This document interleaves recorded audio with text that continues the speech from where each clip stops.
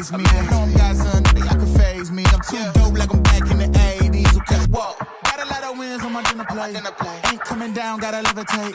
I know my next win is the best one, so I tell them that I'm on to the on to the On to the next one. On to the next one. On to the next one.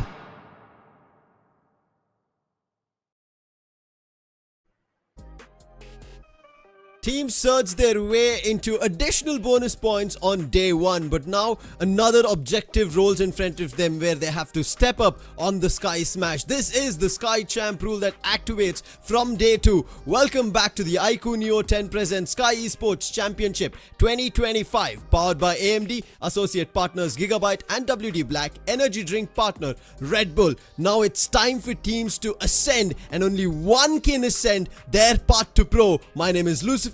Joining me on desk is Arka. We are back and it is exciting today. The grand finals day one couldn't have asked for a better start with yesterday. We see that few teams have given a bit of an advantage, especially for those who fought for it. True Rippers will be standing on top of them all with a head start of 10 points, and we do believe that could be the perfect start for a grand finals for a team as such. But yes, there are several teams who walked away with nothing. They'll be looking for redemption from the get-go. But Sam, do you really think that these 10 points is going to matter for the teams on the top of the table? It's like a small energy bump that they've gotten themselves. Let's just like the Red Bull energy that you can get yourselves and get the wings on, which is crucial for this day 2, because I think it's time for teams to soar high in the sky from day 2 itself, because we spoke about it. Today is when the Sky Champ rule in the Sky Smash activates, meaning any team that gets closer as much as possible to 125 will have a head start for tomorrow, which is day 3. 18 matches in total, Arka, but it is not necessary for teams to conclude after 18. They can finish it way before if they are smart enough, get 125 and the chicken dinner later. Oh yes, it's not as easy as it sounds for sure, because many teams who are looking to get those 125 points, even if they reach it, they're going to be the biggest target in the lobby. And I'm looking forward to see how things are going to turn out for these teams who will be, the first place holders, because in case they do not reach the 120 pointer, or in case they reach the 120 pointer and 125 pointer and doesn't get that chicken dinner, that means these teams will have to hold the top of the table. And by the end of the 18th game, we're going to be showing you guys who the champion actually is. But Sam, the first map is the map of Erangel. It's right about the corner. So I would like to ask you, do you really think that teams who performed well yesterday might continue their reign today? I think what we even spoke about this on day 1 is the trends, which generally everybody has to follow these days, and that's the norm of you being popular if you're looking out to be viral. It is day 2. It is where teams have actually performed really well in the previous playoff stages, so we expect the same here. But it is time for the spotlight, just like how teams are going to be performing for the iQOO Neo 10. That's what we are going to be looking at. It is the fastest segment smartphone that you can get your hands on. It's going to be launching on 26th May 2025, and you also, in the meantime, while it launches, you have a chance to win up to 5 lakhs, and all you have to do is search in Google iQOO Neo 10 and spin the wheel. That's your advantage, and one of the lucky viewers that you're watching right now, as you're rooting for your favorite teams, you might stand a chance to win up to 5 lakhs. Anything up to grab the segment's smartest and the fastest smartphone here, Arka. I don't know about the teams, but I do believe the viewers, those people who are going to be using this device, will have a greater advantage, especially when it comes to gaming. Because for a grind, I believe this is the perfect device. You got the perfect battery for it. You've got 144 Hz refresh rate. You're not going to miss shots. You have the fastest processor. So, this device is the apt device for you to start grinding right away. Now it's time for teams also to grind their way into day 2. We spoke about this and I want to get your 2 thoughts on it, Arka. Day 1, we saw teams were closer than ever. We even spoke about this before jumping up on the desk. The difference between top 5 right now that we could see, even though it's reset, was a mere 6 points. That tells us that day 1 of grand finals has been close, whereas compared to the other stages, there's been a difference of at least 10 to 15 to 20 points between the top 5 itself. How do you think this day 2 as teams start off is going to fare? I still believe the team which is going to get the first few frags or who are going to build their confidence from the first fights, those are the teams to dominate throughout the day. We have been seeing this happen every now and then. The team to attain the chicken dinner in the first few games do not tend to carry that momentum. But a team who ends up having a good fight in the first game, who convert more than one 4v4, eventually end up getting around 6 to 7 points in every game, almost totaling it out to somewhere between 35 to 36 points by the end of day one. And I do believe that's the right kind of mindset you to step into. It's not about the chicken dinners, but it's all about the average you need to carry, because you'll be reaching 125 points first, and then the pressure builds up to get that chicken dinner.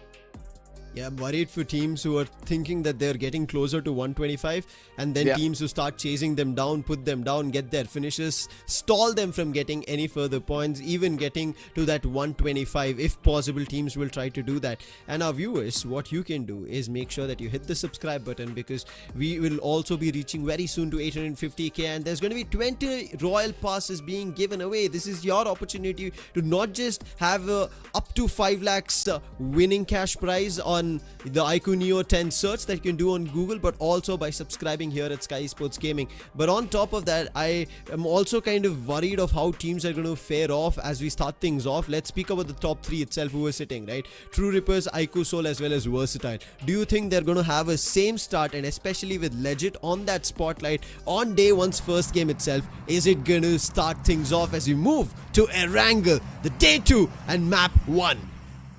Absolutely, I couldn't have asked for a better map to start things off, because obviously the default map is where the entertainment kicks off. True Rippers are going to be the pilots of this map, simply because they've got the 10-pointer buffer between themselves and the other teams. The flight path looks pretty interesting, and this is the first time witnessing a flight path like this in this tournament, starting all the way from the western side of military base, ending somewhere towards the shooting range region.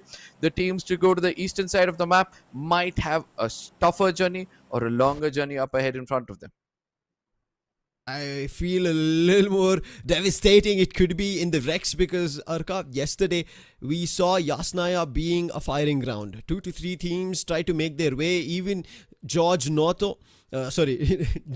North apartments as well. On the other end, it's also military base that could be a tad bit of a problem, where we end up seeing, because God's Reign, yes, they do make their way along with True Rippers. We did even see Blitz trying to make a mark and cause some trouble, because of which God's Reign were able to pick additional points.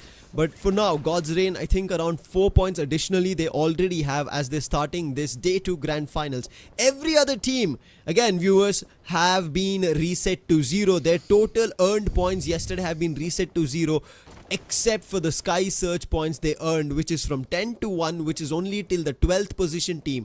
Any team at the 13th to the 16th are going to be starting off today by 0. True Rippers, they are the talk of the town, and it seems like nobody's going to be tagging them whatsoever. They can slowly and steadily head towards their drop location of Novorupnoi. It's good to see that they've prioritized to pick up vehicles right away rather than gliding towards the Novorupnoi region, and that's going to give them a bit of an added advantage to again traverse around to make it back into the circle, because the first circle seems to be betraying every team tending to go to the eastern side of the map. And I believe the ruins and the Gatka region, where the final circles might occur, is going to be a chaotic situation which we need to prepare for from right now. Western Circle. Chaotic indeed, as you said. There's MAKERZ as well as RIVALRYXNRI towards the George South apartments. But this is the fight we spoke about towards Yasnaya. Rising Inferno Esports and AUTOBOTZ. Rising Inferno Esports, we're able to see that they're trying to do something different, but gets punished yet again as AUTOBOTZ. A clever gameplay. Yes, they've got the right kind of ammunition, the right kind of guns, and due to which that's going to give them a huge advantage. And Goten, all he will do is tuck his tails and run away from this position. He can't do much because AUTOBOTZ, yes, they'll also be looking forward to hunt down the final player. But by the looks of it, it seems like they're just going to have a breather, go around continuing their loot, because that was a really good 1v3 coming in from the side of Arip. Big start here for AUTOBOTZ. They're going to be happy about it. 3 finishes. It could have been a team vibe. The last player managed to make a quick getaway of it. I'm not too sure of how far and long he's going to survive. We spoke about Yasnaya and unfortunate. It was just these 2 teams and only one of them, without suffering a casualty, have made it out. And on the other end, we spoke about it. The South Giorgio that we see, a fight between Moneymakers and Rivalry did happen. One finish got picked. It was Joker who got it in his name. Still the very start of day 2, as we spoke about it. This is the day where teams could have a lot of trouble. As we said, yes, some teams are starting off with bonus points, some with nothing. Now, is that a benefit? Is that an advantage? Is that a disadvantage? Not yet sure. Now, when we speak about AUTOBOTZ, AUTOBOTZ have only 1 additional bonus point that I got yesterday from the Sky Search points. Rising Inferno Esports had 2, but here they have 1 player surviving. I'm not sure they're going to make it out of the top 8. Stats so far that we've seen in Erangel from different teams. The highest on the peak is going to be iQOOSOUL, followed up with True Rippers. Then coming in is going to be ONEPLUS God's Reign. Moneymakers at 28 with just a difference of 1. And then there is a big dip where iQOO 8-Pit with 20, followed by Versatile at 19. WYLD FANGS as well as at 19. Cincinnati Kids is 16. AUTOBOTZ, Rising Inferno Esports, 4 Miracle, Alibaba Raiders, BLITZ, Learn from Past, and RIVALRYXNRI. The most disappointing, or the performance that we did not think this is going to be the case, is VASISTA Esports. So far their journey on Erangel has been only of 5 total points, Arka. I don't think it's going to matter. Because as of now, by the looks of it, they've got the center of the circle. And they're also in the path of redemption. Nobody expected a team coming in from the upper bracket were having more than 200 points, almost having double the amount of finish points by the cutoff team, to be at the bottom of the table or somewhere in the bottom 3 when it comes to the surge phase. So I do believe that they know where they stand right now. They need to step up. They need to showcase their true powers. They need to showcase their true colors. And Hector, as an IGL, he knows to lead the way, and this time I do believe that he might, end up being on the top of the table by the end of today. They did yesterday on Miramar. They got a chicken dinner and looked like on the surge day itself, a little bit of a power surge, energy surge is what they had. They got themselves the Red Bull and it did work out. But for today, it has to be a different case in point. Similar for WYLD FANGS. This is a team we saw yesterday with a lot of gun game. Yes, no chicken dinner, but in terms of being on the top 8, they managed to position themselves at the 5th, got themselves 4 additional points, Arka. Absolutely, WYLD FANGS. Good to see Sensei on the screen yet again. And in the background, we're also able to see Seth. Yes, the man to look out for this from the side of WYLD FANGS has to be Trace God. Because this legend in the making, this player in the making, is so good sometimes that it's not just about pulling off a 1v2 or a 1v3. He can just get you so many points on board that can allow you to maintain the top position in the overall standing itself. But for Miracles, a team from down south, from Tamil Nadu, has got a very young IGL for themselves in the name of Dragon. On our left side is who we see him on the screen. And he was also pretty happy that such a format is being introduced in BGMI already. Exciting times here in Skyesports Championship 2025 with teams adapting to this new style of grand finals. Champ rule in place, surge done. They have to bump themselves up. And bumping up the game, the name that sounds and resonates is going to be iQOOSOUL, and especially Legit. Nakul already having 1 finish and on the verge of finding another. They are on the trail of Versatile. As you can see, the green blips, it's of Versatile. That's the one they are on hunt of. But it seems a little bit distant as Versatile have somehow managed to peel off. We have been speaking about this, Sam. Evading from a fight when necessary to make sure that, you do not get into a kerfuffle are probably on a man disadvantage. For the later stage of the game, you need to at least have 3 men standing. And I do believe that Versatile, they've got these points kicked in. With S Power not being in this team anymore, they were questioned several times, but they did show us that yes, we are capable of making a comeback. It's not about a solo player. The limelight was never on a solo player. It was all about the teamwork which we had. And let me remind you that Gamla Boy is previous assaulter who's been away from Somraj for a long time now, has also come back. So that means the synergy between the teammates is going to be more than ample enough to, kind of head on to that chicken dinner. I think right now, the BGMI circuit, when we speak about roster shuffles, it's been the homecoming season. I think teams are getting their players they've been used to playing with, finding the best of the synergy, and maybe powering through to get their champions title. But with this, we get closer to the zone, which is going to be closed, and a shift again towards the western, now closing in towards Giorgio, where we can see a cluster of teams just at Giorgio South as well as Hospital. This could be the start of a lot of fights. Oh, I love this circle, Sam. I just love this circle, with Hospital being the hot spot right now. And also, chances of us seeing more of the water in the final few moments of the circles as well, or the latter stages of the circle. And in case that happens, we can't expect a better start for this grand finals of Sky Championship. But again, we're able to see that several teams have already made Giorgio Apartment and Giorgio their home grounds, because they do understand that prioritizing the center of the circle at stage 3 or stage 4 is going to give them a greater advantage. VASISTA is going to be shot at from a different direction. It's going to be the side of VXT. And with that, the cat is out of the bag, ladies and gentlemen, because now both these teams do know that they are in close vicinity with one another. VASISTA Esports make a quick getaway, but it seems like Versatile thought that could be an opening, but they're getting shots from another team, and now it's no more safe for them to head back or on the trail of the catch-up to find those extra finishes on VASISTA Esports.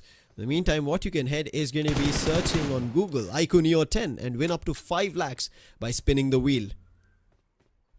I really like this approach coming in from the side of iQOOSOUL as well, Sam, because they've gone to the Everest, the Jojopol Everest, and they made it their home. Yes, when a circle like this occurs, it's always better for you to have that bird's eye view to understand where the teams are. Because at the end of the day, when you know that you can, you'll have to take a rotation or you can strike at someone, you have complete information about them. At the end of the day, Sam, knowledge is power, and I do believe that VASISTA as well as Likita, these are the teams who you used to rely on them. And due to lack of that knowledge, we are able to see that VASISTA is able to crumble down, and iQOOSOUL have taken advantage of that. Yesterday was a phenomenal run for them. Legit. I think at this point, even after day 1's performances, day 2 everybody is still looking towards him. If there's something that he's been cooking for day 2 as well. But one team, I think all of us were surprised in terms of the performance. Alibaba Raiders, not a great day 1 start on Sky Search. Maybe it fares better. Pukar, big damage on Eggy. However, his teammates are going to cover things up. JD Gaming trying to spot, but unfortunate for Pukar, his noise has been heard from RIVALRYXNRI and they have knocked him out in the open. None of the players from MoneyMakers are close by to help Pukar there, and Pro OP makes a quick run as he sees that knock. Will confirm the finish is what he tries, but it doesn't. Chandan, he knocks him, and Clutch God gets that finish instantly. Rather, Chandan again steals it. What a way, what a fight of things being started here towards Giorgio Containers. Absolutely. From the distance, from the apartments of Jojopol is where the players are striking from, where I strongly feel that Pukar just underestimated or was in lack of information that they might be a team who will be trying to put them down from the Giorgio Hills, because the intention was clear. Pukar was like, you know what, Clutch God, you know this place well. Why don't we try to aggress towards the Giorgio region, try to get that small ridge up there and make sure that we put down players. But Alibaba Raiders as well as Rivalry and RI had a different story to say, but as of now, Joker and Aditya immediately come into resort of their IGL. But Joker is got to be punished for it. But immediately a trade comes in because the crossfire being held by Clutch God seems to be perfect for the side of Moneymakers. Again, he was the one up close. He's been knocked. Clutch God making a quick climb to get a higher POV. But he's been spotted. Murnox. His teammates done the damage. Murnox wants to be the one who deals the blow of the knock. But all this commotion has caused in another team to put their eyes on it. And close by is BLITZ Esports as well.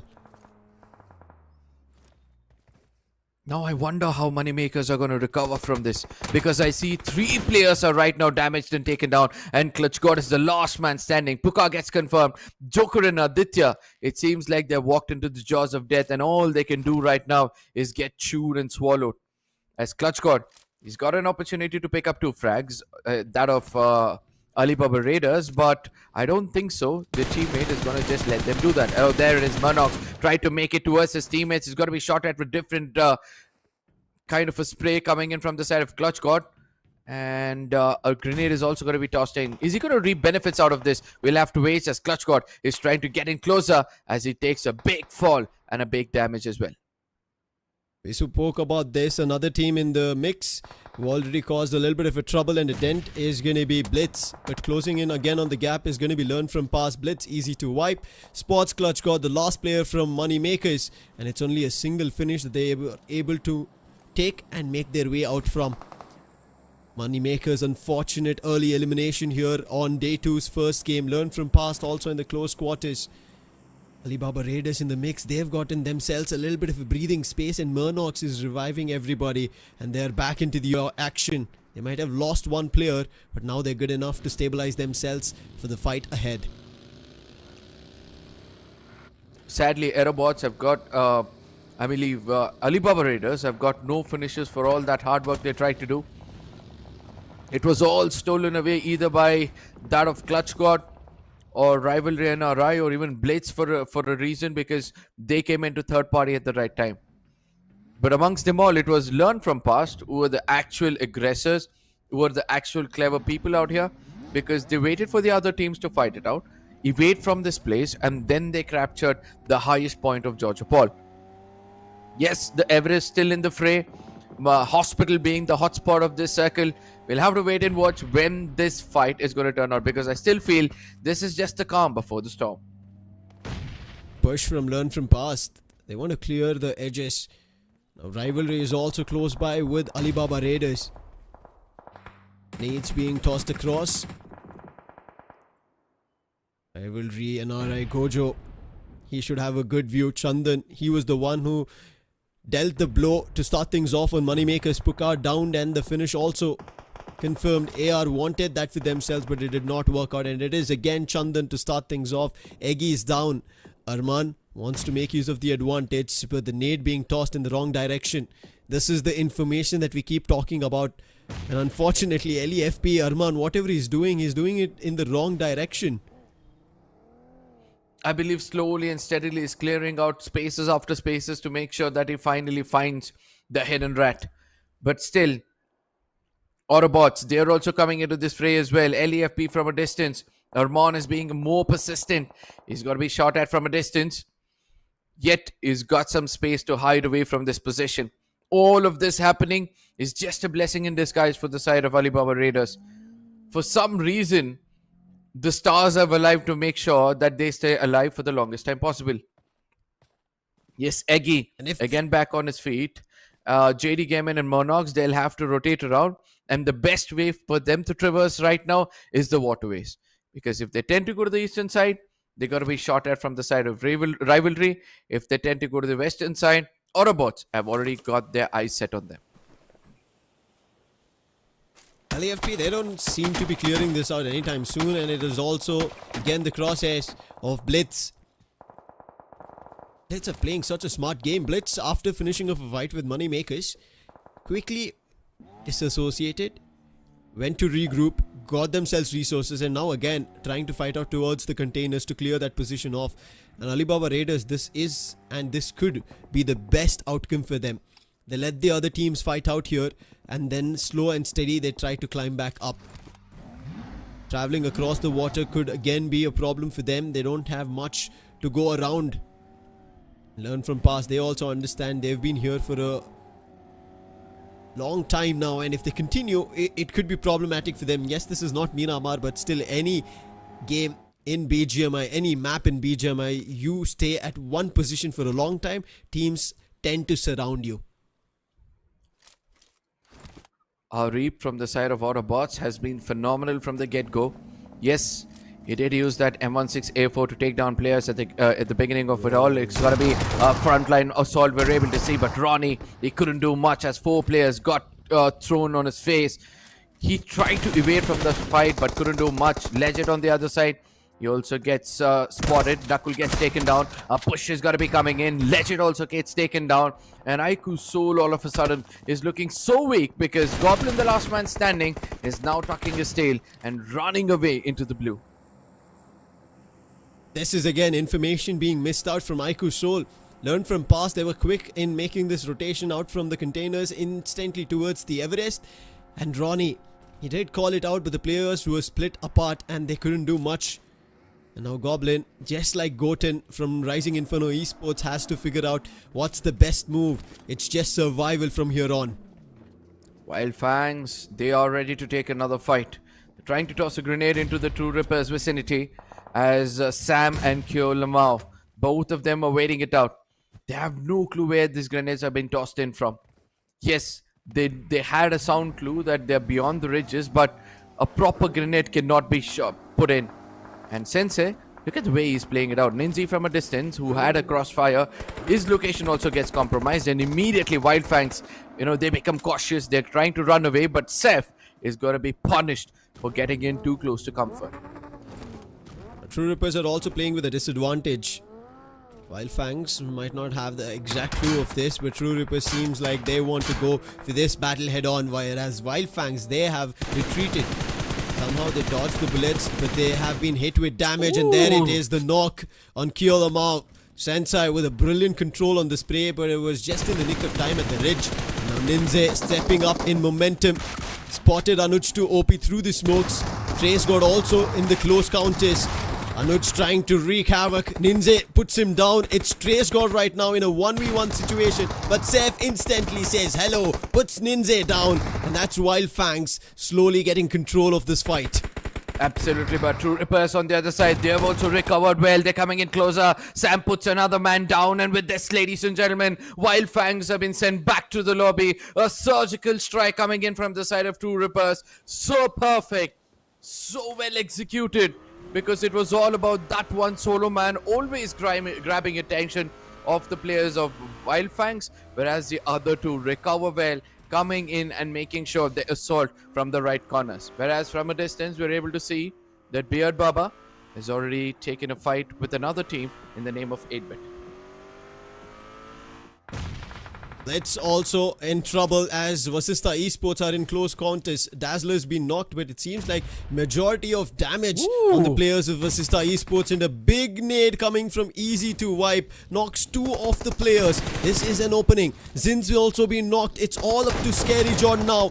And the players from Blitz are swarming, getting closer to the smoke. Scary John right next to him was Blitz, and Rambo puts the team of VASISTA esports down with Scary Jod going out. But there's another person who tried to slam in, and that is JD Gaming. Made the missed mark and push, and now he's also been put to the ground for now. Oh, there the story doesn't end, because a push coming in from the side of 8-bit might be a different tale for us to recite. As Dronza now fallen back, trying to make sure that he evades from the fight. The vehicle was just a distraction. And amongst the smoke lies the 2 players trying to go in for a revival. Yes, Dronza is trying to hold a crossfire, but is way too out in the open. Needs to realize that.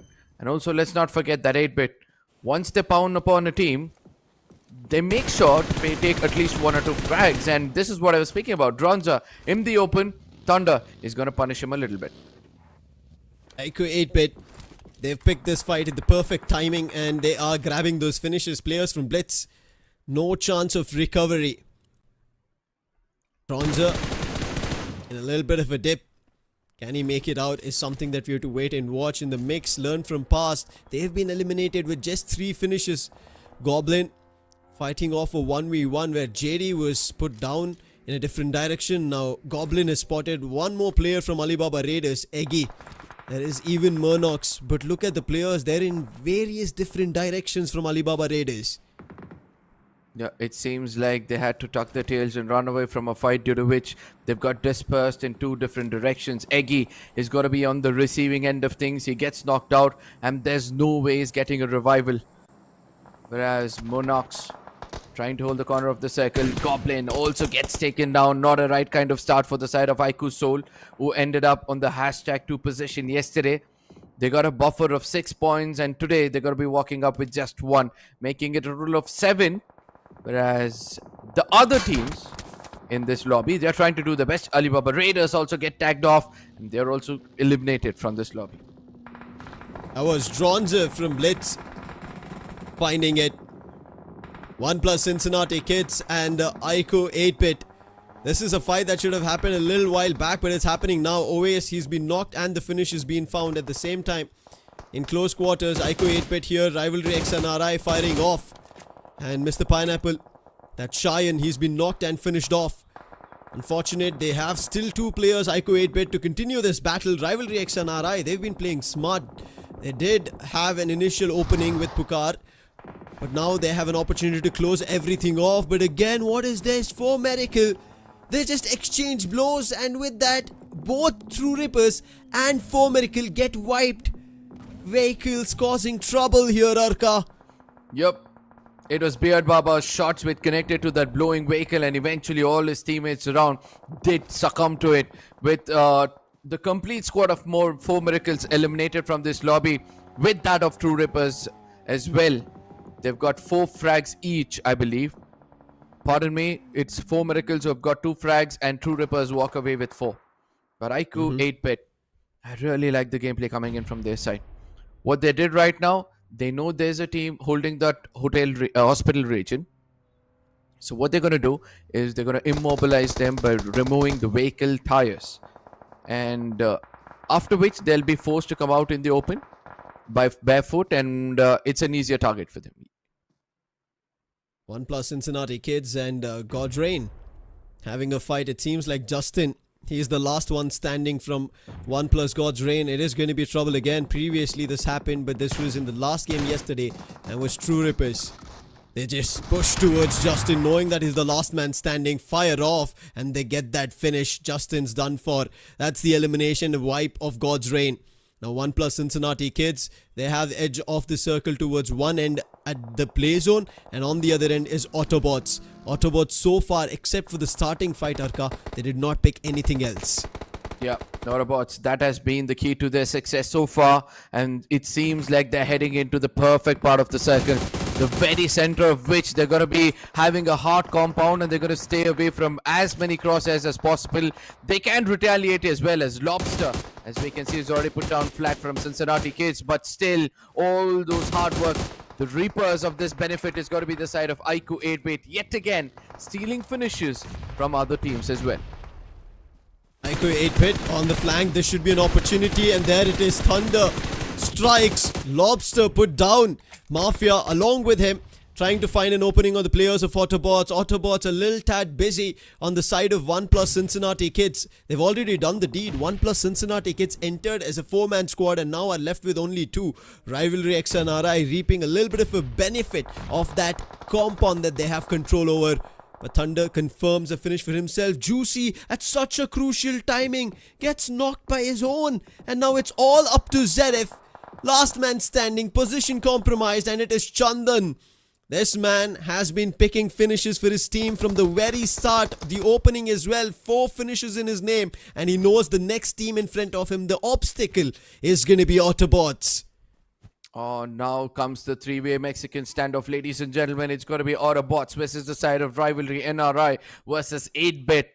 The 3 of these teams, which I believe most of the fans wouldn't have expected at the first map in the final circle.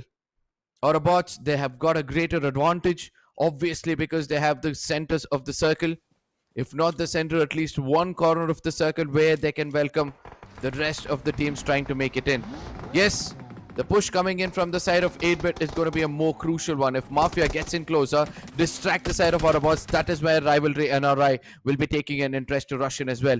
With Thunder going in to make sure that he's going in for a heal battle. Mafia on the other side makes a big mistake, gets taken down, and immediately gets finished off. That's Chandan again. On the other end, like Chandan, it's Ari with 6 finishes here for Autobots. But do they have an opportunity? Thunder also going down to a nade coming in from Gojo. That is 9 total finishes. A big game here for Rivalry X NRI. Server finds Arib, the top fragger of Autobots. It's down to Toxic and Ralphie. Whereas 3 players from Rivalry X NRI have the higher ridge. They still have the circle as well. And it is Autobots who are in deep troubles as the play zone will start closing in. In the next 30 seconds, it's crucial for Autobots to make a move. This is where I saw a very different symbol when the throwable's been used by Sarwar. And I wonder whether it was a grenade itself. But yes, it's going to be Toxic still alive. He's going to be putting up smoke screens to make sure he covers off the eyes of Sarwar. With the opponents not able to have a visibility on them, that is when they can make a move. Behind the ridges is where they want to come in. But they have no idea that Gojo has already got a crossfire set up. A flank angle from which he can put on more than one player. Ralphie putting up a grenade. Has no idea that Savar is somewhere close by. Yes, the shots do connect, the explosion do connect, and due to which Savar gets taken down, and this is the opening Autobots have been waiting for.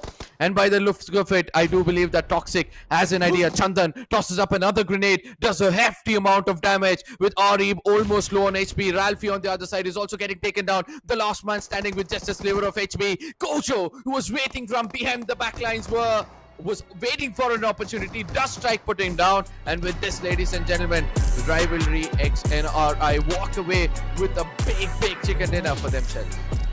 What a smart move coming in from their end, where all the attention was grabbed by Server. Gojo had gone into a flank angle and did not reveal himself. On the other end, grenading at the right time when the play zone was closing. Smart move from Chandan, and Rivalry X NRI pick the first winner chicken dinner. And in such a crucial game, imagine, Arka, we were just thinking that most of the teams who were getting finishes were just around 6 and 4. No teams raked 10 or 15 or 12, something like that. It was this team who managed to make that possible. They got 12 total finishes, and on top of that, 10 points, which is going to give them 22 total points right at the get-go. This is a big game to start. We are talking about this. Every point counts here in our Sky Smash Roll Sky Champ, as we have started things off here on day 2. And Rivalry X NRI start out with a bang. I mean, as I said, those teams who have got 0 points yesterday, they will be the teams to watch out for. And it seems like Rivalry NRI, they are played like as if they've got nothing to lose. Everything was perfect, if you ask me, from the get-go. Tried to prioritize the center of the circle. There were moments from where they did strike against the side of money makers, as well as that of the side of Alibaba Raiders. And then when they understood that the circle might end up somewhere around the hospital region, they headed there right away, made sure that they get control of the circle, did not go for unnecessary fights, waited for teams to come in closer, and then immediately put them down. That is how the cookie crumbled. But ladies and gentlemen, for you guys, this is the final moments of the game.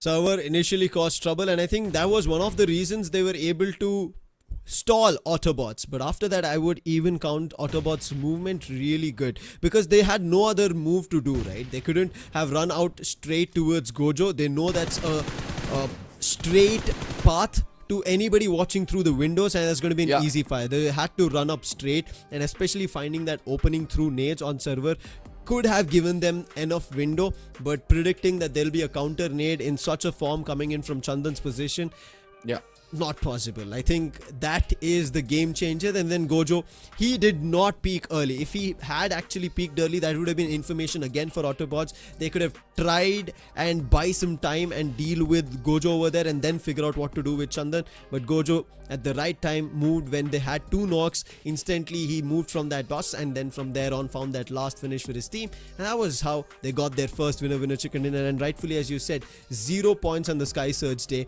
and today on the champ day they start off with 22 total points. Disregard the additional 10 points that even True Rippers got as a buffer. Absolutely. Now, there's one more thing which we need to point out. The one thing which I love about the side of Rivalry NRI is the way they allow the best player to go in and pick up frags. Like today, they feel that Chandan is able to pick up frags. It was not like the rest of their teammates were, kind of greedy enough to go and make sure they make mistakes, or probably they're pushing around to make sure that they pick up frags. They made sure that Chandan gets all the limelight. His grenades are connecting, his shots are connecting. So let's try to become a fort around it. Let's allow him to do, the hard work. So eventually that paid off. But with this, ladies and gentlemen, we're going to be breaking down the fights even more right across the break. Until then, make sure you share it among your friends. See you guys on the other side.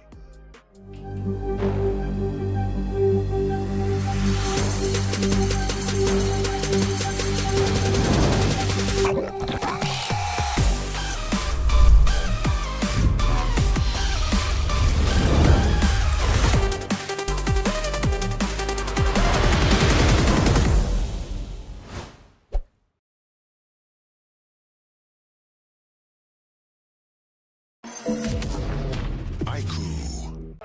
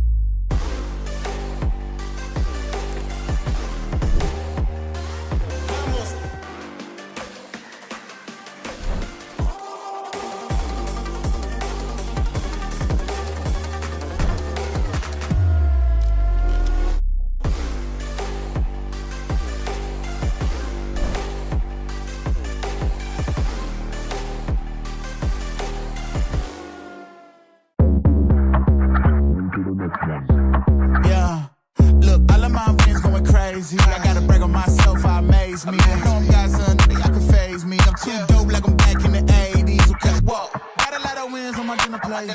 Ain't coming down, gotta levitate. I know my next win is the best one, so I tell them that I'm on to the on to the On to the next one. On to the next one. On to the next one.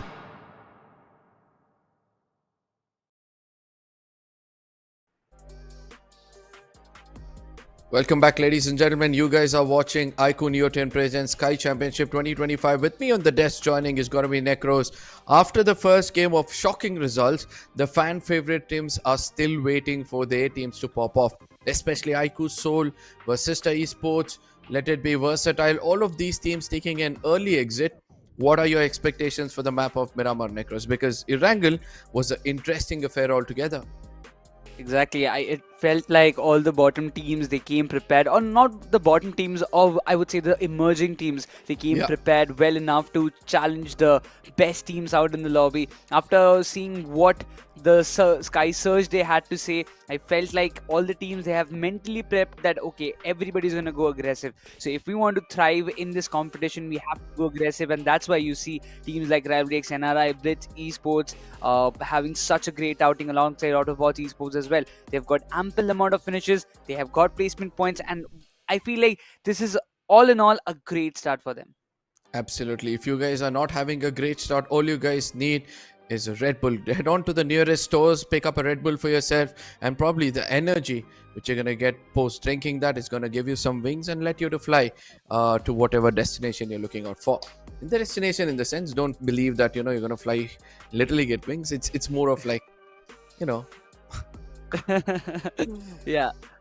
Yeah, it kind of sums it up even when it comes down to the BGMI game and the teams right now with Yeah. all the new updates coming in as well. It seems like teams are also getting gelled up. I mean, the new update has got some beautiful things. If you haven't tried it, make sure that you play BGMI right now after the matches ends, after you are done watching with this watching this tournament, all the 6 games that is for today, all the remaining 5 games. But right now, jumping back into the conversation, so all the emerging teams, they had a really great outing, but when it came down to the bigger names, they have crumbled down. But talking about the start of the match, you do see RIVALRYX NRI's Chandan in 2 of those category going all out in final elimination. Man had a big, bold statement to say in front of everybody.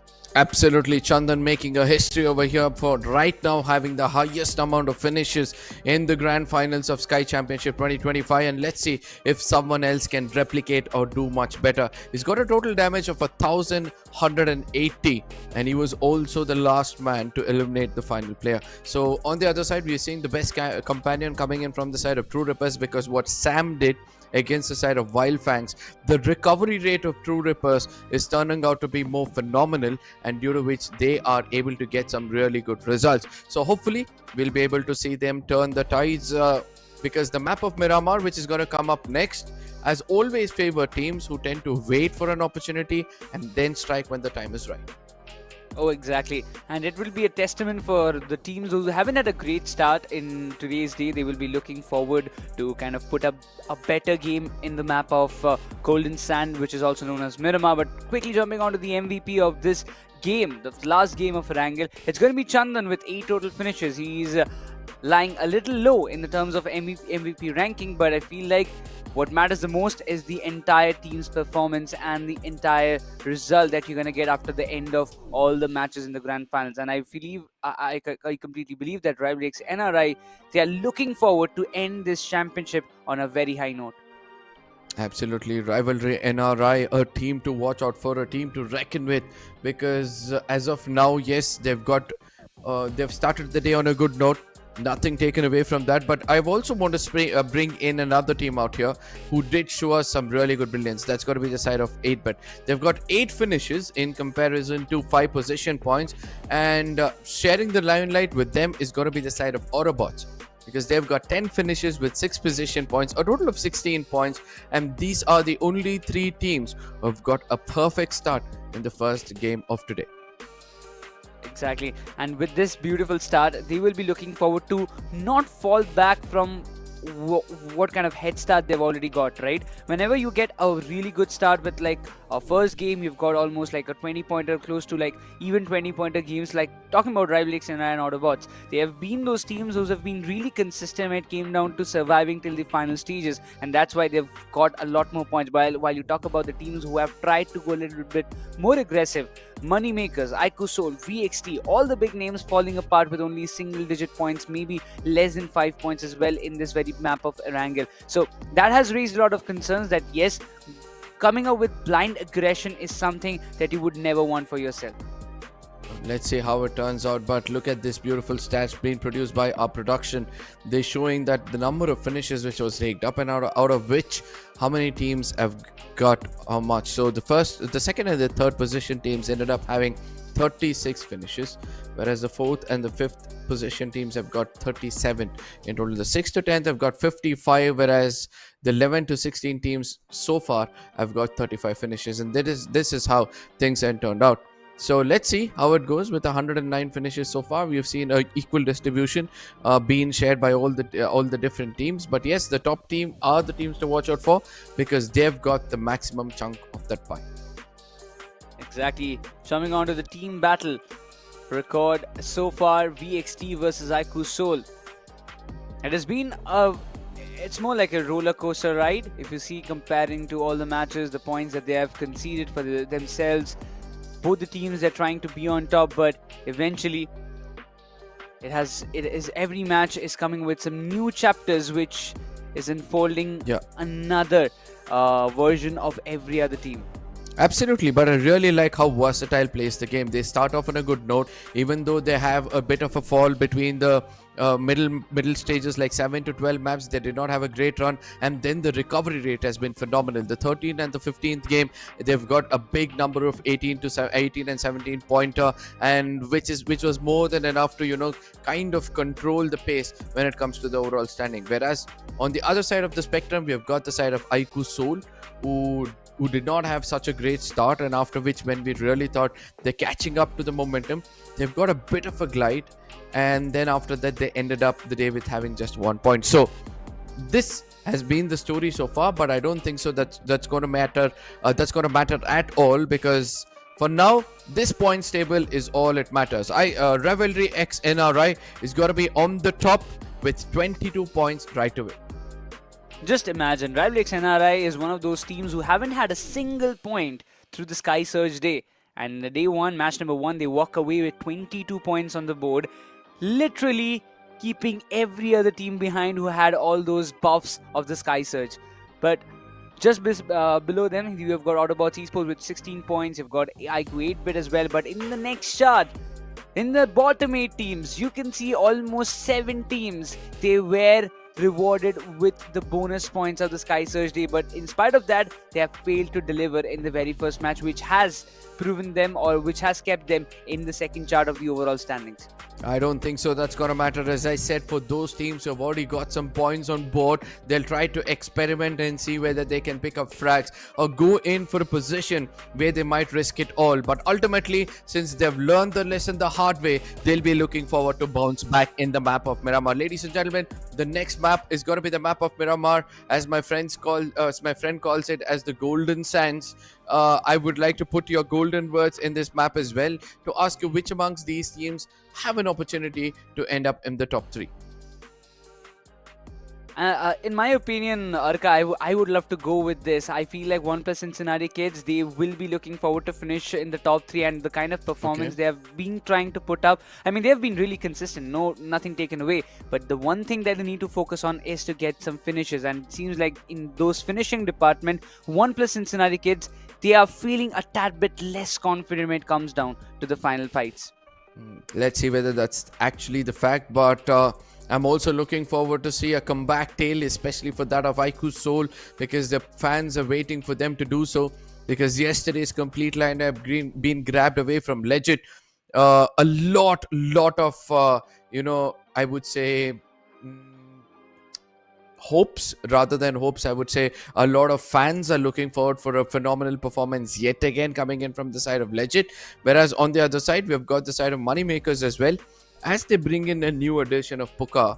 Nothing taken away from what they've done so far and the achievements Puka has already got over his shoulders. It feels like things are not going their way. Yeah, I feel like Pukar, he's just joined the team in like last couple of days. It will take him and the team to kind of gel up and build this synergy.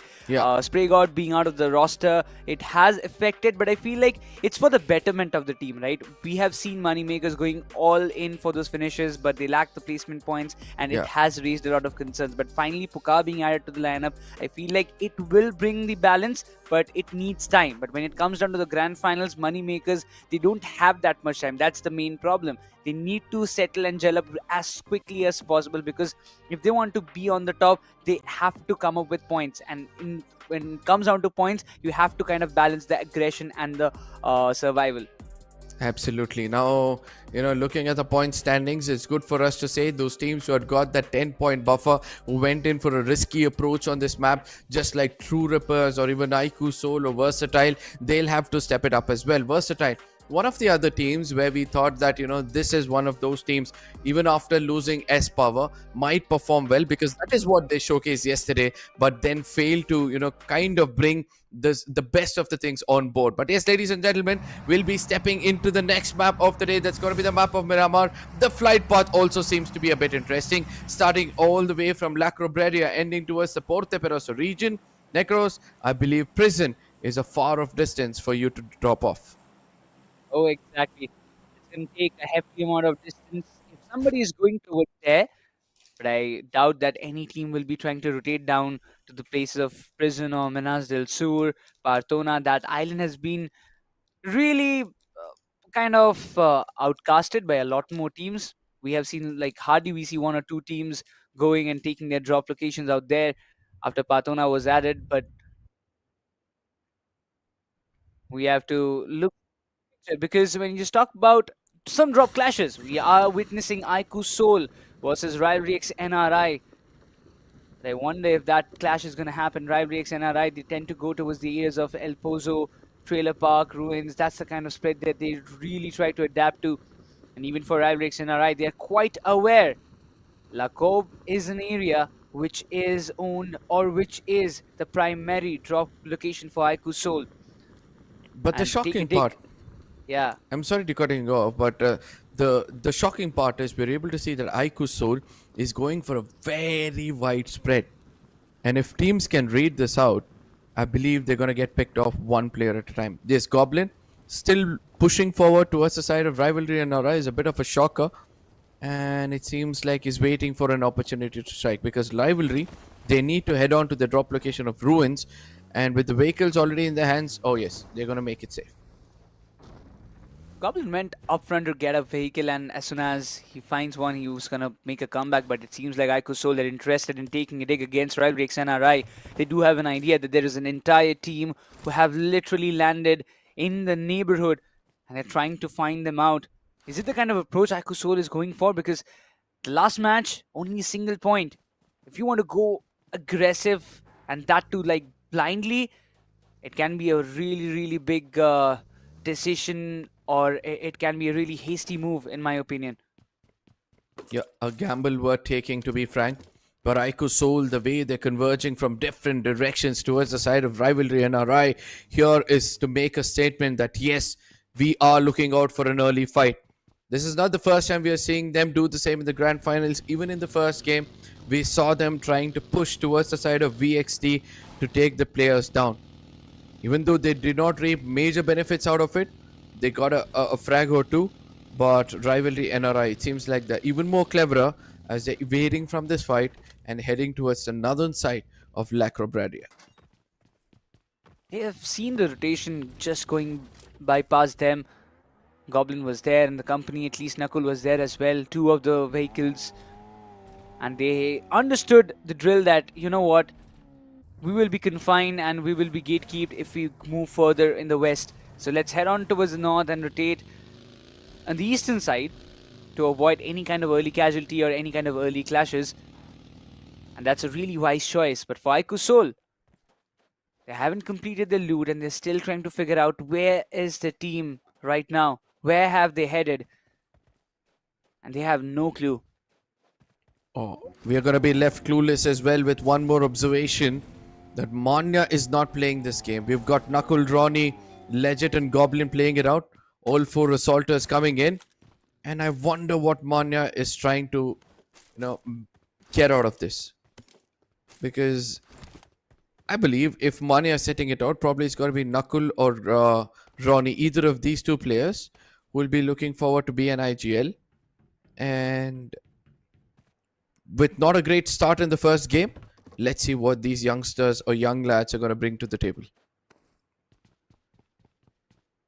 A lot of questions in my mind as well about ONEPLUS God's Reign. But every time I have had these kind of thoughts that, okay, Can this match be the match where Godrein will pull off some big plays or something like that? Justin and the company, they've always proven me wrong. And you know, when we feel that, okay, I've been proven wrong in my opinions, I feel really happy that, okay, I've doubted this team maybe in some way or the other, but they've proven me wrong. And it is really nice that they have stepped up their game and performed better.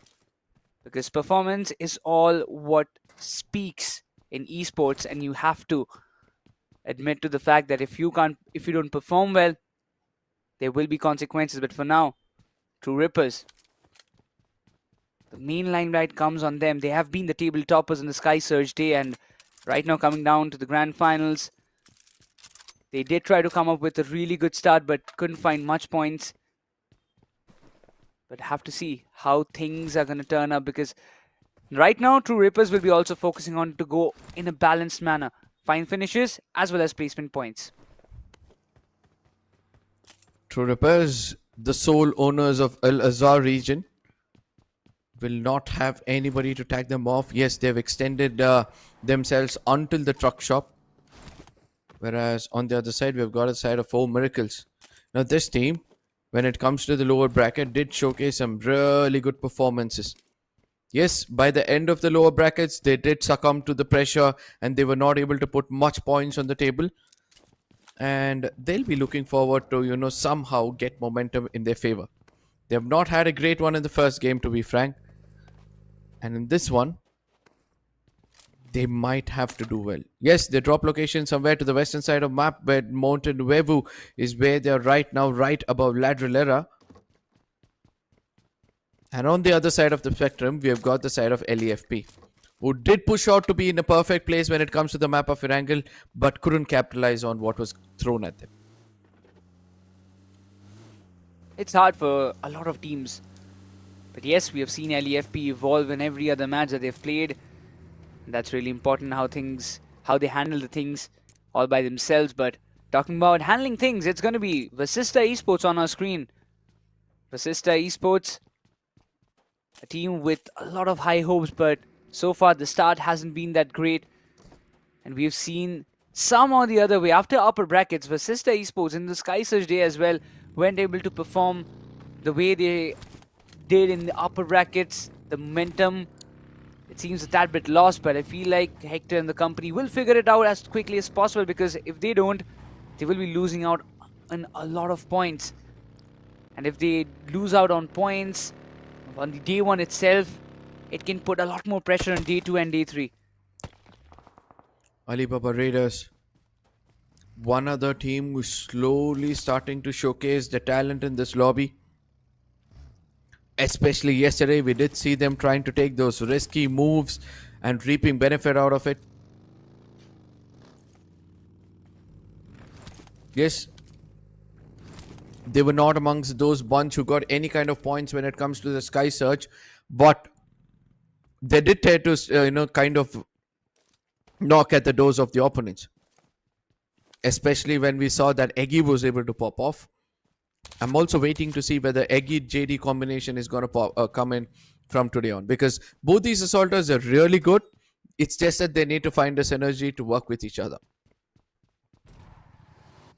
And the main fact, what I feel, Arka, is like JD, he's a really good player, no questions asked. But there was only a day or two where we have seen JD performing to his fullest potential, but after that, it seems like all the heavy lifting mostly is being done by Eggy himself. So I feel like it's very high time that JD also needs to step up. He needs to understand that he's also one of those crucial assaulters. And if he can step up his game in the same manner of how Eggy is doing and doing the heavy lifting for the team, I believe that team can reap more points in the entire day. Necros, I think Coach MJ is also going to be, saying a touche to you on that point, because JD needs to step up. He's been gifted with a lot of technical skills, and he's also a player to watch out for when it comes to close range battles, but it's just that given a chance, he's not done so much of an impactful gameplay so far. The next circle is going to be an interesting affair because the second circle, in case it goes in for a default one, then the third circle might be having a different tale to say. For now, all the teams will have a very, very safe stance inside of the circle, and Hacienda del Petron seems to be the center of it all. Oh, in the meanwhile, you do see some of the clashes happening around the areas of Impala. Destro, the IGL of ONEPLUS God's Reign, will be taken down and out, and that's going to be a little bit unfortunate situation. Never expected Rising Inferno Esports to come up this close to the areas of Impala, but after rotating towards the areas of Minaj and Las, it's quite unusual for ONEPLUS God's Reign, one of the players, to again come back to the areas of Impala. Maybe he was coming back to secure a better vehicle or something like that, and he was caught off guard. But looking onto the better side, we've got a lot more teams around the central area. I'm just wondering how many fights are we going to witness in some minutes.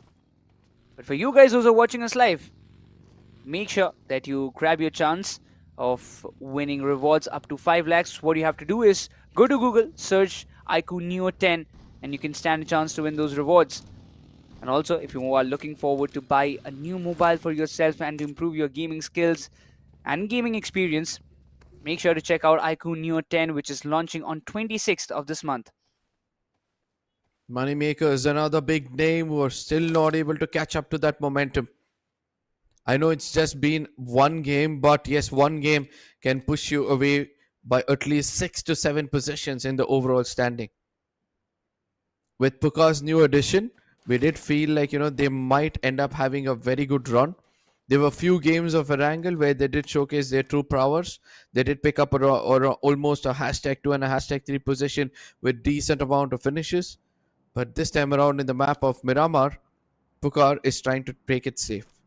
Yes, Pukar detects a vehicle far away, and the information is obviously going to be relayed to his teammates. He's seeing it so slow, Arka. He's giving us information at how much these matches mean to them, how much every match means to them. It seems like BLITZ Esports, he's to wipe, he's got some different intentions. Lamau was there, right, far away from his teammates, and he has been caught off guard and taken down alongside Jelly. 2 players down and out in the blink of an eye. BLITZ Esports, they will be cherishing those finishes. Ripple, who are looking forward to have a better start, who are looking forward to grab a lot more points. This is the ideal position where you would want to be in, just in stage 2. And for True Rippers to get a lot more points, it is going to be a really long journey. True Rippers again getting a casualty of not just 1 but 2 players is going to put them on a back foot. And the recovery rate from here on is just going to be less than 50%. One knock against them is going to build so much pressure, and I don't think so they can recover from it. Whereas we are able to see that all of a sudden in the map of Miramar, every single team is going in for a defensive gameplay. One of the crucial things is that the circle is playing a bigger role in all of these commotions, giving a lot of breathing space for the teams, giving a lot of hard covers to play along. When you talk about hard covers to play along, it seems like even VXT, they're looking forward to solidify their spot inside the circle, but they're playing it very steadily with a good approach. And we have seen Somraj, he's been one of the best IGLs of the entire Indian circuit. He's proven it not once but twice, and in many more times as well. But having a new change, Gamla Boy, his old teammate coming into the roster, and his power going away, we have questioned that will it affect VXT's gameplay? But Versatile, they have shown their versatility in such a great manner, and it's time to shine once again. The roster seems really confident, the synergy is still there, but BLITZ is to wipe. He's not even stopping, he's not even blinking, it seems. Left, right, center, wherever he's spotting a player, he's taking them down and putting upsets on the opposition side. Oh, Somraj in deep trouble. It's easy to wipe. He's going to get that off angle. Since he was the person to put him down, he made sure that he gets the confirmation as well. With a little bit of mistake coming in from the side of Somraj, probably that finish would have been stolen away from the side of Alibaba Raiders. who are still looking forward to spread their wings and try to get in closer to get that finish. But Pro OP needs to realize that the finish feed has already popped off. Needs to figure out. But it's good, right? Alibaba Raiders, they're seeming to pounce on those opportunities that they can get for themselves, specifically in those third-party scenarios, which shows that, yes, they are hungry for those finishes, they're hungry for the points. Alibaba Raiders, they have been a really promising lineup throughout the entire Skyesports Championship 2025. And it is high time that they start things on a good note. They have already had a decent start. They will be looking forward to kind of push it as much as possible. Yeah, only 4 points is what they have received in the very first match. But right now, second match, they want to get at least 10 plus points in this one. For Miracle, look at how they're trying to make this rotation. And with the next circle coming up, ladies and gentlemen, a huge shift which is going to betray all these teams and take another eastern shift towards the Al Azhar region. And now teams will have to traverse as early as possible, which could be a bit of a problematic situation, because there are several teams who have already made those hard compounds their home, and they're going to be welcoming teams with a pour of bullets. Yes, BXT, they've got the prime location in this circle, adding up to the pains of the others. It's got to be Blitz, Alibaba Raiders, True Rippers, as well as the side of 8-bit. All of these teams are holding the center of the circle. So they'll have to not only wait from these crosshairs, but they'll also be ready to challenge them when the time is right. Exactly. Timing is going to be really crucial for all the teams across the map of Miramar. The circle is something which is settling down around the crossroads of Hacienda del Patron. So many teams around the corners and limited real estate to grab on. Yes, the prices are going to go high, but it seems like those who have had their chance of reaching that location first, as you mentioned, will be looking forward to welcome all the teams. But the main question is, we've seen it multiple times. A lot of teams, even after having good compounds to themselves, they were not able to hold on to it till the later part of the game, and which is one of those causes of their elimination in those particular matches. So we need to kind of figure out, we need to see how things are going to turn around, because it still seems like nobody is willing to go way too aggressive. But this need of a Reeve, it should do the damage. Delta, he's barely surviving with this Molotov. It should do the deed. And that's going to be Delta PG going down. ONEPLUS God's Reign, they're in big troubles. God's Reign again going back to what they were. We did feel like they're making a comeback in this tournament. And look at what happens over here. Delta PG as well as Justin, both of them finished off, is going to put a lot of pressure over the shoulders of Destro.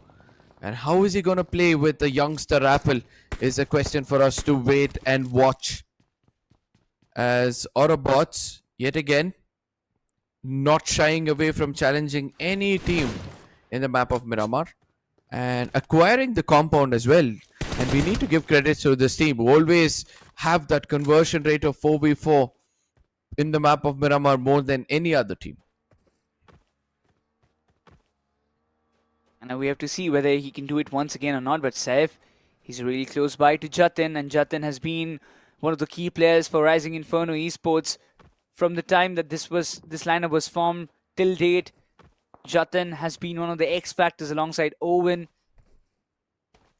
Two big pillars, two brilliant assaulters for the side of Rising Inferno Esports. Even Gorton has been stepping up lately, but right now, Rising Inferno Esports, they have to do something from the beginning of the grand finals. They can't wait for the end matches to be in their favor. Same goes for FANGS. FANGS, they are still struggling in the mid of the table, having only 5 points from the previous match. It's still a decent start, but they would love to rack up some more points. But right now, they have got a lot of rotations just residing beside them. Seth, he dared to step out of that hard cover to make sure he gains some information, but he needs to be careful.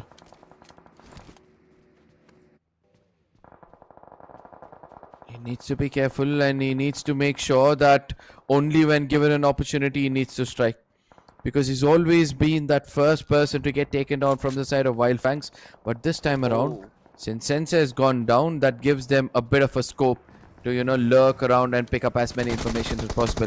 But yes, WYLD, they've got a better success rate. Whereas on the other side, we're able to see that LEFA are trying to do their best to take shots against the opponents. But somehow Erangel was able to pull that fight off and get that finish. But ultimately comes in a third party. And they were able to pick up some frags. Inferno, Rising Inferno on the other side, did listen to all these commotions. And they came in with God's Rain. No, it's WYLD coming into the WYLD picture. And Rising Inferno Esports, they were there holding onto the grounds. They got an opportunity to pounce on. They utilized that. I have to give the credits to Erangel for surviving for such a long time. But right now, WYLD, they've got a lot bigger job to do. The circle is way too in the open grounds. And there are so many teams. You can imagine 14 teams duking out against each other to find a better spot inside the circle. But overall, when we just talk about the bigger picture, it has to be those energetic plays coming in. And we know what gives you energy, it's going to be Red Bull. But for now, jumping on to the next fights, WYLD, they've got problems to deal with. And around the corner, it's going to be, it's none other than iQOO 8-bit coming into the play. iQOO 8-bit in deep troubles because Saif has got his crosses set. But ultimately, a perfect answer does come in from the side of Mafia. What a beautiful gameplay coming in from his side. Shots connecting. Not even a shotgun, it was the Scarl, which did sing the, you know, scores of death. Rather call it the songs of death. And he did put down two of the crucial players, making WYLD to just mere single player. Oh, exactly. WYLD, they have had their fair shares of trouble, but right now iQOO 8-bit, they are literally looking in a really good form. We talk about iQOO 8-bit kind of backed up in the previous match. Right now, coming down to the map of Miramar, they are having a good start. Be traced out by ONEPLUS Cincinnati. Kids Mighty is trying to connect some couple of shots out there, but RIVALRYXNRI, the position that they are having for themselves, I'm not sure how beneficial it's going to be for them. They're inside the circle for sure, but it seems like even VXT, Raiden, Aquanox, and the company entirely most probably has been taken down and out because there is still, I believe, Gamla Boy who's surviving. iQOO 8-bit, they've got so many finishes in their name. But right now, for Miracle Esports, they're showing some miraculous play. But iQOOSOUL, they have got some similar retaliations against them as well. Gamla Boy, look at that. Even though his team has got taken down, he's not going to shy away from taking fights. He puts down Thunder and gets the confirmation immediately. And he's not going to falling back. He's not going to follow back or fall back right now, as grenades are going to be tossed in against the side of OAS. Even though it's not making much of connections, OAS knows that Gamla Boy will become restless in moments to come, and that is when he can strike, and that's what happens. Gamla Boy trying to traverse around in the open. He's got to be shot at in different directions. Gamla Boy somehow still survives to get into the safe covers, and OAS is got to be quenching his thirst to go in and pick up that frag against the side of Gamla Boy.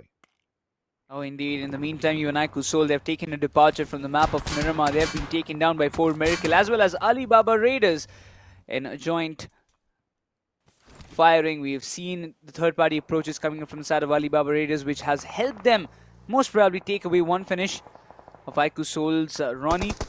Was knocked out by the player, but right now RIVALRYXNRI, they're just keeping their eyes open in all the different directions which is possible. They have the topographic advantage to play along, and this in Miramar is one of the blessings that you would ever want for yourself. You've got a ridge to play along, you've got hard covers to play along, temporary hard covers, which I can say through the vehicles. And RIVALRYXNRI, if they can keep all the teams coming down from the southeastern quadrant of the map, they can reap a lot more benefits. But they need to be careful because there's more than one team trying to take that route. And once they hear some commotion, they're going to come into third party. Whereas BLITZ, they've got the northern side of the circle under their control. Look at that. Easy to wipe, already inside the circle, trying to make sure that the vicinity is still under the control of BLITZ. Whereas the rest of their teammates who do not want to risk is making sure that they're still holding the hard compounds. Gamla Boy. Another effort from his side, which is worth praises. Even though his team got taken down, he's still surviving. Still trying to do his best. He sees OAS, running away from that fight. And now, since he has got a valuable 1 point for his team, I do believe that he would want to survive for the longest time possible. They need points, but right now it's going to be the fight brewing up. RIVALRYXNRI versus AUTOBOTZ Esports. The artillery exchanges happening from both these sides. Haven't reaped benefit for any of them so far, but Toxic trying to come up in the close proximity. He wants to go for the bait and switch strategy, but AUTOBOTZ, they're just waiting patiently for one green signal, for one good opening, but it seems like nothing has come afar. But Ralphie's gonna get knocked out. A beautiful nade coming up from the side of RIVALRYXNRI. The gatekeeping scenario is working out, but eventually comes up money makers from behind AUTOBOTZ. This is going to be a third-party situation that they need to understand, but right now every player is falling down. AUTOBOTZ, they were rolling out, they were trying their best, but they are being completely confined and stopped by the likes of RIVALRYXNRI. Same goes for money makers as well. They came into the mix, but they never got the opportunity to pounce on completely as RIVALRYXNRI. They're going all in, but Arif, can he do some wonders? He found one, but he's just gonna be good for that. Absolutely, but Moneymakers, the way they stepped into this fight unprepared, seems like, you know, they might have ended up on a very bad note. Yes, they didn't end up on a very bad note, and due to which they're going to be walking away with 0 points, or rather 1 or 2 points, which they were able to rake up in that fight. But VASISTA Esports on the other side, they were waiting for an opportunity. Once they saw an opportunity, they now come into strike against the side of RIVALRYXNRI. Both finishes backed up, aim set up high. They have got a clear path to enter the circle, but the major fact is 8 teams are remaining. ONEPLUS Cincinnati Kids will be right in front of them. Hector, oh, it could have been really fatal if he would have gone a little bit too far. Just trying to get all the information in the world for his teammates. While I believe VASISTA Esports, if they want to go up front and take the battle, this is the best opportunity. But right now, that being said, iQOO 8-bit, they will be taking an exit, it seems, from the match. But it seems still there is one player. I'm not sure about it. We have to confirm. But it seems like iQOO 8-bit, yes, they will be taking an exit with 5 finishes. But Juicy has been taken down. That's a big opening for the likes of VASISTA Esports.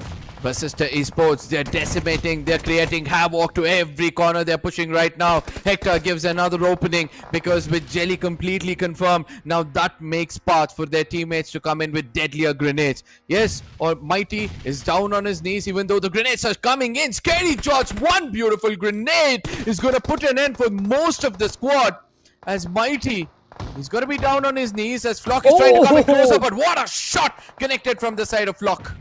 Oh my god, he was not prepared for that one. And Flock definitely, before going down, he has been able to take at least one more finish, but Zin has been taken down by True Rippers. They're trying to chime in. They've been silent for such a long time. They have that compound they had this compound for such a long time as well, but they were patient, they were determined, because they did not have numbers. But it seems like Flock is pulling up some big strings, but finally his run will be ended. ONEPLUS Cincinnati Kids, they will be taking an exit, but before they do, they have given a hefty amount of damage on the side of VASISTA. VASISTA is going to be left handicapped for the rest of the circle, because as of now, we're able to see the only team who have got the complete squad intact is going to be the side of BLITZ, with VASISTA, True Rippers, and ONEPLUS Cincinnati Kids have got one more survivor right outside of the circle trying to heal himself.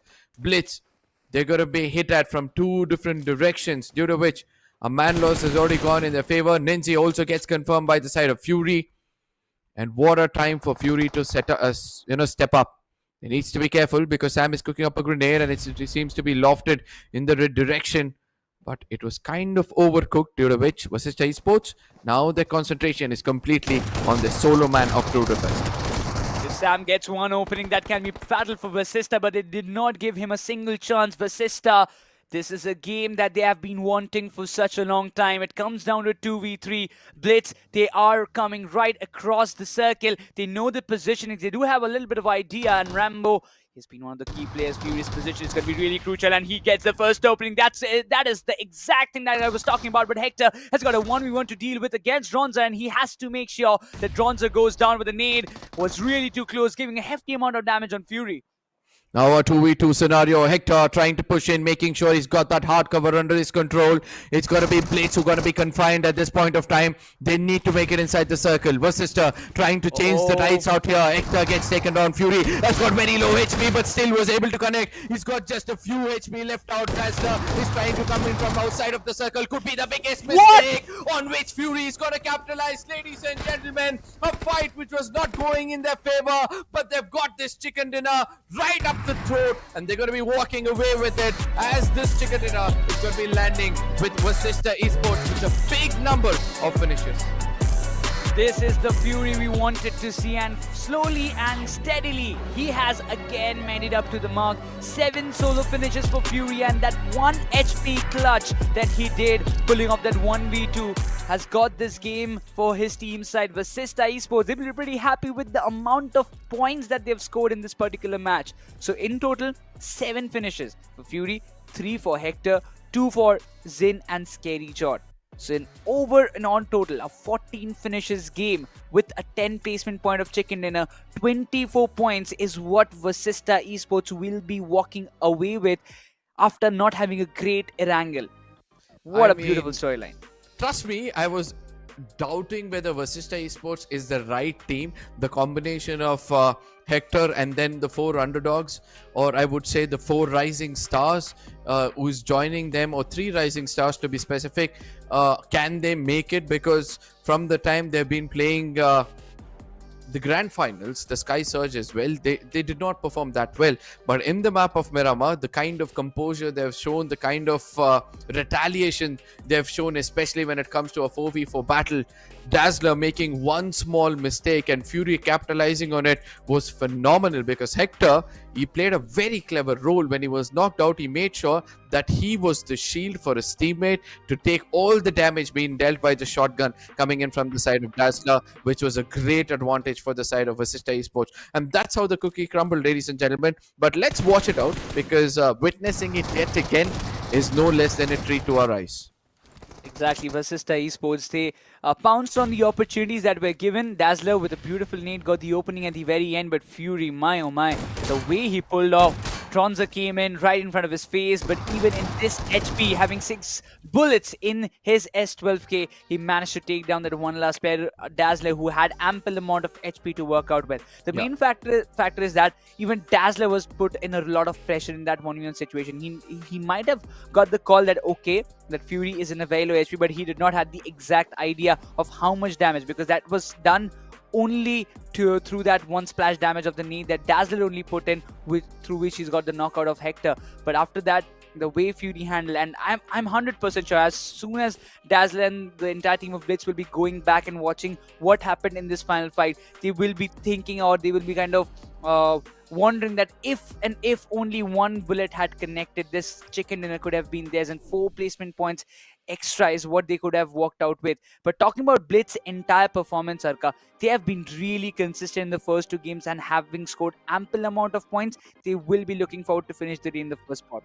Absolutely. We're going to be breaking down more of these fights right across the break. But you guys know what the ritual is. Make sure you share it among your friends and also bring them out here, because the stories of the comeback seems to have started already in the map of Miramar. And from here on, we can expect more teams to perform better, especially the fan favorite ones. So see you guys on the other side.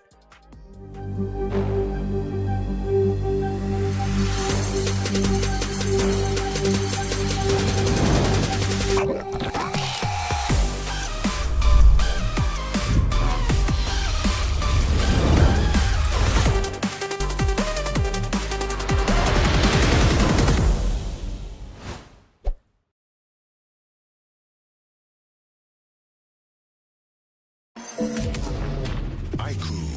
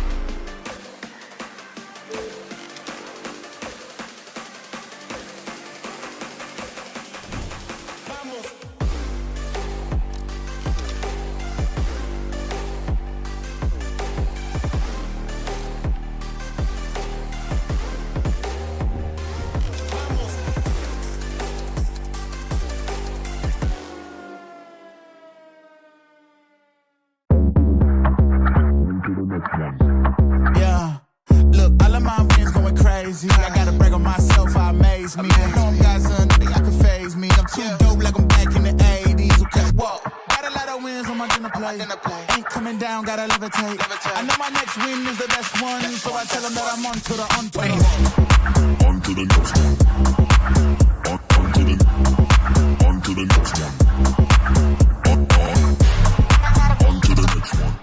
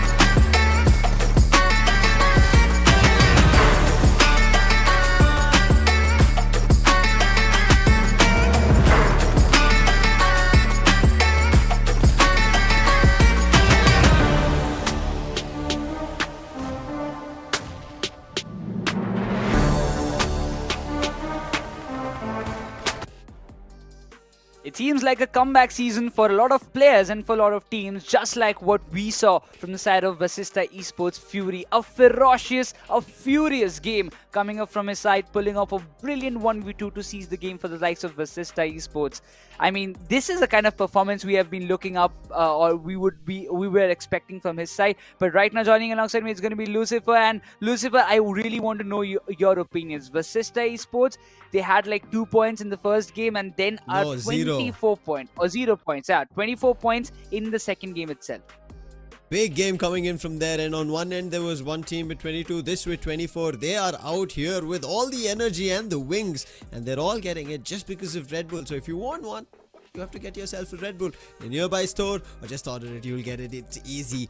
And now if you want to get your energy, you know how easy it is as well. But with this, we have 3 games done of our day 2 of the Sky Smash Champ rule being activated. Now any teams who are getting closer to 125, those are the teams to look out for. And VASISTA Esports, right after a 0-pointer game, instantly turned things around, and kudos to Fury. I think that moment to step up with just barely 20% of health that he had, and still clutching that final blow that he had to land, and also taking the advantage of the play zone. A little bit of a mistake on that last player making a move towards the play zone, and Fury took an advantage. And let's jump to the MVP. We've been speaking about it, going all out. It is Fury. Just look at it, 7 finishes, damage of 665. He's been a little bit cheeky guy when it comes down, stealing maybe a couple of one finish out there. But talking about the final elimination, yes, he's also there. But talking about the best companion, it has to be Goten from the side of Rising Inferno Esports. 2 rescues, 322 health. But overall, we talk about those individual performances that we witnessed in this map of Miramar. I would really like to admire the fact of BLITZ Esports as well in the mix coming in, because they have been really consistent in the past 2 matches that they have played, and they have also got some good points. But talking about Fury, over and over, he has been that one hot player out there who has been lately in the conversations. A lot of conversation that, you know, Fury leaving his previous team behind, joining VASISTA, playing alongside Hector. He was playing in the name of Popluman when he was there in the trial periods, and the way he impressed the audience, everybody had the questions: who is Popluman? Who is Popluman? But then when the announcement came in, we got to know it's Fury, and even still now, he's playing like what he was doing in the trial period as well. 24 total points being secured by VASISTA Esports, 7 of them coming in from Fury. Big game. And then even BLITZ with 7 total finishes of their own, 13 ONEPLUS Cincinnati kids at a total of 7 with Rising Inferno Esports. Kudos to Goten here. We saw the survival coming in, and he was the reason. Versatile with 6 points, 4 Miracle with 6. I'm surprised to see 4 Miracle with just 6 points. Miramar should be their map, and unfortunately yesterday and today is repeating the same, that 4 Miracle have not been able to find a chicken dinner so far in Miramar. The momentum seems lost, but for iQOO 8-bit, they're constantly keeping an average of like 5 points every other game. They've also got 6 total points in this game. True Rippers have got 5 for themselves. Unfortunate for True Rippers, just imagine the compound that they had. If somehow they managed to kind of had 3 players on their side, things could have been a tad bit different for them. But we're going to talk about on the finish distribution chart, VASISTA Esports. We can see they have got 57 finishes, while they have taken winner chicken dinner. Yep, and so with the hashtag 2 and 3 at 29, hashtag 4 and 5 33, but their best has been at hashtag 6 and 10. That's interesting in terms of stats. Whenever they've not gotten closer to chicken dinner, it's been around the 6th to 10th position that they've been able to frag out as much as they wanted. So VASISTA Esports, after figuring out our thought of what VASISTA Esports have managed to find in terms of finishes and where they strike best, it's either the winner chicken dinner or somewhere between the 6th to the 10th position. But let's quickly talk about the battle record between 2 teams who did not have a great game here. It's going to be ONEPLUS God's Reign and WYLD FANGS. Here's the quick turnaround that we've been seeing. ONEPLUS God's Reign in their match 5, a whooping 23 total points victory that they got. But then whereas highest we see from WYLD FANGS is been at 14, and we have not seen a big chicken dinner from there. And yet we've seen Trey Scott, we've seen Saif using that MVP advantage that they could put up their name on the scoreboard, and they've done it. But the chicken dinner still missing, Necros. Exactly, and that is where the problem lies, right? We do understand that while Fangs they're trying to make a comeback, the performance it has been better as compared to what it was in the past, but again, I still feel like it's not up to the expectations of how we want to see this lineup performing. They're trying to do their best, but still they're unable to find those points, and which is quite visible through all these charts and everything.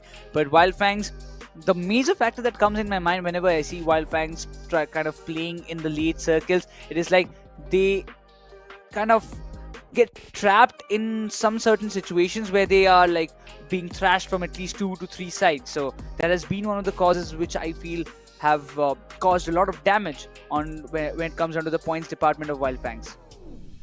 RIVALRYXNRI are still going to be keeping the top spot, but VASISTA Esports a big jump instantly. They were at the 16th spot and they've made a 14 spot jump all the way to the second. BLITZ, they've also made a quick climb, but they got 11, but here 13, they also go to 24.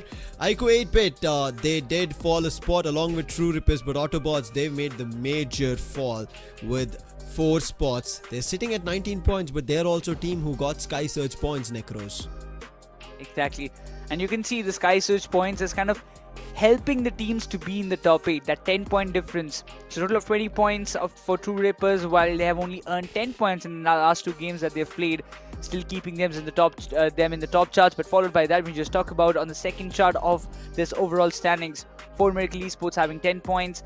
ONEPLUS God's Reign have 10 points. iQOOSOUL have 10 points, out of which they've only got 3 points in the last 2 games. So all the bonus 7 points that they've received from the Sky Search Day is helping them to be at least closer to the top 8. Yeah, it's just that one buffer, and I think so far even the teams on the top who have search points are the reason of having that additional bonus points in their belt. Otherwise, I think all those teams would have been pushed out as of now. But hey, comebacks, right? And when you speak about that, it is Sanhok that strikes. That's an opportunity for teams to make use of it. How they perform on Sanhok is something that we have to wait and watch, because Sanhok turns the tides, gives teams an opportunity to pick points in their favor. Is that going to be enough for them? We have to wait and watch.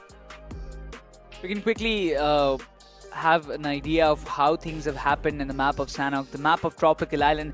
It has been really a blockbuster for a lot of teams. While you talk about iQOOSOUL, they have the most success rate in the map of Sanhok whenever the circle has shifted towards the Camp Alpha side.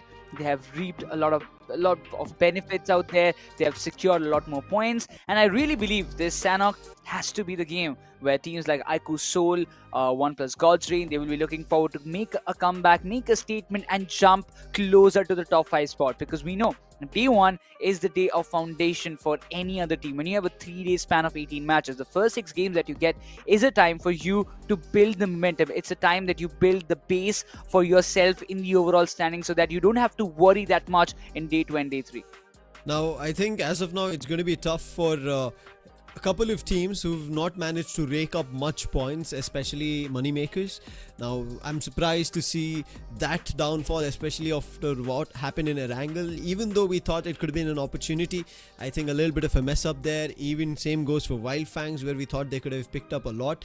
But I think it is not going to be surprising if we end up seeing this map being used really well from Learn From Past. It happened yesterday, Necros. Learn From Past, this is where they secured a winner chicken dinner on Sanhok, and from there on it went for them to be a good game. They got a couple of search points, but is that going to be enough as we see now is something that I have to wait and watch, because a lot of these teams so far who've performed, it did not matter for them of the search points. It was on the contrary that with their first day performance itself, they showed themselves to the top path.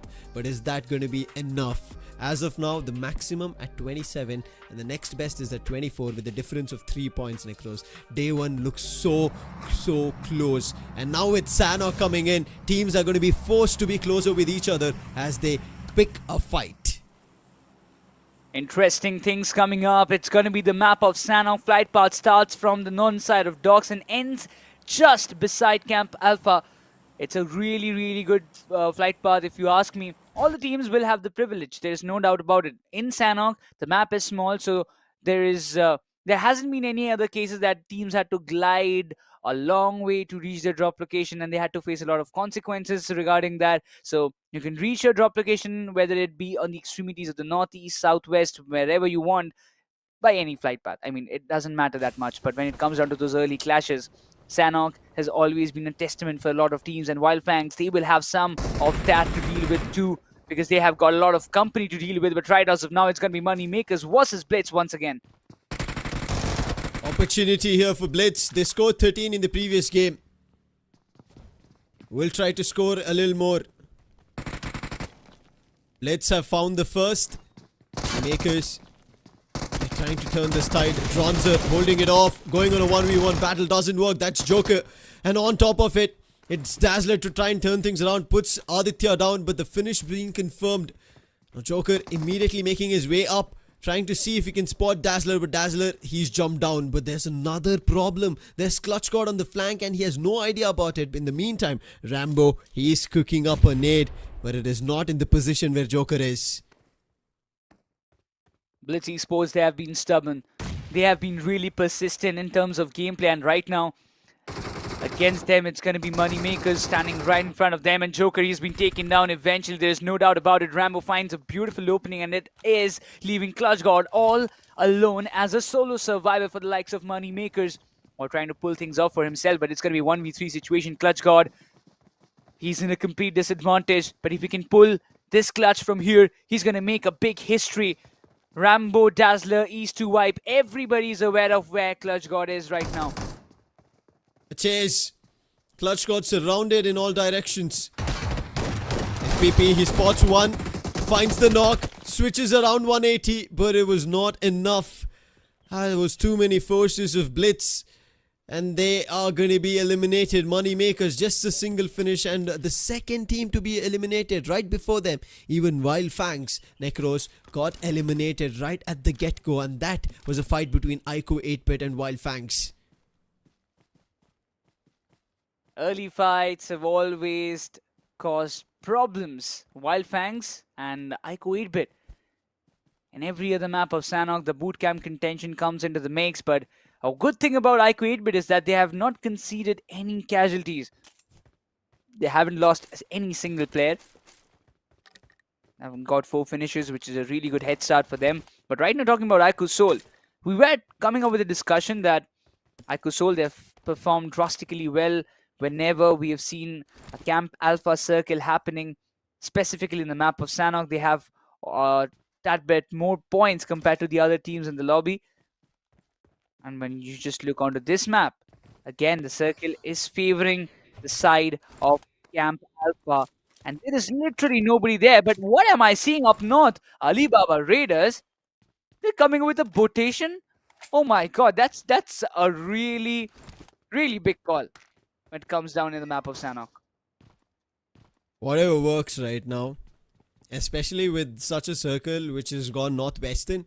I think Alibaba Raiders, especially also another team that we are looking out for, who had a brilliant show when we saw the LCQ. But here we've not seen them start off yet, even in the day 1 of Surge Points and today in the Sky Champ. Still waiting to see which team is going to smash their way to the top. As of now, it's been no team. It's just been back and forth matches.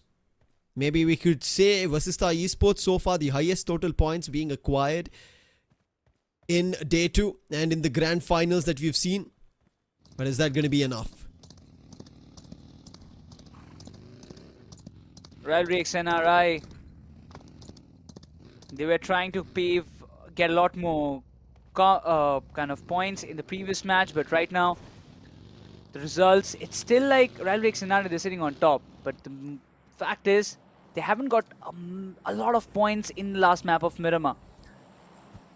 And this is a team who has been really consistent when it comes down to surviving in the final stages of a circle, of a map, being in the top 5, being in the top 4s. But one thing that RIVALRYXNRI, they have craved in the previous stages is that they were not finding a lot more finishes. They were surviving, yeah, placement points completely balanced, nothing's taken away. But when it comes down to the finishing department, they have been a little bit not that much performing, I would say, but lately they have been popping off really well. You talk about Chandan stepping up, Sarwar taking his job seriously. And I really wish that RIVALRYXNRI, they can continue this run in the upcoming matches. They're in the top right now, but on the other end, a team who would want to get on the top, learn from past. Missing Honey, Sahil OP, Arman. Not yet a great game so far. Yesterday, this is where success was found. Chicken dinner, meal that they gobbled. An advantage that they will be happy with. Gave them one Sky Search point. And when you talk about Sky Search points, a team with the majority of it, the 10 of it, is True Rippers, Necros. And they're not at the first spot after the first 2 matches. It's a problematic situation. And the first 2 games, how we witnessed True Rippers take an exit from the game. I mean, it's not like they're not trying. They're trying their level best to be in the top charts. But there are some certain situations due to which they're losing players one by one, and in the end game, they're facing the consequences. But when you talk about comebacks happening in the map of comebacks, I really wish we can see something happen from the side of Learn From Past. They've been one of the most consistent teams in some way or the other.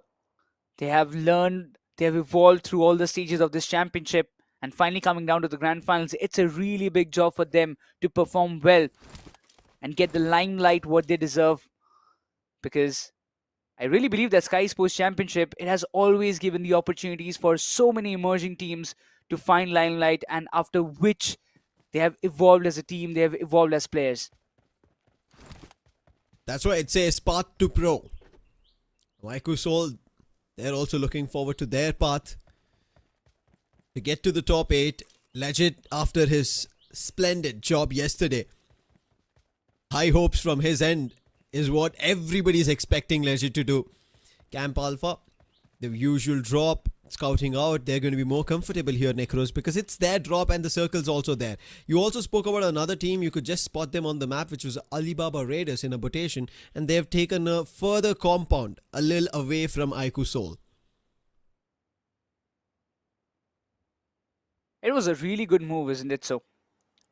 Completely denying any kind of gatekeeping scenarios, completely even thinking about, okay, if we go through this way, there might be a team holding up and maybe gatekeeping us. So let's just avoid everything. Let's just avoid any kind of vehicular movement.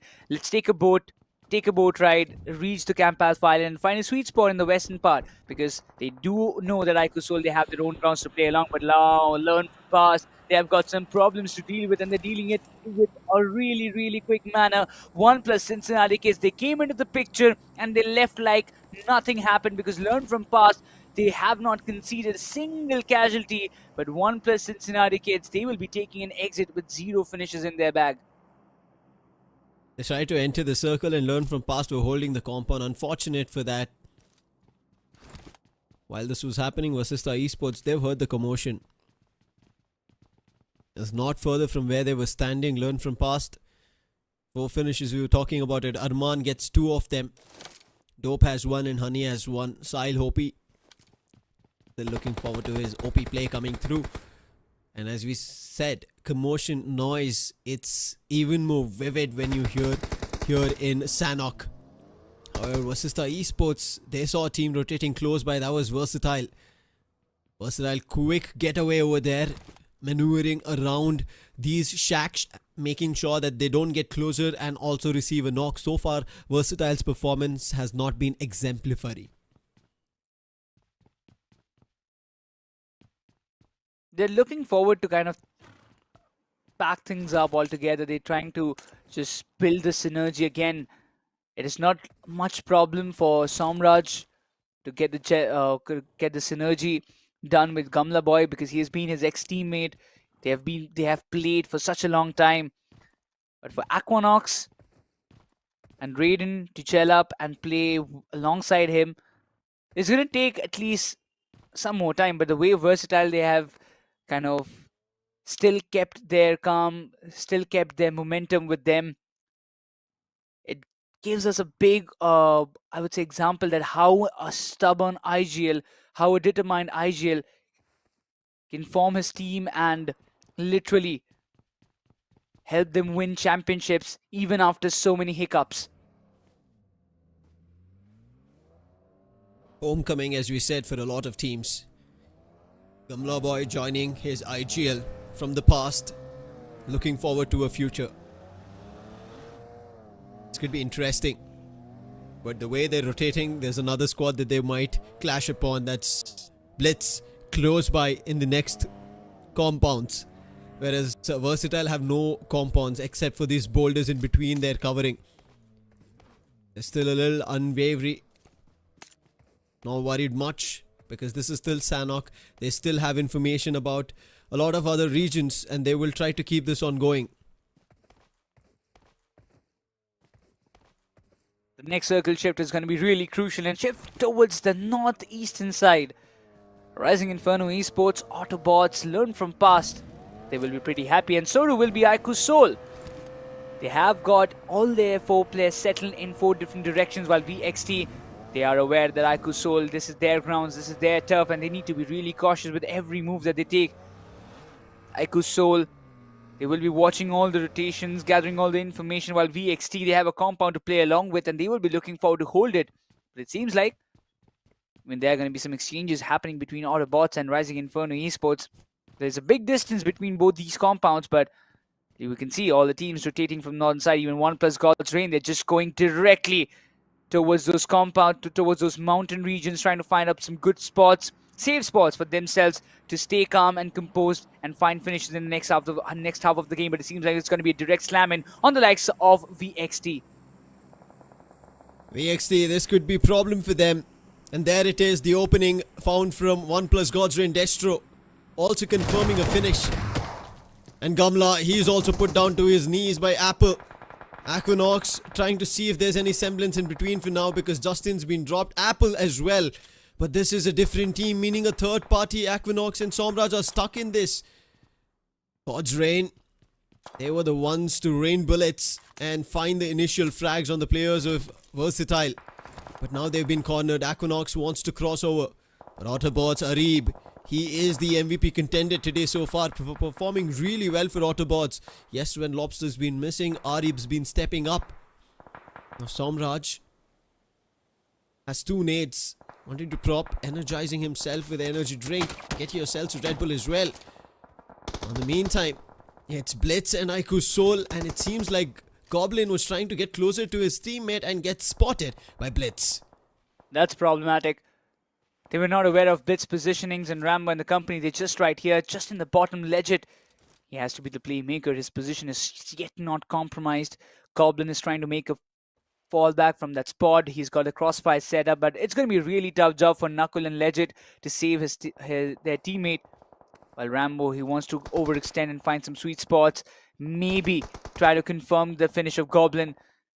He's aware that's going to be iQOOSOUL, one of the most key players. If he has been taken down and if he gets decimated, that might just open the gates for the likes of BLITZ to dominate on the upper ridge. Versatile, their intention was to, yes, dominate. Now that they've heard on one end ONEPLUS God's Reign and on the other end AUTOBOTZ, they're wondering what should be their next move. For now, they're safe inside the circle. Dead center is where they are. But on the other end, ONEPLUS God's Reign, they're the ones to start this fight. They're the ones to get the initial frags. Unfortunate that they now don't have much footing to go forward. Oh my god. Look at Scary Jord. He's literally scaring everybody. He's coming in his way, but eventually we just talked about Scary Jord. He's holding on to the grounds and the support from his teammates is coming up from afar. VASISTA Esports 3 finishes backed up without a single casualty, while Alibaba Raiders, who have had their fair share of rotation in the early phase of the game, is only left behind with only a single player. That's going to be Eggy, one of the MVP players. But even for him, this map of Sanhok, it will be a testament. It would be a really long journey for him to cover up all alone. I don't know what he's planning here, but it's similar to what players of VXT are stuck in. In the meantime, the circle's been shifted towards the north, the empty region of Sanhok. And now all teams have to make a quick getaway. As you can see, VASISTA Esports, rather than seeing whether they got a full-on team vibe, they quickly get into the vehicles, because in Sanhok, you let time dwindle. The other teams are going to get a strong fortified position. Eggy quickly, I think, will go for better loot. But VXT, now they spot an opportunity. This could be an opening to turn the tides, and that is learned from past. Honey, big damage, a nade being cooked, dropped, does chip damage, and Arib on the other end finds an opening, but it was a double trouble nade. Aquinox also helped. Just wondering how Arib is unwillingly kind of helping VXT to survive all those battles. Just imagine, at first it was Hero, it was ONEPLUS God Drain. Right now it's going to be the players have learned from past. The shots being fired, the damage being done. Somraj trying to make this connection, and still the players are being knocked out. One left, right, and center. And right now Arman being the last, not the last, but eventually one of those players who was trying to survive in this panic room. But Somraj still tries his best to get that one last player down. And with that being said, learn from past, they're already in the backfoot. Aquanas is barely, he's been taken down as well. But Somraj, he will be doing the hefty job, finding 4 finishes for himself. And that's going to be the entire team of Learn from Past wiped out in a blink of an eye. VXT, they survive with 2 players still in that compound. While AUTOBOTZ, the match that they will be watching after this, they can get all the information of how they helped VXT to survive in those compounds. Just like the iQOO Neo 10, a fastest move coming in from VXT, and on a rampage, Somraj gets 4 finishes, clearing off Learn from Past. Will quickly patch up. Thankfully, no other teams are trying to push this. On the other end, as you can see in the minimap, there is ONEPLUS God's Reigns player, but he can't do anything. He's the last man surviving. Now there's a fight. Thunder, the last one standing. When we speak about them, it gets dicey, and True Rippers take advantage of it, of the numbers they had, clear them out, and that's iQOO 8-bit as well out. Two Rippers moving in a single vehicle. It's going to be a really tough call, but they don't have any other choice. They need to enter the circle. And on the other end, if you just see from the position that Two Rippers, they're trying to enter the circle, they will be having so many problems out. Players falling down one after another. Jelly, he was taken down and was confirmed as well, while True Rippers, they barely managed to enter the circle. When you talk about the circle, Rising Inferno Esports, they will be pretty happy with the positioning that they have. Yeah, so far Rising Inferno Esports have not had good games. It's been always individual surviving players. And now the circle's moving closer to them. PMW IGL, he's already inside. Alibaba Raiders, Eggy, the last man standing. He finds Dazzler. Finished him off. ONEPLUS, God's Reign, Destro finds both from Versatile. Waited for a long time until they made a peek, and he had cut his sound, made sure a feeling of nobody being there, but he rises up as the Phoenix, gets those 2 finishes for ONEPLUS God's Reign. A couple more points in their bag. But still a long way to go, with 10 teams still surviving at the stage 5 of this Sanhok matchup. Look at this, BLITZ Esports just in the footfalls of iQOOSOUL. East to wipe, he can be the difference maker. Knuckle is unaware of his positionings, but if he has been spotted, it can be problematic, and Knuckle is moving towards that direction. In the meanwhile, VASISTA Esports, they're also taking care of the players of RIVALRYXNRI. They're in the foothills as well. This is a really cheeky spot for American Esports. They're also in the mix, but East to wipe, he will be taken down alongside ONEPLUS, God's Reign, Destro. Oh, so many fights are just brewing up left, right, and center, and it's really hard to kind of figure out which to look first. Rambo has an opportunity and a window here to revive his teammate, get him back on the feet, and get fight ready. iQOOSOUL on the other end, taking control of all the upper ridges. And we'll have to wait to see where the circle shifts. It's in favor of iQOOSOUL itself. They'll be happy about this compound. Right below them, they have 2 teams to be worried about. But behind them, 1 player, Eggy. He's already found a couple on the players of BLITZ. He's looking forward to finding a little more. But I think he does not have any more first aids. And that's the reason he had to make a quick run to get out of that play zone. But it seems like iQOOSOUL, they are clearing their backlines legit. He's here, but he has no information. Knuckle on his foot. Eggy with the first stretch, but it was Ronnie as well, and 3 players from iQOOSOUL who spotted him at the same time. And Alibaba Raiders will be put to rest finally at that 8th position. this position for iQOOSOUL is really a fairy tale position, which I would love to say, because the only thing that they have to do is get the finishes by keeping the height advantage. But BLITZ, look at them, they're intact. They're very close to those covers that they're trying to make it through the mountains. If they stay intact, they stay close, it would be really hard for iQOOSOUL to take them down. But one good nade of Legit on Knuckle can literally wipe the entirety of BLITZ Esports. And Legit, he's coming close by. He's going to get a surprise if he tries to drop down. He needs to gather information before coming down into this place. While he will be definitely hearing all the footsteps of BLITZ Esports. East to Y, and Rambo decides to split apart. And one good nade is being cooked up. Legit has got all the information, while Knuckle is trying to cook up nade, trying to put it in the right direction. While Rising Inferno Esports, they're getting the backlashes from the side of VASISTA. Along with that, even iQOOSOUL helping, and Fury being the closure, along with Scary Jot, putting Rising Inferno Esports out of Sanhok. Now, VASISTA Esports are stuck in a valley. That is going to be a tough position to take this fight forward. For Miracle, dropped a nade to see if there would have been an opportunity to find a knock, but I think VASISTA Esports are playing smart. On the other end, iQOOSOUL, now they have paid their attention towards BLITZ. They want to wipe them off first, because now the circle will start making its move. It is a little tad away from iQOOSOUL itself, and therefore they have to decide whether it's the left ridge or the right ridge that they want to take a jump. But there's a jump, Beard Baba. That's a lot of health lost, and if he jumps further, that's going to be VASISTA Esports grabbing that free finish. On the other end, you can see ONEPLUS God's Reigns Destro the IGL with 4 finishes.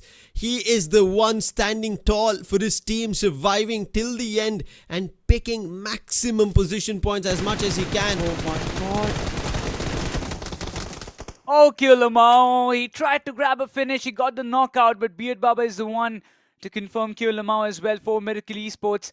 They've dropped down in the position. It's going to be BLITZ versus for Miracle, while iQOOSOUL will be the spectators. Zen has been knocked out, should get a revival. It shouldn't be a big problem, but it seems like for Miracle, they're also confined. It's going to be the fight for the top spots, but Rambo, he's dropped down to one spot. It's just a gift to their side, and they say thank you very much. While East to wipe, he will be wiping out Beard Baba, knock and confirm. While iQOOSOUL, the positioning is right, but they haven't got much amount of finishes in their favor to work out with. And now they have to take a decision. They don't even have a vehicle to go down. It can be a game for VASISTA Esports, Lucifer, if they stay intact and if they stay completely still with all their eyes open. But there is one danger coming in. There it is. He smacks 2 of the players. It's up to Hector and Scary. Finally, they put him down. Destro, he was about to put VASISTA Esports and use that valley as a line of fire and take all the 4 players down. But now iQOOSOUL, they had to make this move a little earlier, but finally they are making use of as much edges as possible. Look at this, they don't have first aids, Necros, so making a big jump, meaning there could be a knock. Legit surviving, but now there's easy to wipe, a player they had to deal with a little earlier who has an upper hand advantage, also a little bit of a ridge advantage, health advantage, but it is easy to wipe to go down. Ronnie with his jumping shots connects, and that is iQOOSOUL still fighting out, looking forward to the top spots as much as possible. But finally, Ronnie falls down, and the last zone is now closing in, and now it is stage 9 in Sanhok. This is a rare sight, Necros. Oh, look at this positioning. Poco came out as a surprise. Legit, he definitely had a mini heart attack at that moment. But VASISTA Esports, they are so thank you at this moment. They're like, okay, all the finishes dropping down one by one. It's all fine, but now it's time for the heal battle game. Who is going to win this? It's a big contest. 3 teams, 4 players remaining for VASISTA. One has to go for the healing department. Knuckle is the one to do the heavy lifting for the side of iQOOSOUL. He's got 7 first aids to work out with. He's just sitting in the tippy toes of this mountain. Well, I wonder how many first aids does Poco have. He's got 2 to 3 crates to loot. He had a smoke cover. He's completed his loot, and hopefully he should have at least 3 to 4 first aids on his. But Hector, the first one to go down. The other players, they're just waiting patiently for their turn to come in. While Knuckle, he hasn't even started the heal battle yet. While Poco and Knuckle will be the last 2 players, is what I believe. This This verticality of Sanhok and the last play zone closing in. VASISTA Esports, I don't think they had any kids. They are the first to go out in this battle. It's down to Nakul and Poco. Nakul now has to start using, and so as Poco, the first aids. Who has more? Poco, I think he's the one to fail. He started a little late, thought he could survive that, and it is Nakul, the Batman, coming out with a winner chicken dinner for iQOOSOUL. What a smart move over there.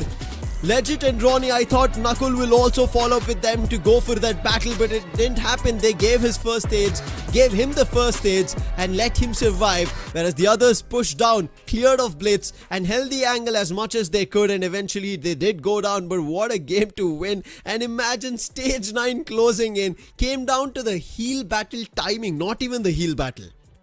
Exactly, and the way Nakul was like, okay, you're gonna go for the heal battle, you can go. I'll start when I want to because I have that advantage. I have that one slight bit of advantage of being closer towards the playing area. But over and over, we can just talk about only 2 finishes is what iQOOSOUL will be walking away with the chicken dinner. Yet a 12-point game for themselves, but I don't think that iQOOSOUL will be really that happy with the kind of results. Yes, the chicken dinner is okay, but when it comes down to the finishing department, a team like iQOOSOUL, they would be expecting a lot more from a Sanhok circle like this. But over and over, a dramatic end to this map of Tropical Island.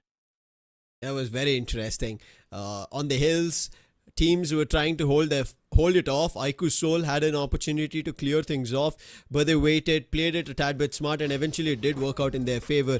Yes, as you rightfully said, did not get a lot more in terms of finishes, but a team which did walk away with a lot here on this map was VASISTA Esports. The valley that they were positioned themselves in, knowing and reading that circle perfectly. And yes, a situation where they all could have actually gone down easily was Destro.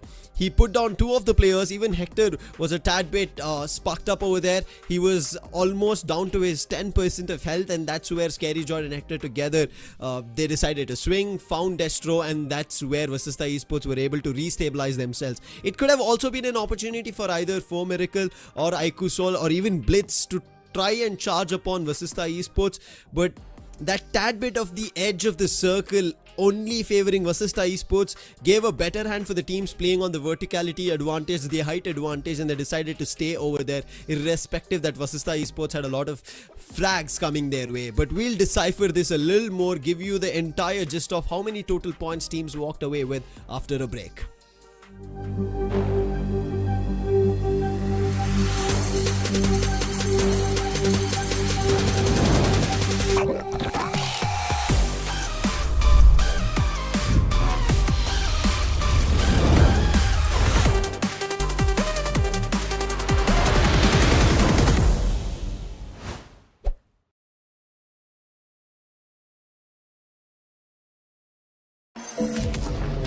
iQOO.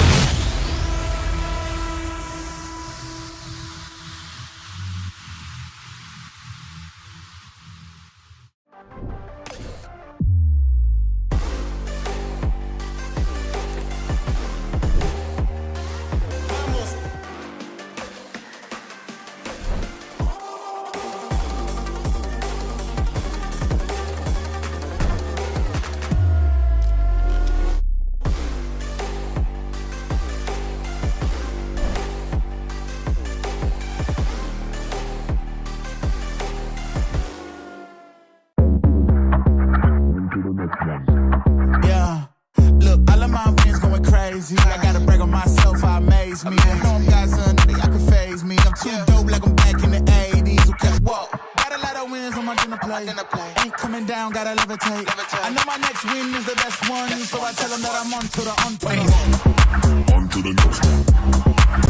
On to the next one. On to the next one.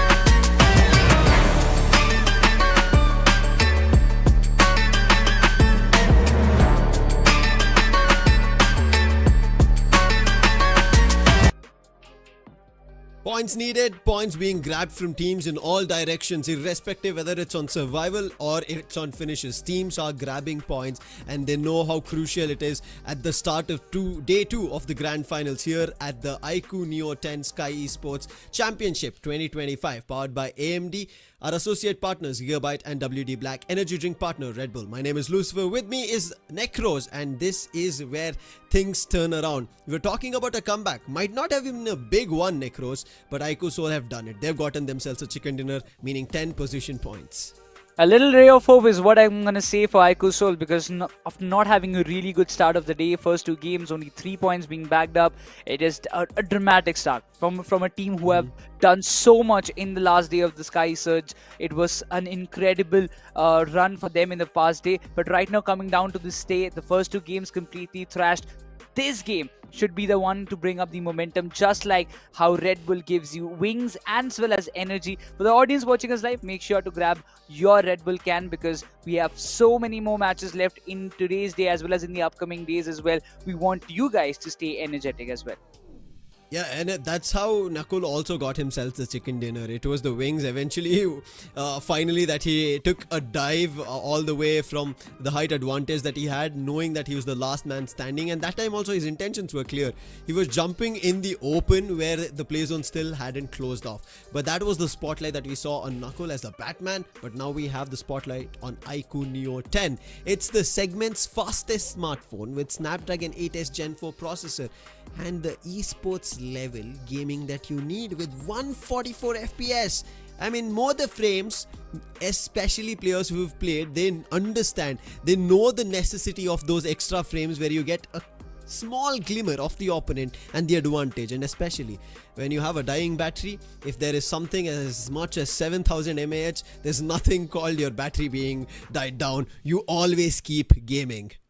Exactly, and the main fact is that this device is launching on 26th of May 2025, and apart from this, you can also have a chance for winning rewards up to 5 lakhs. What you have to do, go to Google, search iQOO Neo 10, and you can stand a chance to win rewards, as we have mentioned, up to 5 lakhs. So don't miss this opportunity. Go right now in the break that you have between the matches, search it and stand a chance to win those rewards. And also, after the launch of this device, you can get it from your nearby stores or wherever the other platform you want, because I believe iQOO, with all the devices that they come up with, every device is one of a kind. Yeah, and right now the platform here is Skyesports Championship 2025. The teams are putting up their best, and with this new format we could already see how close the fights are moving to be. But on the other end, right, I was worried about one factor where one or another team would try to run away with points. And now VASISTA Esports, after getting their momentum in map 2 after Fury with such a phenomenal clutch, and here also it should have been a chicken dinner for them if not for the zone, if not for that height and the ridge hill between them on that valley that they were stuck for. It could have been another chicken dinner, and with that I think VASISTA Esports could have had a big lift off, of which we were worried that some other teams can run away, and these surge points that they got on day one could have become a problem. But for now, I think with iQOOSOUL grabbing that victory for themselves, maybe there's still a buffer that teams can chase for. But Fury again going all out with 5 finishes, and the best companion for him is Scary Jot. This is the duo that we are seeing from VASISTA Esports shine as bright and looking the best. The emerging stars, they're emerging as high as possible. That's what I'm going to say, because VASISTA Esports, last game 14 finishes, this game around 12 finishes, and the way they've climbed up 14 points, it is just a trailer is what I'm going to say. VASISTA Esports, they were one of the favorites of this Skyesports Championship 2025. They were the prime contenders of winning this tournament, and they are actually playing like that. And followed by Fury coming back in his form and being in the first spot on the MVP rank, it does give us a gist that yes, VASISTA Esports, they are so back in the competition. Yeah, imagine day 2 starts and Fury, after map 2 to map 3, he's at #1 now in the MVP overall leaderboard. That tells you of Fury's furious run in the Skyesports Championship 2025, his path to pro. And this is a team that needs the trophy. Hector, any time that he's performed, we've been seeing him always has the aggressive lineup, but it is the trophy that they want to look forward to. Is this the tournament? Is this their path to pro? Total 17 points grabbed at the first spot. Followed by iQOOSOUL, they have 12 points, 11 for Miracle and Blitz. They have been so consistent. Every other match, all the 3 games, I wonder, Blitz, on an average, they might have got like 10 points in every other match that they've played. First Erangel, then Miramar coming back down to the map of Sanhok. 11 points also bagged up. OnePlus Gods Rain having 8. True Rippers have 5. iQOO 8-bit have 5. Rising Inferno Esports have 4 points for themselves, while again the setbacks continue for OnePlus Cincinnati kids. This time it's going to be RIVALRYXNRI to go down on an early note without scoring a single point, while FANGS also having a tough time. So many big names still trying to figure out what should be the right strat to be on top. And so many of these names are also the teams who got a part of the search points. And that's the most surprising fact here, Necros, that after having a bonus and a buffer, we expected them to take a leap with points. Now, True Rippers might be getting back towards scoring, but they have to score big. Like we spoke about it, day 2 has to be better.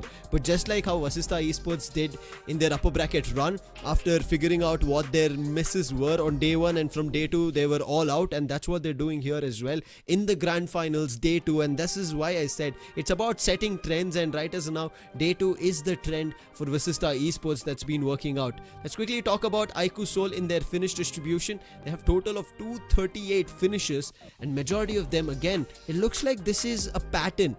Teams at hashtag 6 to 10, right, find the highest amount of finishes. Same repeats for iQOOSOUL as well. Yeah, similar.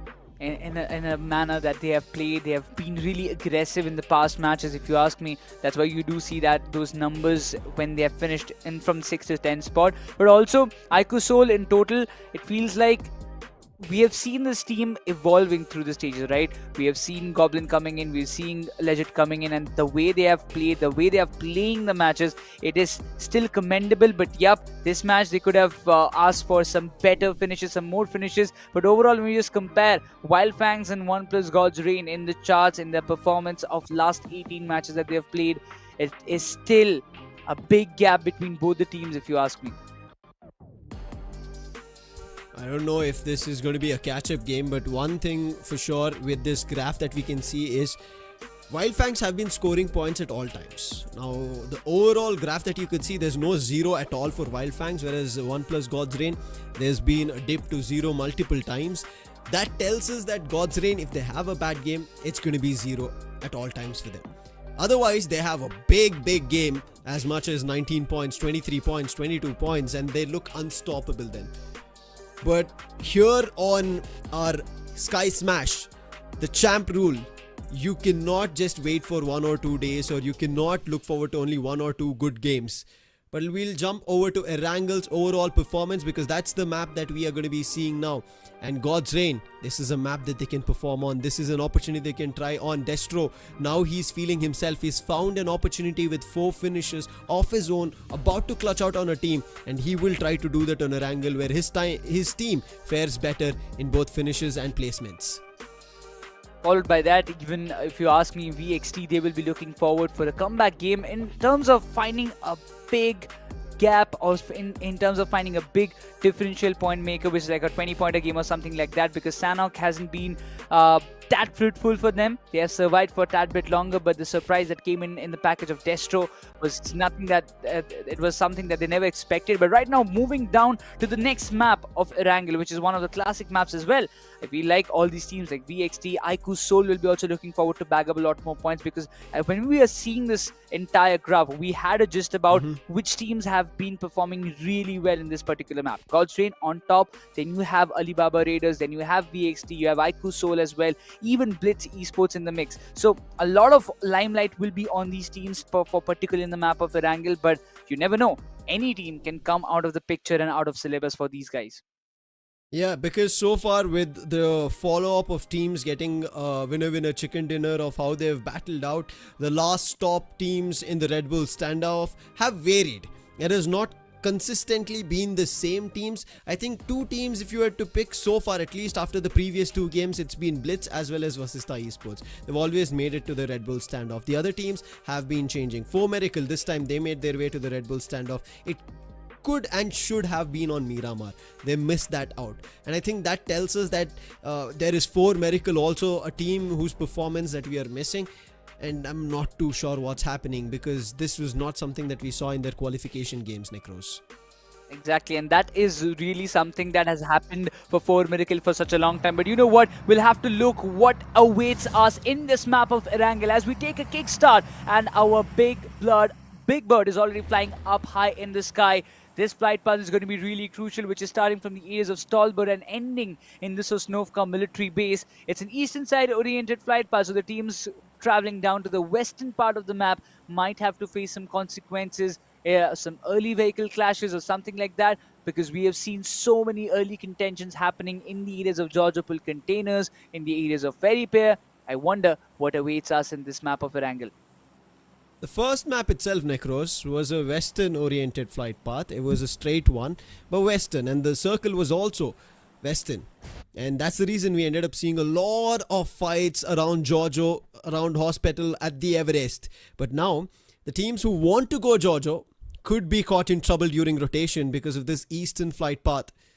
Military base, safe and sound as always. We've yet to see a horizontal north or south favoring flight paths. iQOOSOUL drop, and it seems nobody's going to be troubling them. VASISTA eSports might have to drop down, quickly grab vehicles and make a run for it. Should not be caught in trouble, but BLITZ, they are again close to money makers. Yasnaya seems to be another hot spot, as 4 Miracle also having a big vivid drop. They are looking for vehicles, but if AUTOBOTZ, as they drop and catch the sides of the players, could be early eliminations, Necros. High possibilities. But we've also witnessed high risks, high rewards. So it can also happen for 4 Miracle that they can even do something in the retaliation. But for now, Alibaba Raiders dropping down close by to find those vehicles. They've found some, and they will be moving towards the areas of Lipovka, Rising Inferno eSports. They're still gliding towards Milta Power. But RIVALRYXNRI and ONEPLUS Cincinnati kids, this is a rivalry that we want to see in the areas of farm. But ONEPLUS Cincinnati kids, they definitely need this Erangel to turn up to be on their side. Otherwise, things can go south. The rescue mission arrives. Gojo, who was walking way too in the open yards, has got his teammate covering him up. But for now, we've got a fight just being up in the corner. Money makers and learn from past. As you can see on the map, this map itself is going to be affecting all the teams. It's such a western oriented circle that we've seen. Learn from past, that's a clean wipe at the get-go. Money makers, one of the players gets knocked, but not much of a worry as they have cleared the path of learn from past. BLITZ is close by on the map, could be an option where they could suffer further from BLITZ if BLITZ have loot, but I don't think BLITZ have grabbed all that they need to go ahead for the fight. All they could do is hear this commotion and be okay with it. While this was ongoing, Necros, there was also a little bit of a commotion with AUTOBOTZ.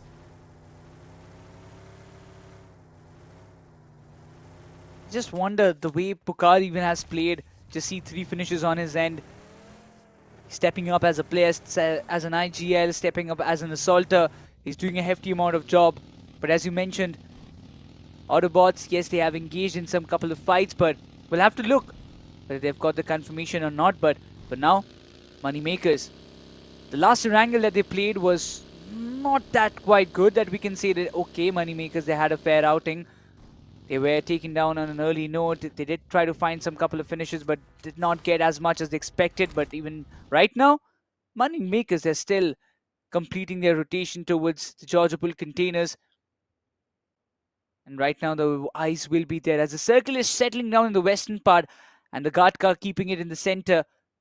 For now, VASISTA eSports, they will be pretty happy. But when we just talk about the total points being racked up by teams, RIVALRYXNRI, they're sitting up on top so far. Things could change within the blink of an eye. Total points, and this is of day 2 performance that we've been seeing. This is what RIVALRYXNRI in the first game of Erangel were able to grab. On the other end, VASISTA eSports are full out extreme. The team who is right now in the top of the leaderboard have 0 points on Erangel. But yes, as you said, this circle could be their advantage. So could be for Versatile. Now, Saumraj stepped up, pulled off a brilliant 1v4. Stepped upon and cleared off the team in Sanhok. Can they do it again? But if you guys want to clear off a team and be as fast, it has to be with the iQOO Neo 10. That is the segment's fastest smartphone that you could grab. But for now, while it's being launched on May 26th, you can search on Google iQOO Neo 10 and stand to win up to 5 lakhs. Who knows, maybe next Part 2 Pro, we see one of you from the viewers. Exactly how BLITZ Esports and the other emerging teams, they have made this far in this tournament by starting off from the early rounds to reaching here, and eventually look at the performance that they're putting up. The rotation is perfect. They have got no problems in front of them. Clear path, clear rotations. BLITZ Esports, they have been really consistent. Just imagine scoring around like 35 points in the first 3 games itself. Such a consistent performance coming up from this emerging team, and I really have high hopes, because when you have got players like East2Wipe, Rambo, Tokyo in your lineup, I really feel like BLITZ Esports, they definitely have a really long run in this entire game of BGMI. You speak about underdogs and undergods, it's also AUTOBOTZ. However, this time, not a great start. They lost 1 to 4 Miracle. That's toxic. However, they still have the compounds of Yasnaya. Close by is still 4 Miracle. If they want, they can challenge them. 4 Miracle do make late rotation. So AUTOBOTZ might have a chance if they also want to pick up a fight. Maybe a revenge to be served. Right as now on the eastern edge, as we can see, we were speaking about 4 Miracle. There's also Alibaba Raiders making a rotation. But rotation, when we speak about it, it's going to be money makers in front of your screens. After finishing off a fight at the edge of the circle to just above Rozok, they've now made their way towards the Giorgio containers. And they are safe and sound. They've gotten their loot. Nothing much to be worried about from here on. Moneymakers, they will be looking forward to just complete their loot and settle down in this position. Maybe go up towards the side of Everest, because you do see Clutch God already holding on top. In these kind of circles, Everest is always served really good for the teams those who have holded it properly. That's the kind of motive a Sensei has spotted. Eggy, this can be a really good frag if the shot connects, and Eggy, the shots will be connected. Couple of them, not all of the shots from the side of Sensei. But Alibaba Raiders, they will be in the mix, while FANGS, this is a good opportunity for them to pounce on the fight, but it's going to be a way too long-range battle for them to take on. But it's not done while FANGS. Trace God, he thought he was just looking around, but 4 Miracle Dragon, he's done the initial deed of damage, but is there a conversion? Is there a knock? Do they challenge? Seems like 4 Miracle rather just regroup and wait at shelter. They'll wait if Wild FANGS themselves try to push and then go for an opportunity. Open up this fight. This is still happening outside the circle. But as I was talking about happening outside the circle, it seems like 4 Miracle have decided rather let that fight be bygones and move towards the circle. Be closer. Because it being Western, it is a suffering problem for all the teams on the eastern edge of the circle who are trying to enter and go in, because there could be gate kept from anybody who makes it first in the circle. They're also on the quicker end of the circle, so they need to rotate quickly. Though it's just stage 1, so it won't be giving a hefty amount of damage on your HP. And we've seen teams rotating lately. Rising Inferno Esports will be one of them, followed by a lot of teams. But most probably, if you just talk about all the other teams, they're looking forward to find finishes. And this is what they're craving for. That's why we are seeing so many clusters happening in the dead center of the circle.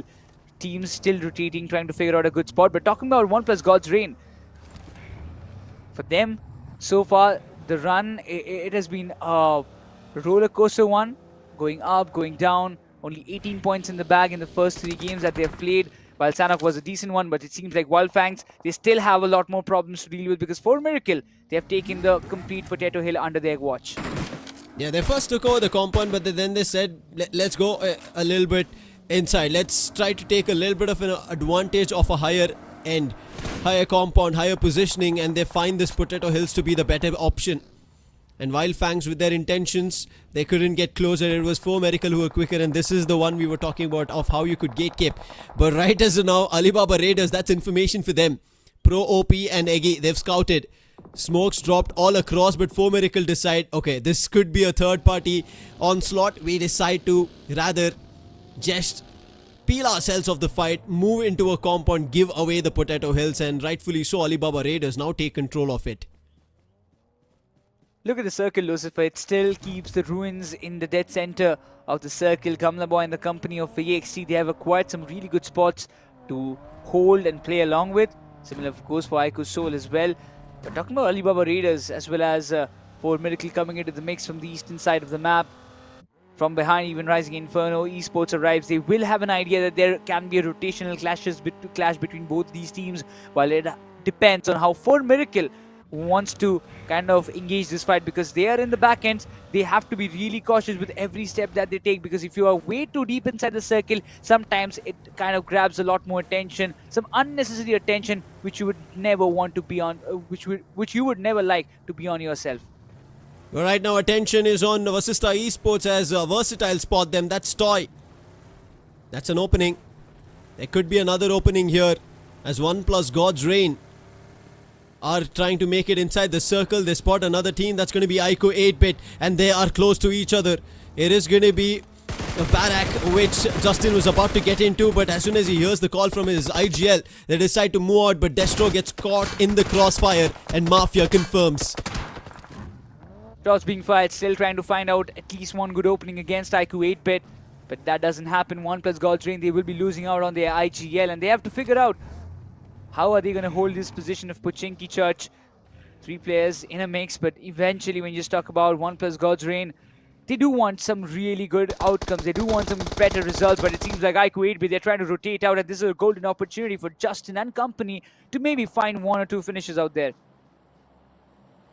Holding at the edge, spotting to see if iQOO 8-bit make a move at a mistake to step out of the compound that they have in search of these last players from ONEPLUS God's Reign, and that's not being done. OS not letting them run out in the open. They know how detrimental even ONEPLUS God's Reign could be if they're allowed. Right now on our screens we have the clutch cam of iQOOSOUL's legend, the way he performed yesterday. This one match of Erangel where he literally created history of how he handled the entire team of ONEPLUS God's Reign all by himself. Then again, it was a really tough call. It was a really tough battle while all of your teammates have fallen down. But right now on our screens we also have True Rippers versus WYLD happening. True Rippers, they were already waiting for the team to get closer, and WYLD did. But unfortunately, quick on those wheels are WYLD. They quickly get in, make a run for it, and True Rippers do not get much to benefit. Ninze, he got a little too closer. Could be a problem here, but he's not stopping.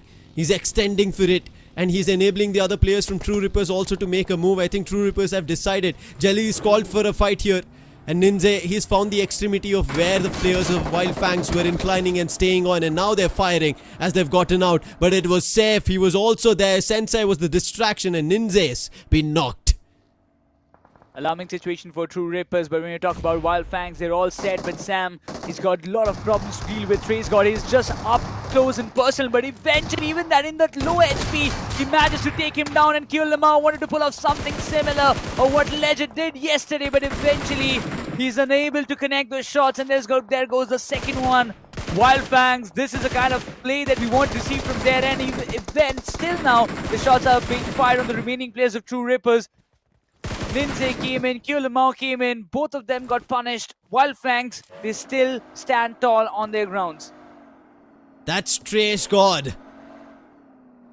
Waited, made sure his teammates helped him out in finding those frags, used their distraction and fired upon the 3 players of True Rippers. Their intentions were the ones to attack, but now it is time to defend. It's time to survive. Jelly, in disarray, in disbelief of what just happened, he's wondering what should be the next move. The next move of Alibaba Raiders is they have got some company to deal with, and it's got to be AUTOBOTZ Esports. Propi, one good nade could give damage. Ralphie's barely surviving behind the covers, and that's going to be really crucial. The position is something that Alibaba Raiders needs to be very aware and very cautious. Reeb, he has been a beautiful support player for the side of AUTOBOTZ. He's been helping his team for such a long time, finding finishes, getting knockouts. And Alibaba Raiders, if they're not cautious enough, they can be one of their preys. Arib, good decision to call Ralphie back. If that fight underwent even further, it could have been player falling down there, and Arib had no opportunity to help him. But now them together could fight a little further. Alibaba Raiders, as you said, they have to watch their back. They feel like they are secure in the compound. That opening, they're going to be happy about it.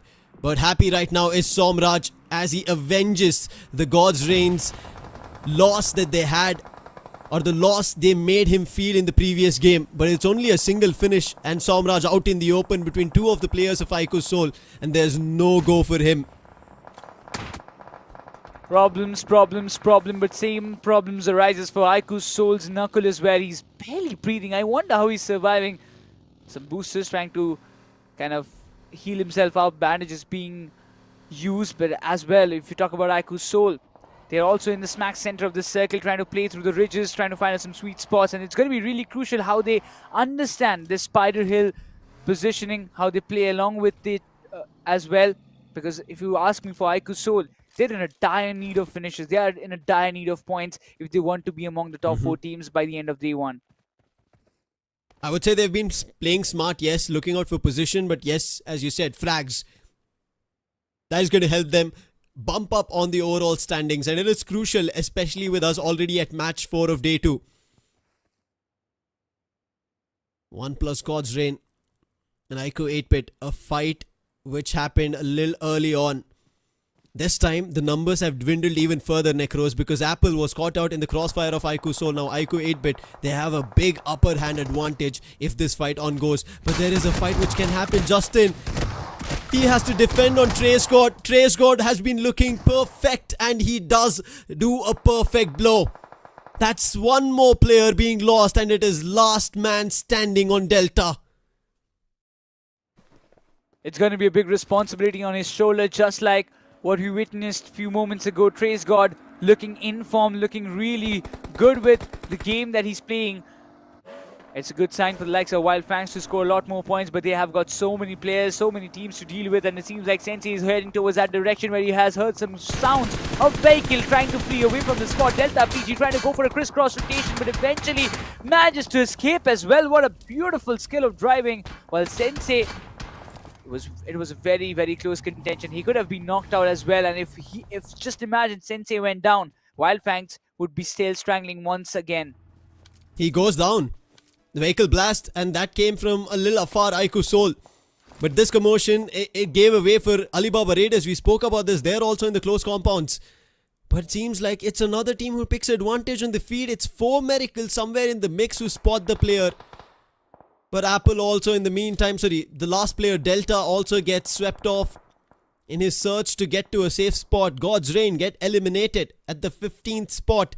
So far, the highest number of finishes is MAKERZ, who picked up at the very early start after eliminating Learn From Past. After that, it's just been single finishes for every other team, Necros. But let's see if there's a lot more. And there, as I say, is there a lot more WYLD FANGS after TraceGod doing a phenomenal stuff at the start with finding frags against True Rippers. Now they're also team with a total of 4 finishes. A long journey awaits for the likes of WYLD FANGS in this entire map of Erangel. So do for the other 14 teams as well. I just wonder what's going to happen next, because the circle, once again, it is ending mostly in the open lands, mostly around the areas of Spider Hill up north. And we've seen it every time the circle has been in the open yards. So many fights just start in a blink of an eye, and it is really hard sometimes to kind of figure out which fight to look first. Praise God. After seeing his fellow opponents on the MVP card, Fury once, actually Fury twice, and then RIVALRYXNRI, Chandan. I'm pretty sure TraceGod wants now to top that MVP charts. He's also been that contender we've seen on the leaderboard. But as we spoke about Rivalry, look at their split, a 2-2. And they're in one of the best positions inside the circle. But the circle is about to shift, and that will push them out, Necros. This is a very, very tricky circle. Most importantly for the teams coming up from the western side. ONEPLUS Cincinnati kids have got some bigger problems to deal with. They need to secure their vehicles, which are being damaged by the players of Alibaba Raiders, if I'm not wrong. Maybe it's going to be AUTOBOTZ, my bad. But they are trying to destroy the vehicles. They're trying to make it tough for ONEPLUS Cincinnati kids to be there in the mix. But Gamla Boy finds down Thunder. iQOO 8-bit, they are facing some consequences from not just one, but 2 teams at a very same moment. Alibaba Raiders were the ones, Necros, who caused trouble for iQOOSOUL, finding out Goblin. And now they're not happy about it. It's still Alibaba Raiders trying to fire out over there. This is just happening at the edges of Ruins and the northwestern edge of the circle. 2 finishes again here for iQOOSOUL. Alibaba Raiders on the other end get hammered from Rising Inferno Esports. JD's been knocked. Jatin, an MVP contender we saw yesterday, but he gets a counter retaliation from Alibaba Raiders. Such a distant fight this is, Necros. And it is working out either way. Maybe not a finish, but trouble's being caused. It has always happened like that. You give damage like on a long rally. distance. Yeah, exactly, pretty much. But right now I'm just wondering, as soon as the blue zone will start shrinking, Lucifer, we will be witnessing so many clashes left, right and center. The western side will be like teams pouring in and out, trying to figure out, trying to enter the circle, find a space for themselves. But for now, finding space is going to be VXT. It's going to be an important battle. They are in the circle. What they want is to have an entire compound all to themselves, while iQOO 8-bit, they still hold on to their grounds. It's going to be a hefty job, but if somehow iQOO 8-bit manages to eradicate the entirety of VXT, things can go a tad bit easier for them in this entire match. iQOO 8-bit have been holding this compound since their initial rotation and a little bit of a clash coming in with ONEPLUS God's Reign. Now God's Reign, they are out of the lobby. Versatile, they have lost 2 of their players. iQOO 8-bit have lost 1 of theirs. This battle is a little uneven, but still there's an opportunity. But I think not much given away. Both the teams inside the circle, they're going to wait for the next circle to shift and then figure out if the fight should happen or not. But when we speak about fights on a distant, Alibaba Raiders now have a fight going on with MAKERZ, and MAKERZ are outside the circle right next to Alibaba Raiders, and we spoke about this just above Ruins. Problems arising for their side, but if you just talk about Aditya's revival, it's going to be a tough call. It is going to be a really tough job for the rescue mission to be completed. Aditya gets confirmed as well. Pro OP is the one to just put an end to his run, but talking about MAKERZ, they're way too in the opening yards. The Joker has been taken down. Clutch God gets shot from different directions. It's going to be VASISTA Esports coming into the mix, but from behind, there will be another team trying to poke them out. One after another, iQOOSOUL in a blink of an eye will be completely eradicated. But eventually, when you talk about iQOOSOUL, they've got some company that they're trying to stop while the rally is being going on a progress. Alibaba Raiders, they will be stopped. Pro OP got just a finish few moments ago, has been completely taken down. iQOOSOUL, 3 finishes to work out with, and having lost Goblin, they are a little bit confined in those compounds as well. They made a smart decision making the other players rotate first of the other teams, and they were able to now know the information of what's up next. Might help them, but right in front of their path, as they could already spot the vehicles, it's RIVALRYXNRI. One of that finish has been confirmed. Chandan on the other end, the responsibility of clearing the circle death center being held by the 2 teams we already spoke about, but another one, that's going to be Alibaba Raiders. Even with the commotion and the loss of a player, they've still made their way inside. Really important how you kind of play along with. But if we talk about Anush 2 OP, seems like WYLD FANGS, they are not going to stop this one. This time, this Erangel seems to be a tad bit favoring them in terms of finishes, in terms of positioning inside the circle as well. But for iQOOSOUL, now they have to leave this compound. They have been dominating, they have been irritating a lot of teams just in front of them. RIVALRYXNRI, one of the biggest examples, but for now, how iQOOSOUL is trying to figure out to enter the circle is going to be a big move.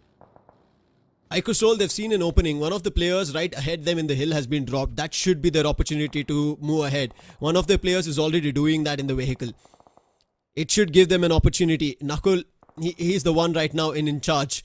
If it works out, it could be big for them. On the other end, ONEPLUS, Cincinnati kids, Juicy ahead. Through a nade, a little bit of a splash damage on Jin. Zin and Fury now trying to hold off. Both fighting at the edge of the circle, but the zone's closing in 30 seconds to decide if the fight goes in their favor or is it going to be ONEPLUS Cincinnati kids. VASISTA Esports, they have a little bit of a ridge advantage, but Zeref, he has gone a little further, which could prove a little disadvantage here, and that's the reason Zin is trying to fire in that direction. Important fights being converted. VASISTA Esports are looking forward for those finishes. ONEPLUS Cincinnati kids, they've survived for this long, but there's 12 teams remaining. The circle is about to hit. You need to understand the next shift. It's going to be a game-changing one while the nades are being tossed up from both these sides. And look at the nade being tossed up so close to Zin, but he still manages to survive. While iQOOSOUL, they are up against for Miracle Esports. Rising Inferno Esports as well. They made their entrance here as rivalry. They pushed them off. This could be an opportunity. They lost Knuckle, but there's a big damage on the nade coming through. Ronnie trying to stall them. Rising Inferno Esports in this caught off, and that is going to be an opening. Poco has been knocked. This could work out in their favor, but the numbers are still going to be there. Beard trying to survive in the mix. Rising Inferno Esports with all that commotion got pushed off, but also Legit gets knocked and finished off with the nade. It's all down to Ronnie. Has 2 finishes his name, 6 finishes in total. But on the other end, VASISTA Esports and ONEPLUS Cincinnati kids, the fight is still ongoing. Seems like Scary George just tried to find an opening, but he's knocking even further. Oh, look at the nades pouring onto that direction, and that should put an end. 4 Miracles Reaper will be the first one to put a nail in the coffin of iQOOSOUL, while they will be taken down with 6 total finishes in their back. But look who is sitting in the smack center of the circle. It's going to be iQOO 8-bit right in the mix. But for Miracle Esports, how are they trying to find their position? 7 finishes, not a single player lost. They have got a good position to play along with, but right now in the mix, it's going to be BLITZ Esports Rambo coming out of nowhere and putting upsets on the likes of 4 Miracle. They're on the outside edges of the play zone. There should be an opportunity. 4 Miracle just completed a fight. They should try to convert right now, and that's when the opening will work for them. Otherwise, 4 Miracle might just decide to turn these cards. But right as of now, at the smack center of the circle, we've been seeing that iQOO 8-bit as well as Versatile have been holding it off. We did see one player from Rivalry who still tried to stand tall, but so far that's done for. Oh wait, he's actually still hitting. That's going to be Soham, but finally will go down. That was a nice fight, nice effort coming in from his end, but mistake done from 4 Miracle, and a full team wipe has happened because they decided to play outside the play zone. And now iQOO 8-bit, knowing that the circle is in favor of them, they are punishing every team that they see who are trying to enter with the help of Versatile, as well as Gamla Boy puts Alibaba Raiders players, the last few ones, out in this Red Bull standoff. Top 4 teams remaining, 10 players are still there, and right now we've got ONEPLUS Cincinnati kids in the mix as well, as they're trying to just enter the compounds and challenge iQOO 8-bit right in the open grounds. One good nade, one pre-nade can make a difference, so Waze is cooking up it. If the direction is right, if the placement is right, it can give a hefty amount of damage to the players of ONEPLUS Cincinnati kids, and Juicy has been welcomed in style, while Zeref is still close by. Mighty has been taken down. He needs a quick revival, but Mafia gets taken down. Zeref makes a good connection, but instantly get the retaliation coming up from the end of iQOO 8-bit. Is opening the gates, but from behind comes VXT. Kabla Boy and Raiden forces always to go up front and change his position, while Mafia needs a revival. It's all down to VXT versus iQOO 8-bit, while in the mix, Tokyo is still trying to go for the heel battle. Always, Blitz have always picked up points, but right as now, a smart move coming in from VXT was pushed at the same time when iQOO 8-bit were fighting, but the timing a little off, and always proving his prowess, being the finest in the circuit that we've seen, and now back in full form, could be the opportunity to get this chicken dinner for his team. He pushed against ONEPLUS Cincinnati kids, and that was the turning of this fight, and that is the reason iQOO 8-bit are still standing, were able to give the revive. They have total of 7 finishes, and they're looking forward to even more. But VXT as well, they also won those extra finishes because they are also sitting at dead 7 finishes. But finally, with Tokyo being found, that should be their 8th, and this is the last and final battle in the standoff. A 3v2, a nade tossed really well on the roof, and Gamla Boy, big chunk being taken away from it, but he tosses another pineapple right in front. That's a big bang, and he is knocked. It's 2v2 now. Gamla Boy making those connections, forcing Pineapple down from his spot. iQOO 8-bit, they will be thinking twice of what to do next. Prene is being cooked up, putting up in the directions. Gamla Boy, he's trying to get another opening. VXT, they're up front and they're aggressive. They want to go up close and personal, and this time again finds out Pineapple in a ways. Even he has dropped down to a very low HP. Mafia has to be really precise with the nades. Versatile, they're showing their versatility once again and playing against the odds, as Pineapple will be confirmed. It's still a 2v2. They were able to only confirm one. Taking up on the first floor right now, Oasis and Mafia. Raiden still has nades to work with. If he finds an opening now, that should work out. Brilliant flash on Oasis, blinding his vision, but not his gun. He finds the knock. It's down to the last player, Raiden. Damaged right now, running away from these two players, not knowing what he should do next. Mafia on one end, Oasis on the other. He puts a bullet through Oasis for now and pushes him off, buys some time, and now healing Versatile. Do they have a chance? Raiden, can he give them the 11 finishes and the placement with the winner chicken dinner? Last two nades that he has, but he's on the tides turn situation on the first floor now. Panic, panic, panic. This is what Raiden is going through right now. A 1v2, we have seen Fury doing it in the map of Miramar. This time it's Raiden. He gets one, might just get the second, but no, it's not. It is iQOO 8-bit who will be walking away with this winner chicken dinner with a decent amount of finishes in their back, and this is what we were expecting from them, and this is what they have finally achieved. For a long time, they were holding those compounds, and thankful to the BGMI gods, the circle kept rotating in their favor. They held off really well. They got their players back on feet. They were keeping that fight in their favor at all times. When it was even a 2v2 situation, look at how quickly Oasis turned things around to bring it to a 1v2 situation. But Raiden, I think he played as smart as he could. He fought off the players of iQOO 8-bit as much as he could. He pushed them away, did the damage. You could see a couple of bullets into Oasis, and instantly he had a little bit of the breathing space where he could patch himself up, but then he comes back down. If one of the nades connected out of the two that he had, it could have been a little more composed fight for Raiden, but once he was inside the building, you know, it is very tough to clear off the corners. Be ready for anybody to peek in any direction, because just before he threw a nade, he saw Raiden jumping from the window. So he knew where Raiden's position was, but Oasis, I think, might have come in as a surprise in that panic room, instantly put him down. But then Mafia,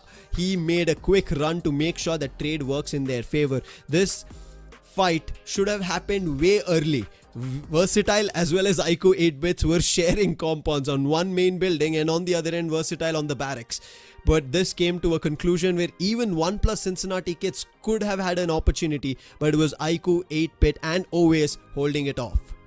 The way they hold it, I mean, ONEPLUS Cincinnati kids, they have everything set. They had everything planned. Okay, we're gonna make a smoke path, run through it, enter close by, cook up pre-nades, dump it in the building, and then get openings and then finish the fight. But the way iQOO 8-bit just holded everything off and completely eradicated the entire team of ONEPLUS Cincinnati kids was really commendable. But we're gonna come back with all the stats and all the data of this particular map of Erangel right after this short break.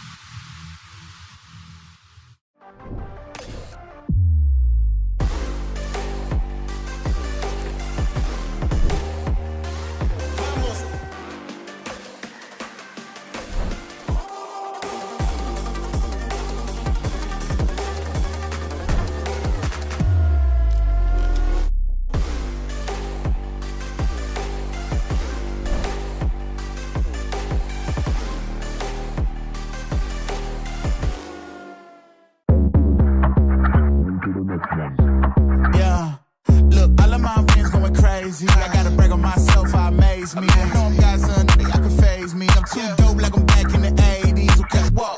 Got a lot of wins on my dinner plate. Ain't coming down, gotta levitate. I know my next win is the best one, so I tell them that I'm on to the On to the next one. On to the next one. On to the next one.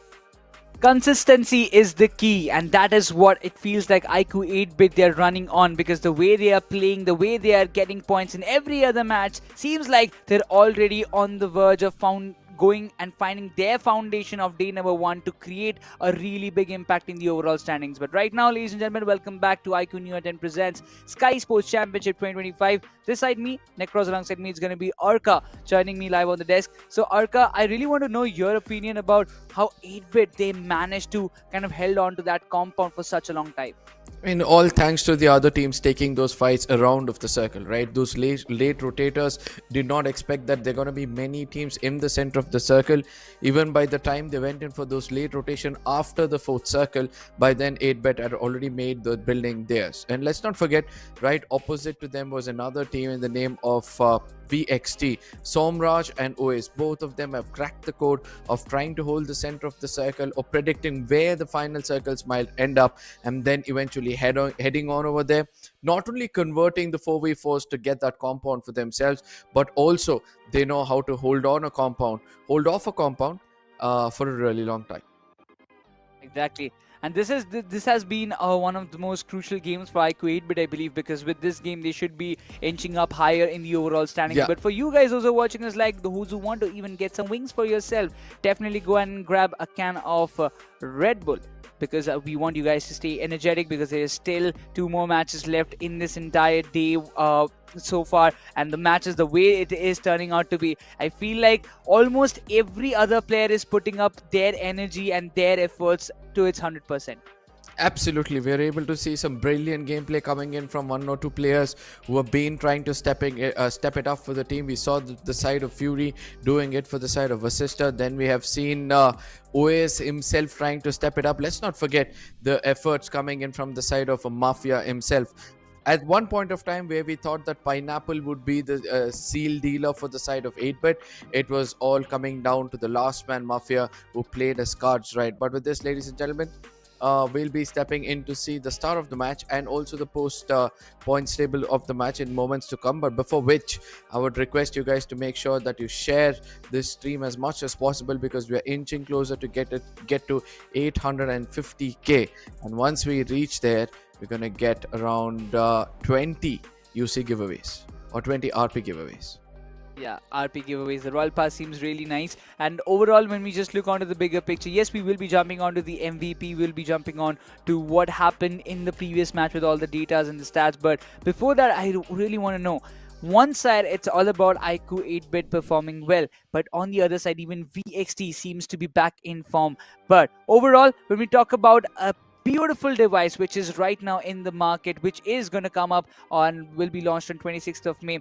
This is going to be iQOO Neo 10, one of the fastest segments phone right now which you can get. Absolutely. You know, for those who would love to grind, who would love to look forward to, you know, step into esports and see how it feels like, I believe to start off, this is a very, very good device in this segment. Nevertheless, if you guys are looking forward to push your luck and see whether you guys are capable of feeling yourself a bit lucky, make sure you head on to Google and search iQOO Neo 10 and then spin the wheel, where you might have a chance of winning up to 5 lakh rupees. Literally 5 lakh rupees. Exactly, there's a lot of things on stake, and even as we told you earlier, it's launching on 26th, so if you want to grab yours, then you can go to your nearby stores and... But right now, jumping on to the MVP, or just before that, we have the stars of the map. We have to say that because there are 3 different players, 3 different names. Going all out has to be VXT Raiden. He tried to pull off a great play, but again, it is always tough to kind of clutch it out in those situations. He's got 5 finishes with 820 damage. Best companion, it's going to be Flock from ONEPLUS Cincinnati Kids, having 3 rescues, and the final elimination has been done by the one and only Mafia of iQOO 8-bit. Yeah, Mafia, at that given point of time where he was under immense pressure, we did see a clever gameplay coming in from the side of OS, where he was sitting in the panic room and Raiden was on the outskirts trying to grab all the attention, so that given a chance they can come in from 2 different directions to backstab the player. But ultimately Raiden,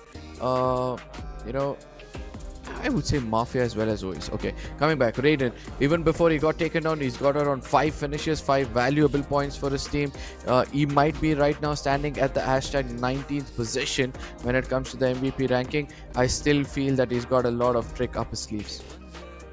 Yeah, definitely. Raiden has been one of the most exceptional players in the BGMI community, and after winning an official event just few weeks or a month ago, he is in those top charts. But talking about the total number of points that every team has got in this particular map of Erangel, we start off with iQOO 8-bit with having 19 points on the board, followed by VXT with 15-10 for BLITZ and 4 Miracle as well. And look at how BLITZ is playing every match. Every match they're earning a minimum of 10 points, which is definitely going to reap them benefits in the later part of the grand finals. Absolutely. For now, we're going to look at the overall finish distribution, how it has gone through. We had a total of 232 finishes so far, amongst which the winner chicken dinner team has raked up to 66, as the second to the third position team is going to get only half of it, and then the number dwindles down to 4 to 5, getting only 22. The interesting part is those teams who are getting eliminated early also tend to rake up more finishes in comparison to the rest of the lot, because 72 is what they've got so far. And let's not forget, the early eliminators are mostly gone empty-handed, if not for a few who have got 38 until now. Yeah, this is the entire chart of iQOO 8-bit, how they have performed so far, 232 finishes that they have found for themselves. This is the complete distribution manner of when on which position they have got the most amount of finishes. But talking about the battle comparison between two teams, ONEPLUS Cincinnati Kids on one end, you do see Money Makers on another. This is a big comparison where you can see ONEPLUS Cincinnati Kids, their graph has not been consistent as much. They have at their lows when they have got 0-pointer games. They have at their highs, which is like 13 points. In a comparison, Money Makers, they have got some really good matches, maybe only 1 or 2 we can say, but almost all the other matches have been like a 1 or 2-pointer game for them. No, consistency, this is what we keep speaking about. You need to maintain that 8-point average, and that is what Cincinnati Kids are aiming for. But at the same time, even if you have a downfall, you need to recover in the next game, and you might end up on the top of the table, and that is what 8-bit have got for themselves. Look at the climb they've got. They've climbed 3 positions to be on the top. They're just 3 search points, but still with the chicken dinner coming their way, they'll be at the top of them all with 16 possession points and 27 finishes, 46 points, looking strong. Right behind them, we've got the side of BLITZ Esports, slowly making a very consistent performance when it comes to the finishes. They've got decent finishes, position points. Yes, they had 1 chicken dinner, due to which they'll be holding that second spot. They've got a total of 45 points. But the team which is impressing me the most today has to be the side of VASISTA. Given a chance, when they get taken down, they always tend to bounce back in the next game itself. That's why they're placed at the 3rd position.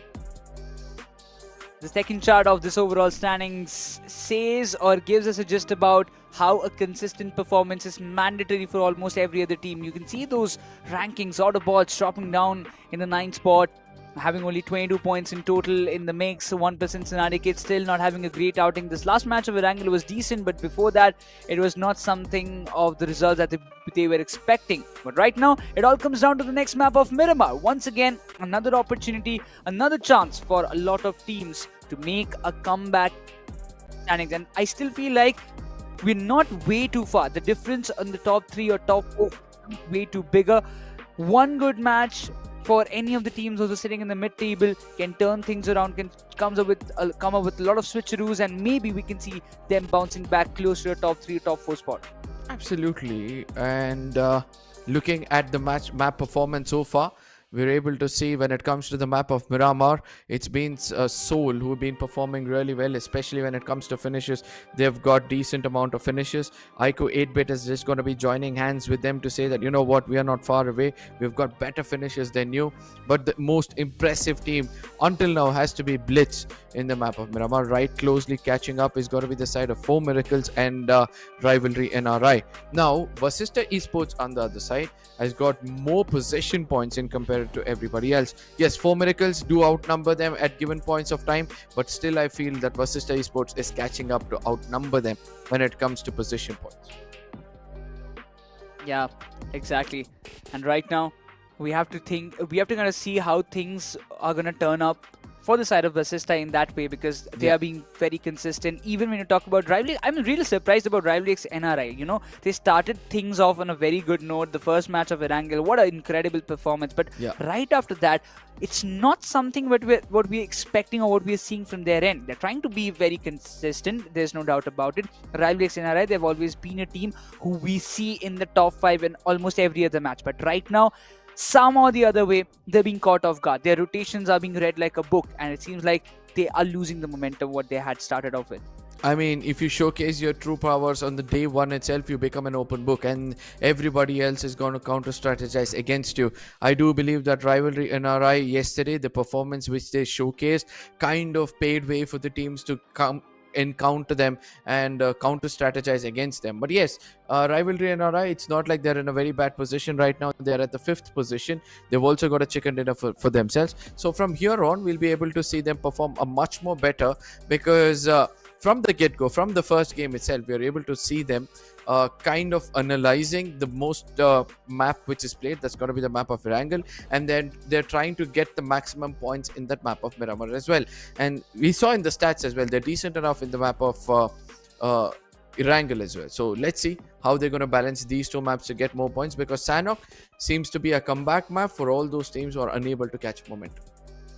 Yeah, but still, the Sanhok has not been really fruitful for the teams, those who are willing to make a comeback, because they have been taken down on an early note. You talk about money makers, you talk about learn from past. They were trying their best. Even for WYLD FANGS, they tried their best, but it seems like still not working, even for Rising Inferno Esports. But this map of Miramar is something that we are eyeing for, and everybody, all those 16 teams, those who are trying to make a foundation for themselves in this very day number 1, will be looking forward to this map of Miramar, because this is going to be the last map of Miramar for today's day, as the teams are all set, the players are all set, and everybody has their eyes on this map of Golden Sand, as they are willing to fight it out and reach the 125 points.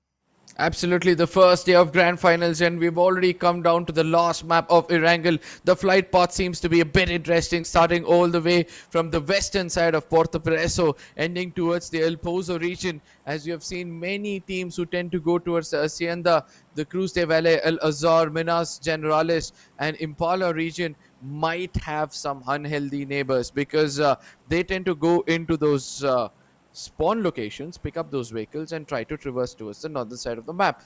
And again, let's not forget, since the secondary drop locations also do come into consideration, we might see some drop clashes. But ladies and gentlemen, we have a small announcement for you guys. There's been a small technical issue, and we might have to restart this game, and that gives us a little bit of a space to again break down things so far. We had around 4 maps, and all 4 maps have gone in favor of 4 different teams. Now, the map of Miramar, even right before the map of Sanhok, right before the man of Miramar, was a very interesting affair, because we have not seen many teams walk away with finishes. In case they have finishes, then they walked away with no position points. Yeah, that has been the case right now. And one thing is for sure, out of all the mix, there have been some teams those have been consistent. They're in out of the mix. Yeah, all the other teams are struggling. One match they're finding finishes, not getting placement points, and vice versa, as you mentioned. But when you talk about a team who is like emerging themselves, who are trying to be one of those stars, I can't ignore BLITZ Esports, the way they are playing it. And it's not easy, right? When you're playing grand finals among all the teams, getting 10 points in every match, Arka, just how are they getting? I wonder. The way they are playing, the strategies they're coming up with is just incredible. I guess it's all about deciding between good fights and bad fights, and that is where they're shining bright. Even though there's a third-party scenario, they just don't rush in to pick up fights. They wait for an opportunity. They understand when the opponents are weakened, and that is when they go into strike. And every single time, they've been challenged for an head-on battle, since their conversion rate is really fast in that 4v4, and then they get on to get the recovery also as quickly as possible. These are the few results you can expect from a team which sticks to the textbook basics. But yes, BLITZ is going to be one of those teams. The second team which I would like to speak about is the birthday boy IGL. That's going to be VXT, because so far they might not have had a great run, but they've got a decent 32 pointer, all thanks to the search points which they've achieved. And due to which, they retain in the top 4 spots. These are the only 2 teams who have got no chicken dinner but still there in the top 5.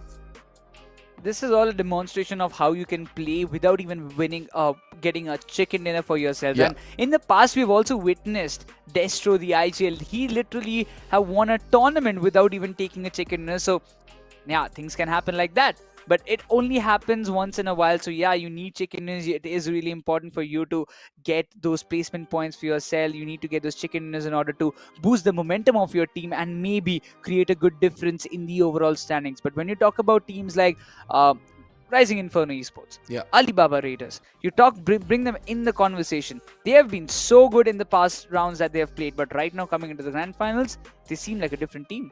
Yeah, absolutely. Now, speaking about teams, we also have to speak about the Kings of Miramar. They claimed themselves to be the Kings. That's got to be 4 Miracle as well as AUTOBOTZ. Since you already brought up the name of AUTOBOTZ, I thought of including these 2 teams to say that they've kind of failed this time around in the map of Miramar.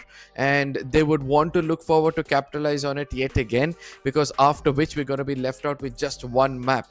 And let me remind you this, if you don't have that buffer of at least 10 points between yourself and the team on the top, then I don't think so it's going to be a cakewalk for you, because by the end of today we are expecting at least 1 team to cross the 50 pointer and then catch up to another 60 points tomorrow and be eligible even before the start of day 3 to have the champion advantage for themselves, because it's still doable, man. If you're looking at BLITZ, if you're looking at 8-bit, these are the teams who are picking up 10 to 12 points in every single game.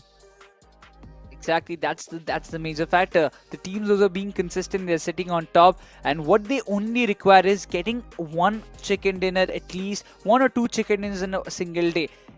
2 chicken dinners, 20 points backed up, things get easier, you get a lot more finishes to work out with. That does create a bit of an impact in the overall standings. And being consistent has always been a major factor when you want to be on the top 3 or top 2 spot and you're fighting for the championship. Absolutely. Now, we also have to speak about the teams in the bottom of the table. A big shocker comes to us in the name of Money Makers, because after the addition of a new IGL, the first 2 games look like, they are going to be the dominators of the lobby. Pukar had been really good in placing his teams in certain places from which they not only picked up finishes, but also they've converted games to almost getting a chicken dinner for themselves. But after the first 2 games, we are seeing a bit of a decline coming in from this team. I don't know what actually is taking place, because Aditya is looking out to frack. Pukar himself is picking up 2 to 3 finishes. But again, it all comes down to Joker as well as Clutch God. Somewhere the synergy needs to build up a bit more than what they have right now, because everybody are right now thinking about the bigger picture with the rumors of international around their shoulder. Yeah, exactly, and that is where the major factor lies, right? We are seeing such a big shuffle happening in across the community. So many players changing their roster from here to there, and right now it feels like everything is all set for that 1 big spot. Absolutely. And speaking about the teams in the bottom, there are a few other stars in the making who are still not able to catch up to the momentum. That's going to be learned from past and FANGS as well. Even though FANGS have got a big champion lineup with them, I still feel that they're kind of falling slower. Yes, I just love this comparison being brought up over here, but between 4 Miracles and AUTOBOTZ, especially in the last 18 games. Because if you look at them, in case, for example, the backline, that's going to be 4 Miracles, as soon as they get a downfall, they tend to make a bounce back by map number 4. And from then on, they already cover up to the losses which they have made. Whereas on the other side, we are seeing that AUTOBOTZ who get a good start always tend to get declined, because somewhere we have seen 4 Miracles and AUTOBOTZ go hand in hand when it comes to a few of their rotations. Even though the recovery rate is much better from the side of AUTOBOTZ in each and every game, it seems like 4 Miracles are still suffering to find an average for themselves. Yeah, the momentum has been shifted. The momentum that 4 Miracle had in the upper brackets, it seems a little bit lost, but it's okay. Sometimes something happens, but you need to kind of reset and come back. This is the time for grand finals. This is the time where you need points. And for Miracle, yes, for the past 18 matches, they're slowly and gradually making the comeback. You talk about the last 4 games that they played. Started off on not on a great note, but the other 3 matches that they played, the graph is going high and high. And also talking about the players on a head-to-head comparison, iQOOSOUL's Knuckle versus iQOO 8-Bits Mafia is what we have. Yes, the 2 respective Batmans for the respective teams, to be frank, because every single time Knuckle is required to perform for his team, that is where out of nowhere he comes to showcase his true powers. In 4 matches played, even though he's got just 5 finishes, the finish contribution seems to be more in favor for his team. Whereas on the other side, we're able to see that Mafia has got a good support, due to which, even though he's got 9 finishes, he's just got a decent amount of finish contribution. But the best part is, the FT ratio of Mafia is so much more better than that of Knuckle. Yeah, in a comparison, it is. And I feel like because Mafia has been doing quite a heavy lifting for his team in the last couple of matches that he's played, and what he's doing in terms of Knuckle, he has been the wingman for the side of iQOOSOUL, is earning placement points by surviving and just trying to play it as one of the scout players for his team and trying to find a good spot in the circle in the absence of Manya. But you know what? We are going to take a short break, and right after that, we will be jumping on directly in the map of Miramar.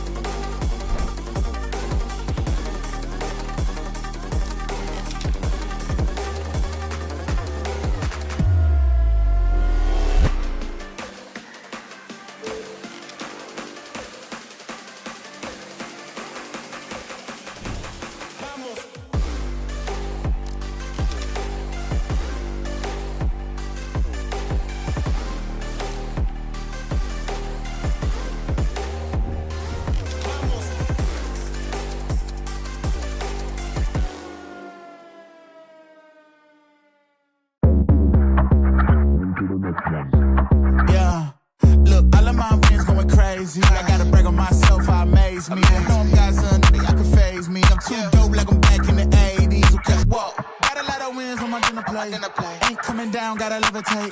I know my next win is the best one, so I tell them that I'm on to the on. On to the next one. On to the next one.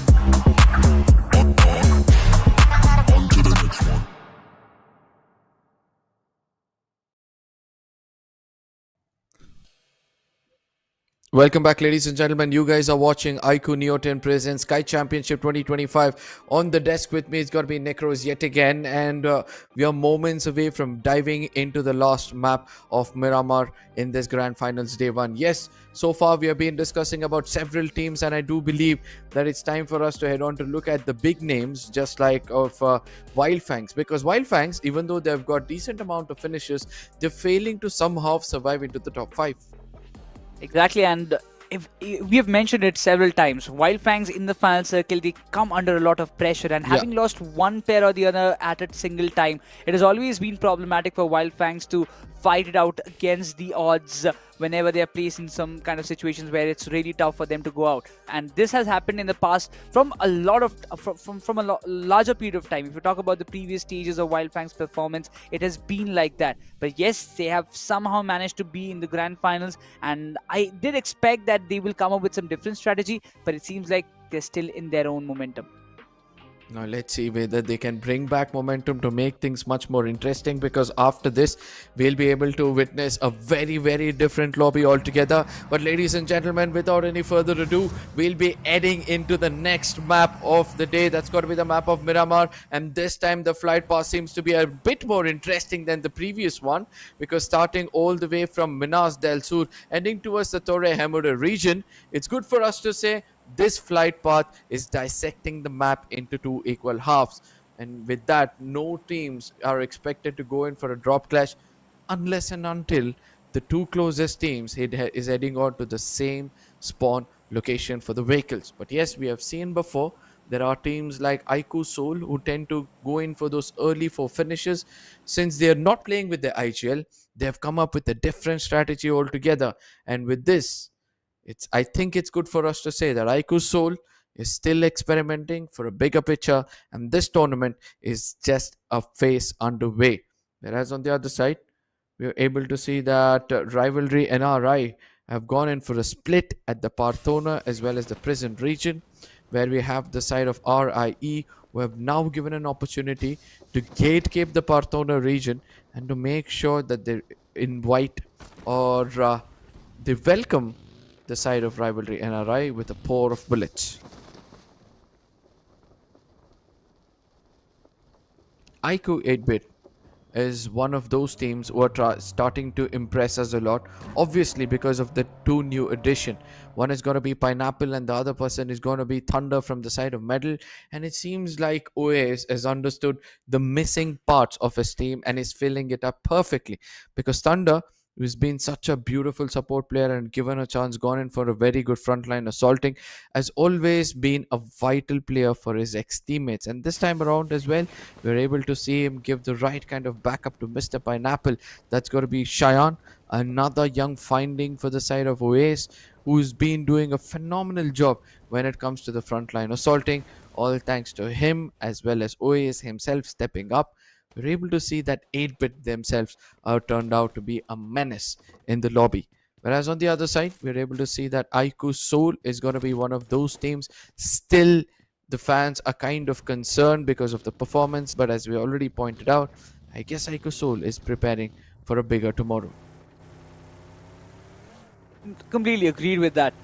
And also Mania not being in the lineup, he's not keeping well. That's why we're seeing the same playing for what we have seen in the Sky Surge Day.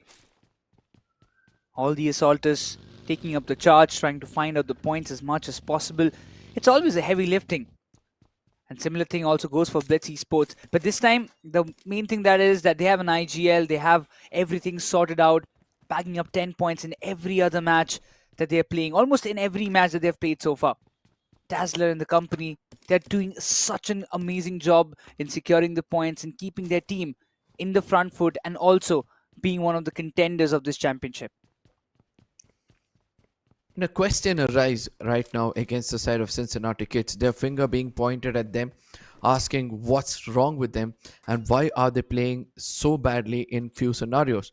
Especially, we have seen Flock still trying to step up to his team, still trying to show that yes, he's going to be the strongest link when the team is trying to fall down. Whereas the rest of his teammates, for some reason, including Juicy, is not able to step up when it comes to those close range 4v4 battles. Same goes for the side of Wild Fangs. Necros, I do believe that you're going to agree with this point. Yeah, no doubt about it. Wild Fangs, they've been doing something similar or the other. But I just wonder, when you've got so brilliant players, just talk about Anush to OP, Seth, Trace God. On paper, this lineup looks so good. Even Sensei, he's one of the most experienced IGL that you've got. After that, the kind of performance Wild Fangs is coming up with, it's really concerning of what is going wrong. What is the last or those minor mistakes that is causing this much effect on the gameplay of Wild Fangs? I still believe it's that rotations and then ending up in a bad fight. We have been seeing that those teams are completely able to, distinguish between a good fight and a bad fight, have always ended up having a good run. Whereas right now on our screens is a team who have been experts in doing so, having Hector already with them. It's VASISTA Esports who are looking strong in the overall standing. Yes, they're just 2 points shy from being on the top of the table, but that's not stopping them from putting their A game or giving their best in every single map they're playing. Because last time in the map of Miramar, since this team had got a chicken dinner, we can expect them to do the same, as they are capable of doing so. So the fun fact about this is, like VASISTA Esports, they're also sitting in the smack center of the circle. And the circle is also favoring them. It's really important how they play along. But also talking about 4Miracle Esports, who are also known as one of the best teams to play in the map of Miramar. But last Miramar, it hasn't been that great. They couldn't bag a lot more points. 4Miracle, they have a long job. They have a big job to complete.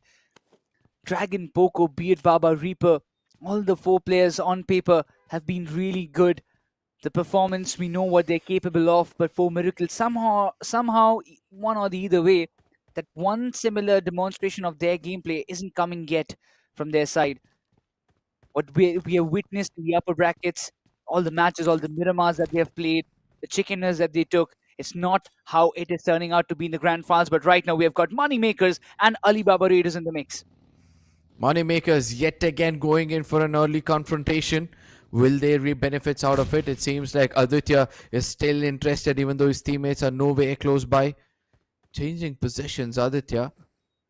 We have to speak about this player, stepping away from a big organization before, from that of 8-bit, playing together with Cincinnati kids, after which he now chose to go in with his old teammates, to be frank, because we have seen Aditya try to play with Puka before, and we have also seen him trying to play some scrims with Joker as well. And all of a sudden, all these 4 players, they were individual strong assaulters for their teams, have now come in to make this team.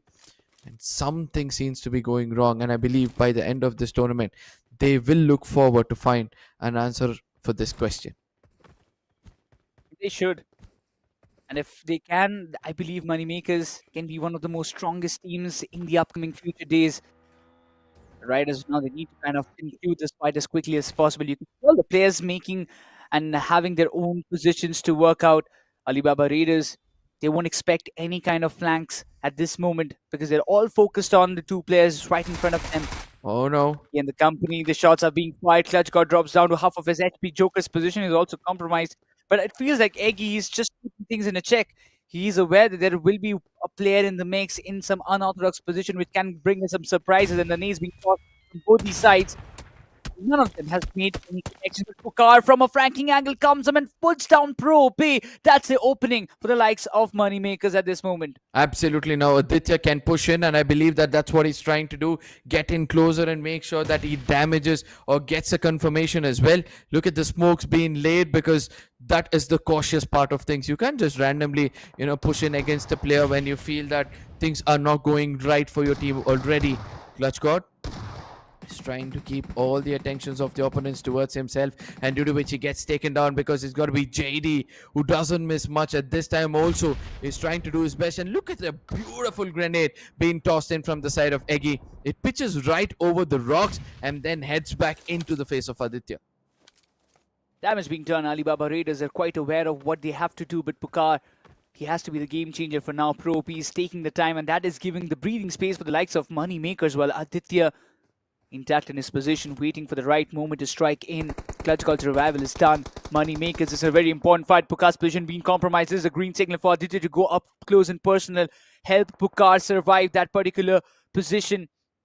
Joker is way too far, and for him to come and chime into this fight in the close proximity is almost next to impossible. It has to be a 3v4 fight for the likes of Moneymakers, while Joker is still trying to provide support from the back, but Pukar finally gets taken down by JD. JD yet again playing that perfect backline assaulter who knows exactly to strike at the opponents when they're feeling the weakest. A small mistake and JD is going to punish them. A confirmation also comes through. And look at his attention now. Obviously, he's going to join hands with Eggy to take down the bird's eye view for the side of... Oh my god, look at this Aditya. Completely picking off JD. That's a good opening. Moneymakers have wasted an ample amount of time while Pukar was trying to buy the time for Clutch Culture Revival.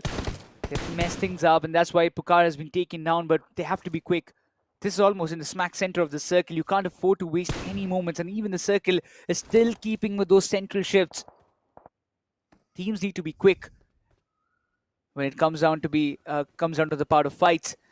Moneymakers, having lost Pukar, they're already in a little bit of disadvantage.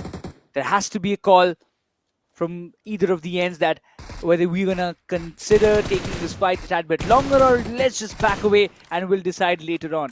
Because one good decision can change the tides of any of these either teams. The third party scenario, that is where my eyes are right now. Trying to check if there's any other team who are interested to come in and take control of this hill of San Martin.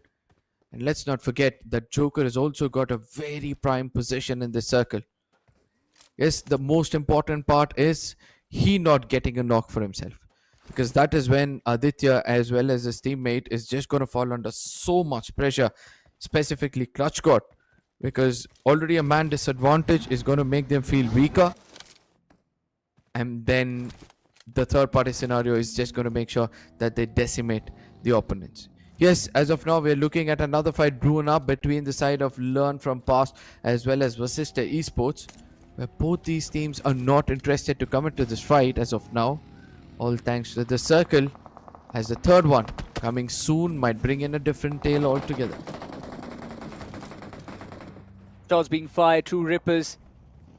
They have Learned From Past in a wide split, not playing all together in a confined position. Same goes for True Rippers. They have their own positions to work around with Sam. His position is kind of compromised. The shots being fired on Yash. He's dropped down to a little bit of low HP, but that won't bother much. The vehicle is being damaged. That will concern Learn From Past a tad bit more. But for now, Rising Inferno Esports, it seems like they're also facing some consequences. Some of their players have been taken down on the eastern side of the circle. Well, there are a lot of teams around the corner, but for now, Learn From Past, they've also stayed intact in their spot, while True Rippers, they've decided to move further in a different location inside the circle. GDR are one of those teams who are also starting to, feel the pressure of this lobby. They're also turning out to be a disappointment for their fans. Yes, bluntly speaking, this team was looking very, very strong in the previous phases of the tournament. And all of a sudden, yet again, we're able to see that Destro, as well as Justin, as well as Delta PG, have failed to perform, especially when it comes to the 4v4 battles. Now, given a chance, we know that this is one of those teams who tend to go in for a late rotation and then eventually find some frags. And once they do it, then the momentum starts to build up. So hopefully, we'll be able to see God's Reign coming back into their senses and try to think the right way. But as of now, the way they've been sandwiched by two players on the either side of the map, let's see which side are they going to first concentrate on. This is a complete feeling being said by WYLD FANGS. There's no questions about it. This is their home turf around the areas of Los Leones. They have been the dominant ones when it comes down to the overall picture. But they have True Rippers in the mix, just far away. But right now on our screens, we have got Learn From Past versus AUTOBOTZ Arib. Reeve has been a pure menace for a lot of teams in the map of Sanhok, particularly if you ask me. Autobots haven't had their fair share of games. I mean, they're still strangling around the areas of 9th position in the overall ranking, struggling to find points in every other match. But Reeve, he knows what he's capable of, he knows what his team is capable of, and he also has an idea that there is at least one player in that shack, and that's why he's taking the time. Toxic trying to practice out here because he understands that it's time for him to somehow get prepared for the frontal battles, and probably feels that the circle might end up happening at the very vicinity, so he's preparing himself to understand the topography of the place as well. But for those who are watching, if you also want to learn to play like these pros and you're looking for a device, a budgeted one, iQOO Neo 10 is the perfect find for you. Launching on 26th of May 2025. This is one of the most fastest phones in its segment, having a 7000 mAh battery. What a wonderful device it is actually, if you ask me. Having such a beautiful processor of Snapdragon 8S. It gives you a power pack performance. Also having 144 FPS, like it gives you. So, I mean, it's an all-in-one package that you could get, but for you guys as well, you also have a chance to win some extra rewards. Go to Google, search iQOO Neo 10, and you can stand a chance to win up to 5 lakh rupees. And that is some of a big deal that you would want for yourself. But right now, jumping on to the next circle, where is it gonna head up? It goes down southwest, keeping Picardo as well as the outskirts in bounds.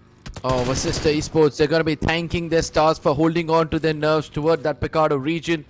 8-bit Mafia as well. It's going to be the side of Team 8-bit who are also looking forward for a really good rotation. Rotation clash, to be frank, because they're gatekeeping several teams trying to make it in. Cincinnati gets going for an early rotation, and they also are going to be rewarded with a prime position inside of the circle. But the concerns are on the northern eastern side of the map, because many teams trying to make in will be caught off guard, just like that of iQOOSOUL right now. Legit down on his knees. It's going to be VXT punishing them from entering inside the circle. Legit was the first one to come up close and personal, trying to figure out where his team should head on, while the other three players still remain at the backyards. Goblin, Knuckle, Ronnie, trying to find some retaliation trades on the likes of VXT, but hey, it's Team Versatile. They're known for their versatility, and right now, they've got one finish in the mix, while Raiden has been confirmed as well. So, we have to see, with all these three players remaining, how is Team Versatile planning to bag up points in the map of Miramar? While you talk about, on the other perspective, for Miracle Esports, they're also facing some consequences, it seems. Some of the players have been knocked out, and the compounds around the urban areas of Picardo seems really clustered, because there's at least more than 3 to 4 teams. Absolutely. A place for you to right now call yourselves home is the place where most of these teams are holding. But yes, if you're in the open like this, where Owen was standing, you're going to learn the lesson the hard way, as more shots are going to be connected against you, making not only yourself get eliminated, but also pressure built over your team's shoulder. Whereas VASISTA Esports, on that single apartment, are going to have a bird's eye view to look around and see where the teams are coming in, where the teams are fighting. But will they chime in to pick up frags? That's the big question, because if one of the player gets taken down, it becomes so hard for them to go in for a revival just in case he's on the terrace of that building. If he's inside the building, then the story can be a little bit different. Yeah, they'll be on the safer end of things. But yes, even though there are more than, or rather I would say, even though there are 16 all teams intact in this lobby, we can still see a wide split amongst the teams. And this is why I say, Miramar, no matter how close you are, you're still far away. Picardo is just turning out to be a Cold War area for all these teams. The shots are being fired, the damage is being done, but there's no complete elimination that you do see. Even learn from past, playing in such a big split. One player in the L compound, you do see one on the gas station, 2 in the casino. A big spread, but oh my god, did I just witness an AWM coming into the action? 4 Miracles Reaper? Oh, if that is the case, I do believe it's the right gun to be used in the map of Miramar, especially if you're holding the center of the circle and you can see some heads pop up through the windows. Then you can just use it to knock the player down and create a pressure so that you can push in. And let's not forget, for those who are trying to enter the circle, to stop them in their tracks, especially the vehicles, AWM is the right gun. Whereas on the other side, we're able to see that iQOOSOUL is also getting into another fight. N number of fights is what iQOOSOUL they are being trapped in. And again, it's going to be the players of BLITZ eSports. Knuckle! He came way too close, but right now he has got one haystack cover to play along with. But oh, from a different area comes up Tokyo. He takes him down. Goblin is surviving. They've lost Legit already. They can't afford to lose another one. And that Molotov should do the job. And Dronza gets taken down. Tokyo is high above the hill. iQOOSOUL, do they have an idea? Yes, they have. Ronnie, he has got a big responsibility on his shoulders. Smoke to get some artificial covers. While Ronnie is not aware of the exact positioning, it can be fatal. But Tokyo, he decides to fall back. He's got a Molotov to flush him away from that spot. But Ronnie, he's got a big job to do. And the Molotov hits Ronnie. What have you done? This is a big mistake. He was supposed to buy time for iQOOSOUL, the other players of Knuckles' revival, and it seems like Knuckles has got the revival, there's no doubt about it. But Tokyo, he wants to chime in. This is a good opportunity. Ronnie needs a quick revival. Goblin and Knuckle, both of them are on their way. While Tokyo, he has a nade. One good nade can bring him 2 beautiful knockouts. No, I don't think so. It's got to be easy because that radius of that nade is way too far away. And iQOOSOUL, the recovery rate has been phenomenal in this tournament. But still, Tokyo somehow connects that grenade. As Ronnie again is back on his knees. Goblin, he'll have to push forward. He'll have to make sure that, he takes down this player. Tokyo, clever enough to evade from this fight, will be looking forward for more position points. I still believe that BLITZ need to play it a little bit safer. Look at their rotation.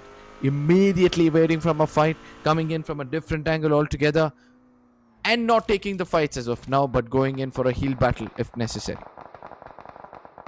On the other end of the map of Miramar, we are seeing the teams getting closer and closer. Rising Inferno eSports and MAKERZ are also in the mix as well. Surprising to see how things are going to turn around. Goten, his HP has been depleted in a drastic manner. Jatin and Aditya being the neighbors for now, as both of them are intact in their own position, while all the teams like Alibaba Raiders and Learn From Past are coming closer against around the areas of Casino and those urban compounds. VASISTA eSports in the mix. They're trying to take down the players. Those are on their way towards Picado. One of the biggest example has to be True Rapist, but Joker gets taken down by Jatin. That's a surprise, but eventually the trade comes in. Aditya saves the day.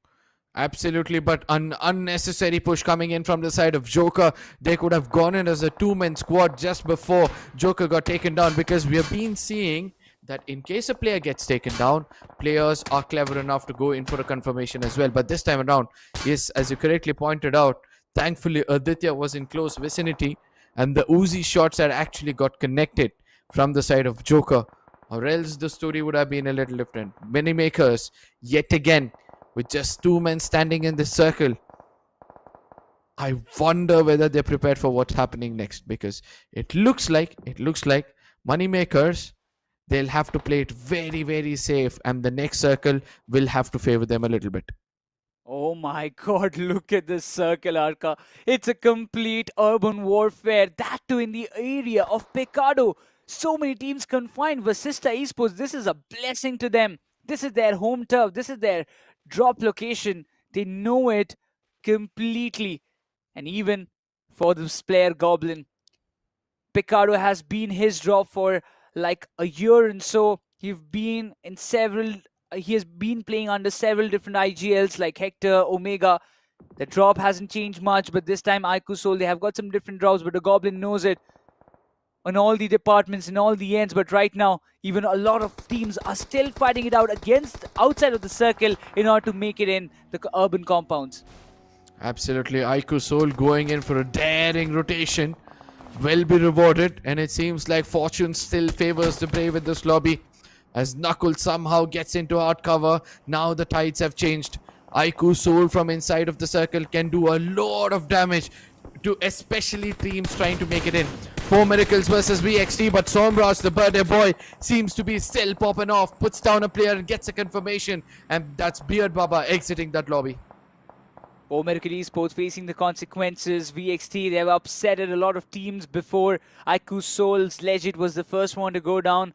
They are playing 3-man, but now they have to enter the circle. This is going to be a very big rotation for all the teams that are outside of the circle for now. But VASISTA Esports, Scary Jod, he's popping off heads. Toxic, not confirmed. And AUTOBOTZ, they came here to roll out, but it seems like they are being rolled out left, right, and center by the players of VASISTA Esports as they have welcomed them with a bang. Absolutely. Speaking about a bang, Goblin just misses it out, gets inside the building, and I'm really starting to love the reflex coming in from the side of Gumbler Boy. What a way to wait from that fight, but Dragon going in for valiant effort will eventually get finished off, and it's got to be VXT standing supreme right now against the side of the strong 4 Miracles, who till now would have been the strongest team in the lobby.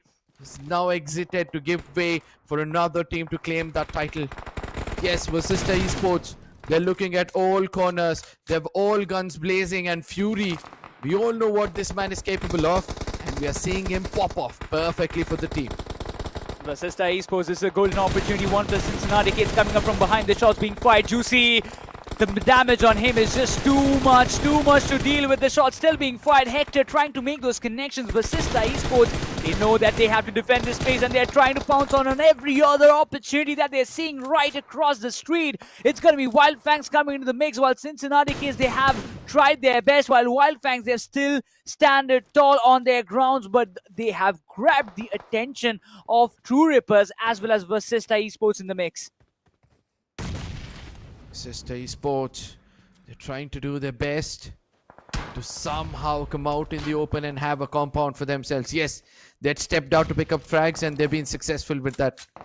And now the mission has a different settings. The mission has a different story.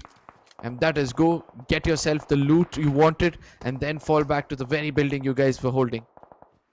Scary Jod still waiting for an opportunity to pop off. Whereas on the other side, we're able to see that Learn from Past have also got a pretty decent compound inside of the circle.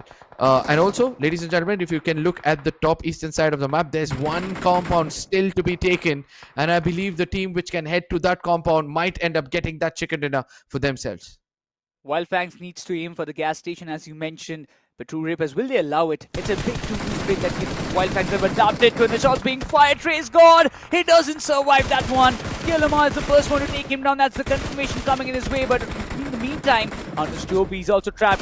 He has no other way to go, and even he is going to fall prey to the hands of True Rippers. There's nobody who could save those two players. And Scary Jod is the one to get the confirmation on his 2OP. True Rippers, they got the knockout but couldn't get the confirmation, while Arib is coming in the mix of Autobots. They are still surviving, and VASISTA Esports, I'm not sure whether they have any clue about it. Arib can be the party spoiler for VASISTA Esports at this moment. Absolutely, Arib. You know, the slithering snake in the deserty island of Miramar. He's going to be healing himself and waiting for an opportunity to strike. But VASISTA Esports, they need to have an antidote. Just in case that Viper strikes, then they'll have to go in for an early recovery. And let's not forget that True Rippers at this point of time, the reason why they're being so aggressive is to avoid any team coming and approaching to those petrol bunk or the petrol station which we refer to. But still, we have got a prime team coming and making that their home. That's going to be the side of MoneyMakers. WYLD also coming in the mix in the small compounds. Yes, they're up against True Rippers. There's going to be a head-on battle with True Rippers as they are prepping themselves, while Sam finds one on Sensei. This has to be a very important duel for that one last player. Saif, he has been the MVP, and he's going to prove it once again. He gets another one, but now can Saif pull things off? And it's a big question mark that will remain as a question mark, because True Rippers, they're still having the compound all to themselves, while they have their neighbors like MoneyMakers in the mix who can chime in, and this is a really vulnerable spot for themselves. Talking about that, even AUTOBOTZ Arib has been taken down by Hector. VASISTA Esports, they have all their positions and all their angles cleared off as well, while True Rippers, it's a golden opportunity. They can bag up a lot more finish, but one thing that they have to focus on is wiping out MoneyMakers, those who are right around the corner. Look at the number of cars which is laid out in this open vicinity. And this is why I love a circle like this. Now each and every team will have to come out of their cover, make either of these cars as one of their hard compounds or places where they can hide from. On the other corner, we're able to see that LEFP versus the side of AR taking place. And it seems like AR is kind of winning that fight. Honey gets taken down. Sahil, the last man standing, is on the terrace, trying to put up a grenade below. And Mirnox will be the last man breathing for the side of Alibaba Raiders. All of a sudden, we are able to see that in the snap of a finger or a blink of an eye, many teams are getting eliminated. And Aditya is now under the radars of True Rippers. A 1v3 where Aditya will have to prove himself. He is a brilliant assaulter, Aditya. He needs to step up, and now this is a big opportunity, but eventually, in the meantime, True Rippers is trying to play it higher up in the compounds. They want to have those hard covers and also play along with, but it seems like Sahil is spoiling the game for VASISTA Esports. He's got one knockout and got the confirmation right after that, following up with another knockout of Hector. This can be really problematic for the likes of VASISTA Esports, but Aditya is just behind this cover. And I believe True Rippers, they have an idea. And Aditya, with that, the confirmation arrives. True Rippers, they wiped out everybody who came in their way. But right now, they have to come out in the open. They have one small cover to work out with through the fences. Hector will be confirmed by Sahil.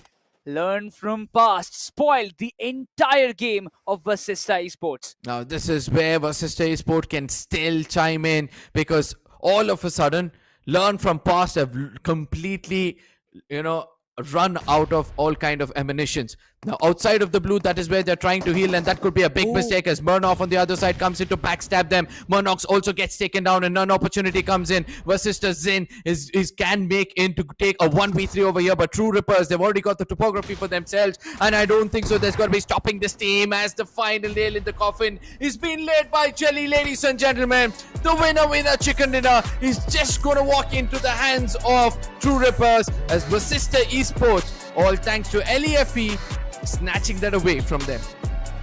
8 finishes with True Rippers having 18 points in total for themselves in this map of Miramar. This is nothing less than a mighty comeback that we do expect from these guys. Followed up with VASISTA Esports, again a consistent game, again a good game with total of like 9 finishes and 6 placement points is what they will be achieving. And VASISTA Esports, they were very close to the top 3. They were very close to the top 1 position as well. And when you talk about BLITZ and iQOO 8-bit not performing well, it might just be the biggest opportunity for VASISTA Esports to claim that first spot. I mean, I still feel that VASISTA had everything in their bags, but it's that lack of throwables and underestimating that the opponents might not be on the top of that building became a big problem for them. We're going to be witnessing all this in this Red Bull replay to understand how the cookie actually crumbled with Alibaba Raiders. This was the moment where iQOOSOUL had a great opportunity, and then Alibaba Raiders put them down. LEFP as well, they go in for a close range battle. Murnock's efforts were phenomenal until the final moments. He was hiding below, and when given a chance, he came in to clear everything and on the path to get that #3 position. Yeah, Alibaba Raiders, they have played an incredible game. You talk about the other players. MAKERZ survived till the top 5. They had 3 finishes to work out with.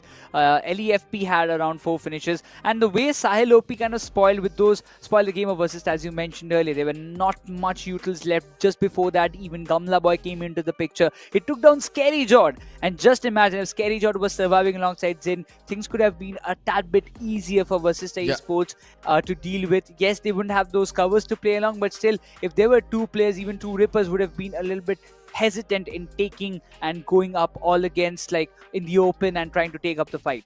Absolutely. Now again, Likita Esports became a little bit scared, and they put up smokes to hide within those smokes, and the opponents, all they had to do was loft an explosive to make sure that they bring the mouse out of it burrow. But ladies and gentlemen, we're going to be breaking down more of such fights which happened in the map of Miramar right across this break. But until then, make sure you share the stream among your friends, and also please head on to hit the subscribe button, because we're very, very close to 850k. So see you guys on the other side.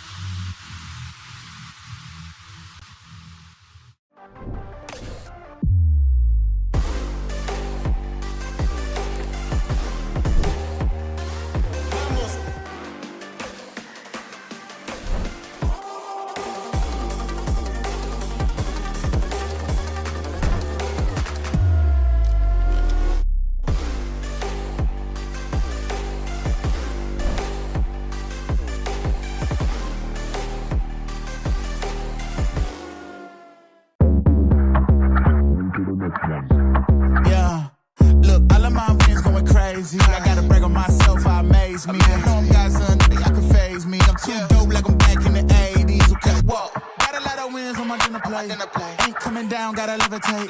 I know my next win is the best one, so I tell them that I'm on to the On to the next one. On to the next one. On to the next one.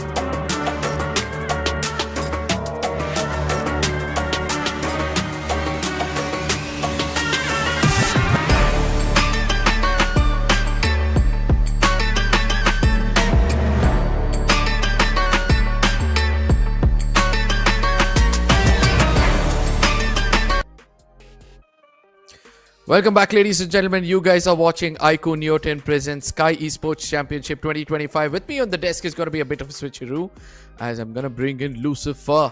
Lucifer, it's been a crazy game of Miramar, if you have to say it that way, because once when we thought that Likita was going to win it, then Likita also gets taken down. When we thought LEFP is going to win it, then Monox, I guess, comes in from the back lines. Alibaba Raiders. Yeah, from Alibaba Raiders. Then we thought that Moneymakers have got a good spot in that petrol pump. Then suddenly they go in for a hasty push against True Rippers. And the team we never thought could take that chicken dinner ended up grabbing one. So what's your thought on this? Yeah, I think it was all about information again. Teams were only busy in fending off the teams who were attacking them rather than getting the information of whether there were teams still sticking right behind them, trying to pick them off. And that's what happened. I think VASISTA Esports, when they were moving ahead, there was still Gamla Boy in the compound and they did not have much info. And while Gamla Boy attacked on them, learned from past, also took advantage of it. But right as now, if you want to take an advantage on energy, it's Red Bull. You need to get it for the wings because True Rippers got themselves wings and now they're going to be jumping on the overall standings as well. It was a crucial game for True Rippers. We've been talking about them yesterday after getting the search points, Arka. They've been missing and finally this is a map they've shown on. I mean, I still feel that thanks to those search points, they're still holding the position they're holding right now. Exactly. Or else the story would have been so different. They would have been under immense pressure due to which they might have crumbled in a 4v4. But again, another beautiful performance coming in from the side of VASISTA Esports, a more consistent one also this time because they were doing well in every other match and not in Miramar, and all of a sudden they've understood how to tackle Miramar and they're doing it so perfectly. One game they get a chicken dinner, in another one they come into the top 3 or top 2. With that, they've gotten a spotlight, yes, a tad bit, but our main spotlight is the iQOO Neo 10, the segment's fastest smartphone. You can be fast as well. To win up to 5 laps, all you need to do is going to be searching iQOO Neo 10 on Google and spin the wheel and you have a chance to win up to 5 lakhs. It's a smartphone that's launching on 26th May 2025, this month itself. You don't have to wait much, but it's something that you have to put in your wish list because this is the Snapdragon 8S Gen 4 processor with 144 FPS and a whooping battery of 7000 mAh for you to be gaming all day long, maybe even 2 days on a stretch. I think 7000 mAh is going to be too much for any gamer in general. You might be exhausted gaming, but the phone won't be. Absolutely. And let's not forget that you also have a chance to win 5 lakh rupees. All you have to do is head on to Google and search for iQOO Neo, and that is all you have to do and you might get a chance. So ladies and gentlemen, we are going to be looking at the star of the match, and that is where 3 different people in 3 different categories are shining bright. It's going to be All Out going in for the side of Fury. We did see him through the window pick up as many finishes as possible. He ended up with having 5, but 800 damage shows that he was a bit clinical in what he did. On the other end, Best Companion Goblin was saving his team back and forth after them getting knocked. And yes, finally they did get eliminated, but he was there for the rescue. Jelly, with the final elimination, he gets the winner chicken dinner for True Rippers. But like we are seeing Fury, he still has the hashtag 1 on MVP ranking with 5 finishes added additionally to the previous ones that he had. I think Zin had an opportunity to step up in this final battle. I think with Fury, right, when Zin's addition was made, a lot of eyes went towards Zin. He had a couple of sporadic performances that we did witness in upper brackets, but after that I think it's still something that he generally plays out with Hector and then figures out the best move forward, whereas Fury and Scary Jord are taking the biggest of spotlight at VASISTA Esports. All thanks to their finish capability. They've got in 9 frags so far, and they've got a total of 15 points, where True Rippers, it was more of a clinical strike coming in from their side. Not many finishes, but only those which were required will be putting them on the top of the table with 18 points, where AR, that's got to be Alibaba Raiders, I guess, have now started to knock on the right caves.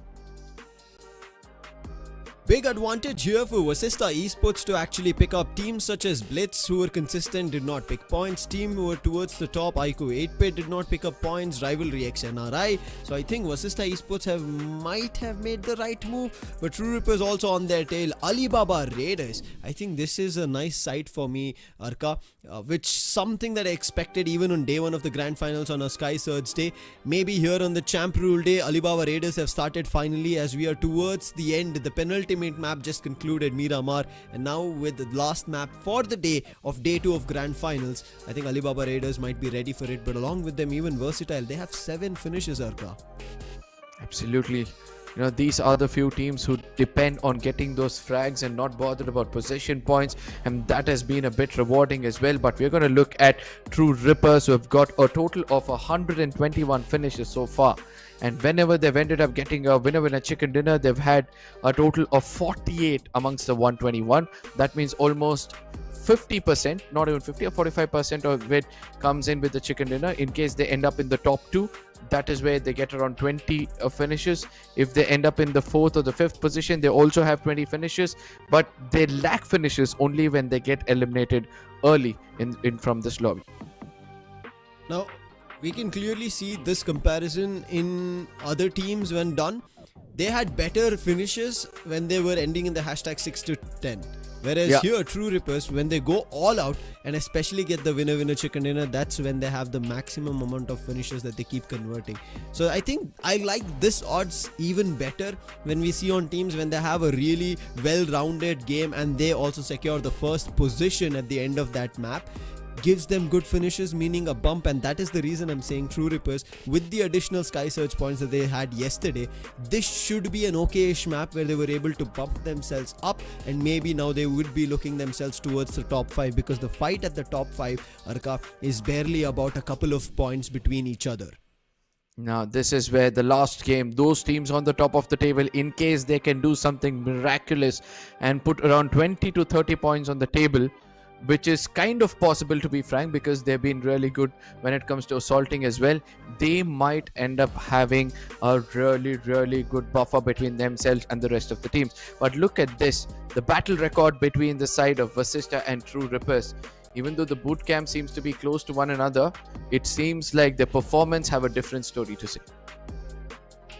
I really like this battle record comparison, because you could see at one point, if VASISTA Esports have gotten a high hill of 20 total points, there is again a comeback later down the line towards match number 13, which even True Rippers have tried to replicate. But VASISTA Esports, in terms of conversion amount of finishes, have always been on the better edge compared to the side of True Rippers. But I feel like in terms of the graph as well, right, you see a lot of ups and downs on the side of VASISTA, whereas when we saw True Rippers, a little bit of a consistent graph is what we witnessed. And now that we are going into their home ground, I would say Erangel is a really good map that True Rippers would love to convert on. Yesterday, that is a map they ended on with a chicken dinner. That is the reason they came up on the Sky Search points table top. Do they do that here as well at the end of the day, Arka? I don't think so. It's going to be an easy job for them to do that, because we have been seeing that several teams have started to pick up the pace and they're leaning towards that finish oriented game, right? So when we look at the average amount of points being raked up, there are more points taking place, there are more fights taking place, and points being accumulated. True Rippers, even though they get a chicken dinner, they might end up having very minimal finishes, and that could be a bit of a problem. Look at how VASISTA is tackling the situation. If they don't have position points, they have finish points. If they have finish points, they tend to convert that into a chicken dinner. So there is an additional advantage coming in from the side of VASISTA, and that's why I believe that by the end of today, they might end up being on the top of the table. For now, in terms of them picking up a lot, they should be. But another team I would want to bring into the mix when I see Erangel is iQOO 8-bit. They've always played smart. They always come towards the Red Bull standoff. A little bit of here and there mishaps, they lose on the chicken dinner, but today they have replicated one in our match 4. So this match 6 could also be a big game for them, Arka. Now, since you have already bought in speaking about 8-bit, we also have to speak about Mr. Consistency in the map of Erangel. Somraj, he's always been clever. He's always been, the lookout player when it comes to the map of Erangel. For some reason, he has got more finishes than any of his teammates when it comes to the map of Erangel, especially in the frontal battles. But yes, his teammates are nonetheless great players. A new addition, Gamla Boy, seems to be picking up the pace. But truth be told, we are saying that Gamla Boy, Troy, Raiden and Somraj have a long history before this. So the synergy is not going to be an issue. Probably Aquanox will have to catch up to these 3 players. In case Aquanox has done it, I do believe that VXT are on the verge of grabbing another championship for themselves. Yeah, even the interviews, you could take a look at our Instagram page on Skyesports Gaming, where Samraj also mentioned about the Sky Surge. It's very exciting, but the big bump that we were thinking about are teams running away with points, that has not happened. And so for him, it's kind of a comfortable situation that his team can catch up. And when you spoke about being consistent, right, that comes into play. Teams who've been consistent have easily caught up on day 3, and when it comes to day 4, all they have to do is, on an average, when we have spoken about it, 30 to 40 points. Now, why do I bring about this 30 to 40 point average? The champ rule is still there. That's the exciting factor. But if it doesn't happen, it is still the champion being declared, whoever ends up on the top of the overall leaderboard.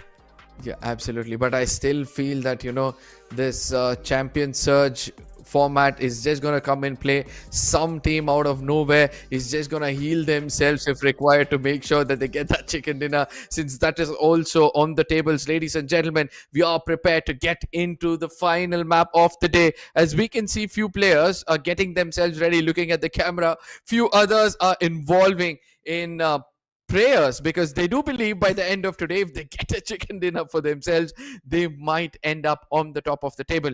Yes, we see that VASISTA Esports, 2 of the players are playing from the boot camp, and the synergy seems to be apt for them as well. The best camera was from BLITZ, Arka, hands down. He was using a water bottle as a dumbbell, and he was just flexing his muscles just before this last game. And with that, it's the flight path, military base, all the way towards Stalbert and Kameshki. This is going to be a brilliant one for the likes of True Rippers and God's Reign, but seems like another team have decided to take an early drop. That's going to be iQOO 8-bit. Now they're doing that for vehicles, because if they take it a little further, they have to fall around the regions of Farm or Pochinki, where other teams drop, and their vehicle issue could strike as casualties as well. The flight path, an interesting affair altogether, because those teams going toward the western side, as you pointed out, will look forward for something special. But yes, the early confrontation which we tend to see towards that military base region seems to be not there this time around. True Rippers are going to be the sole owners of Novo Ripnoi. Military base, again, GDR. We have to speak about this team. For some reason, Destro seems to not find that chords when it comes to getting his team inside the circle. Even if he does, they always end up getting into a bad fight. Or rather, it's good for us to say that they end up always not converting a 4v4. Yeah, and it's surprising to see that from God's Reign, with players like Justin, Apple, the newest addition, and Delta also back on form. With Destro also pulling off almost 4 frags and maybe even a complete wipe on VASISTA Esports when we were watching Sanhok. Yeah. I think it's just about that gel situation that we keep talking about, just figuring out the best move forward, as you spoke about it, to convert a 4v4. Now look at this. We were thinking that there might not be a confrontation taking place. It's got to be Blitz versus the side of AR. Lobster is just going to walk into a pistol as easy to wipe. Use is P90. And P90 is pretty deadly in close range, my friend. Nothing taken away from that position. But yes, smiles on his face, because he understood that he's done a decent job, where now the pressure is going to mount against the shoulder of AR. That's got to be Alibaba Readers. Autobots, Arka. Autobots is what we are going to be looking at. Unfortunate, an early elimination for them. Yasnaya, always we've been speaking about it, and easy to wipe on cam as well. Flexed his first finish in his name as well. He's going to be happy. I think it's very tough to get your movement on camera being captured and also find a finish like that. Certain time, right now the terms being used in the Gen Z era or Gen Alpha era called aura, it kind of drops, but here easy to wipe didn't drop that. I mean, dropping aura has been one of the new, I believe, normal. The new normal? No, yeah, the new normal as well. The reason why I say this is, in any given frontal battle, we're able to see that few teams tend to lose the aura even before entering into a fight. I guess I still don't understand the concept of this aura. I have like this, there's a spirituality aspect of it, but then this Gen Z and Alpha, how do you relate to that, Arka? Is there any comparison that you put yourself, or you're in those shoes anytime? I mean, I'll tell you, bluntly speaking, when people like the Gen Z or the Gen Alpha come in to say that, this is the aura, I feel like they're not being well educated. Now, before I speak further about it, we see a fight brewing out over here between RIE and 4 Miracles. Even though 4 Miracles, they try to do their best, all they can do is succumb to the aggression being pulled in by the side of Rising Inferno Esports, because they were not expecting such a rush coming in from their side. And look at what Dragon does. He's going to immobilize the complete squad so that he can set up a fielding for the opponents as they make it outside of the shelter. This is a trap right now. Now, when Rising Inferno Esports entered, they had to deal with only one player. Now that they have to exit, they have 3 of the players guarding it, and there is only one pathway. They have to climb the stairs, and there is also a vehicle being used to block that. It's not done from them, but somebody else. But with so much commotion, it seems like FoMiracle are backing off, and Jatin quickly makes his way out. He's hearing the vehicle noise. Does he spot them? He does, but they're a little too far now from being caught and then tried to fight for. You know, there were situations like this where I've tried to play the game and I see my opponents run into the shelter.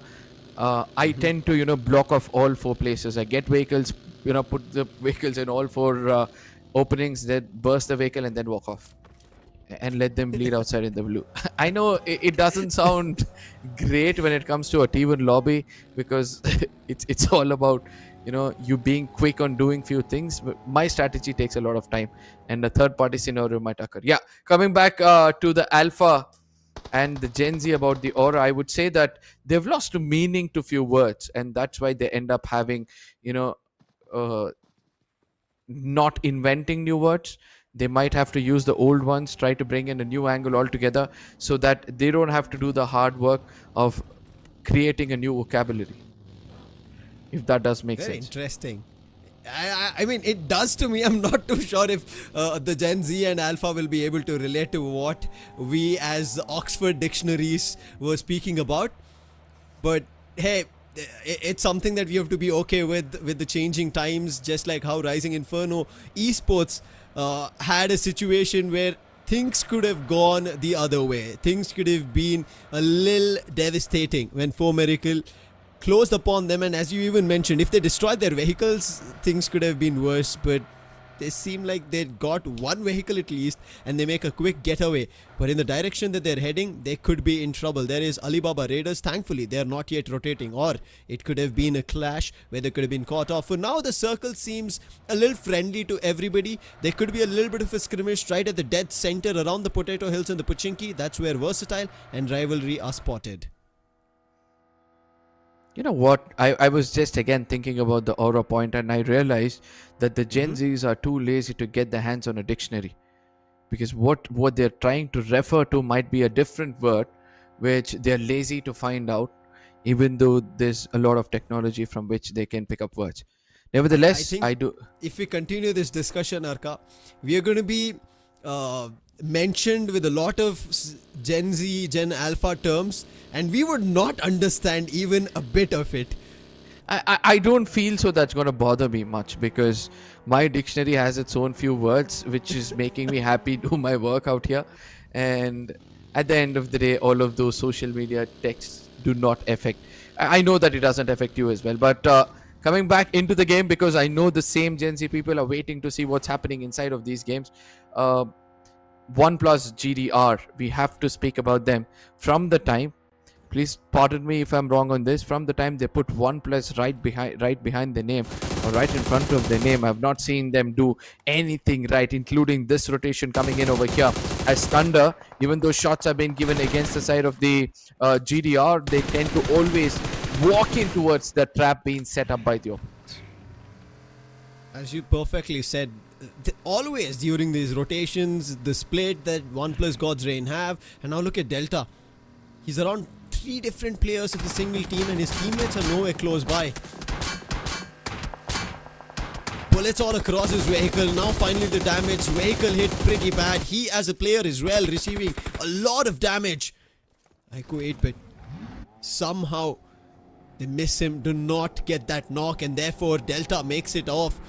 Is it safe havens for him? We have to yet watch out, but where the other players, how did they manage to make a move, is something that we have to still look out for. But Delta seems like he's rejoined his teammates, and iQOO 8-bit are traversing in another direction. Look at this, look at FoMiracles at the very corner of this map.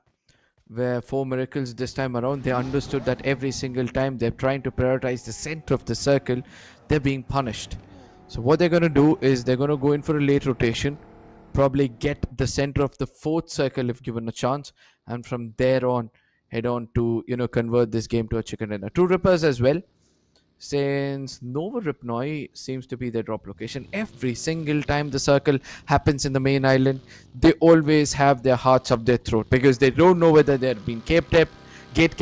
They don't know whether they're going to be welcomed with a pour of bullets at the gatekeeping scenario.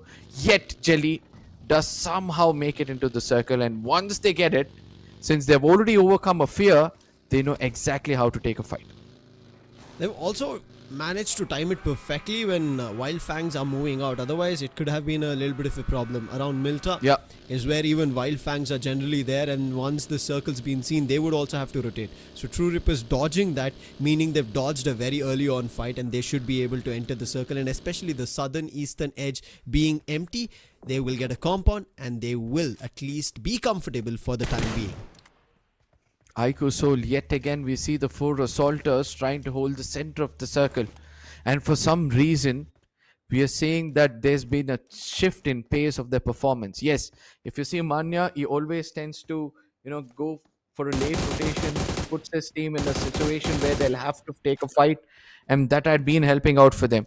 Now since Manya's big brains are not there, I feel the assaulters feel like, what, we're good at our firepower, let's prioritize the circle, and when given a chance, if we see any fight taking place, let's make sure to head on and take those fights. And sometimes it's working out for them, sometimes it's backfiring very badly.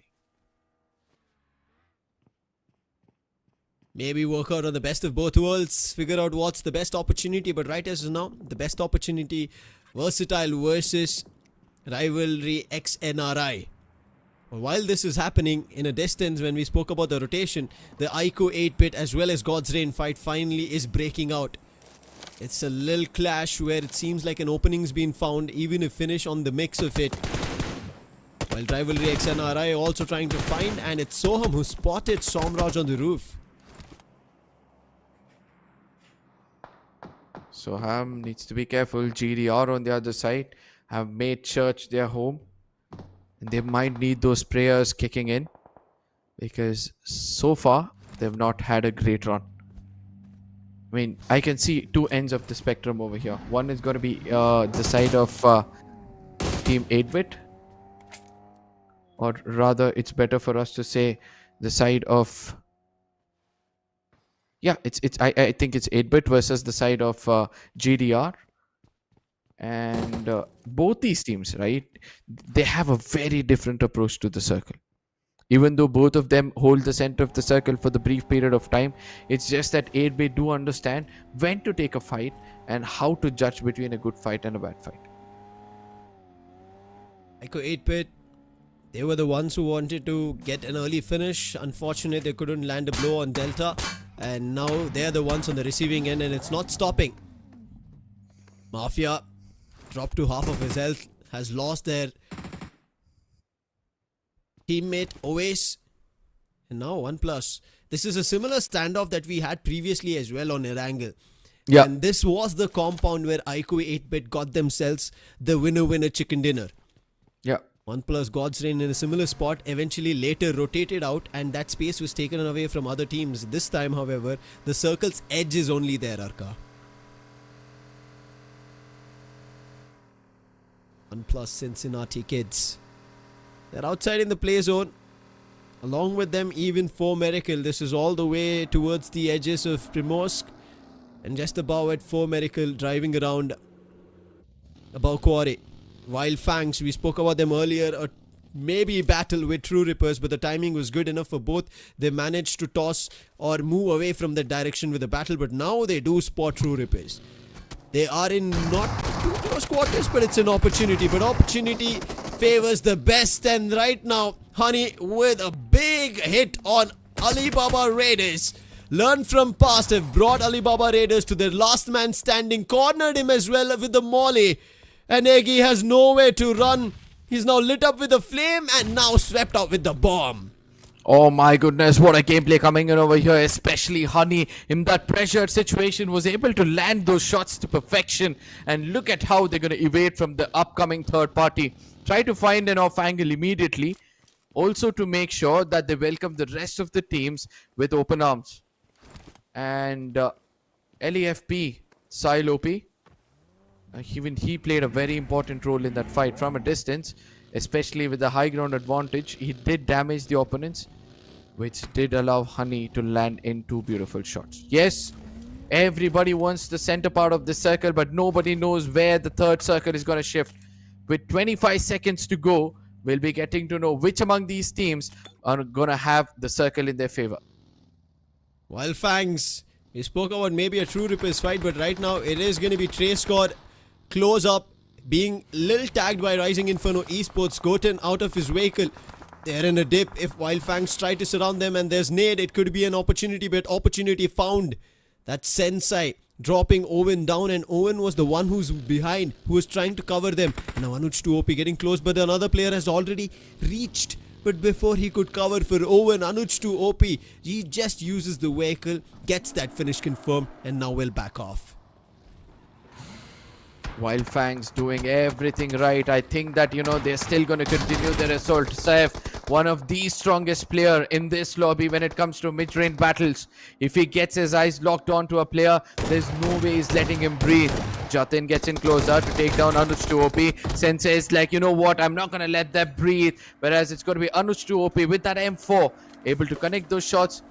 And a complete squad wipe. And not a shocking one, to be frank, because Wild Fangs always tend to get the 4 early finishes and then always end up getting finished off as they enter inside the circle. Yeah, that's so weird. I mean, after getting those 4 finishes and then getting wiped out, even after looking really strong, maybe another additional finish. But Wild Fangs, I think this could be a game they could change things in their favor. But trying to change things in their favor right now is going to be BLITZ. Learn from past that they've just had a battle. They've found one, they've dropped the player, and they've gotten themselves another finish.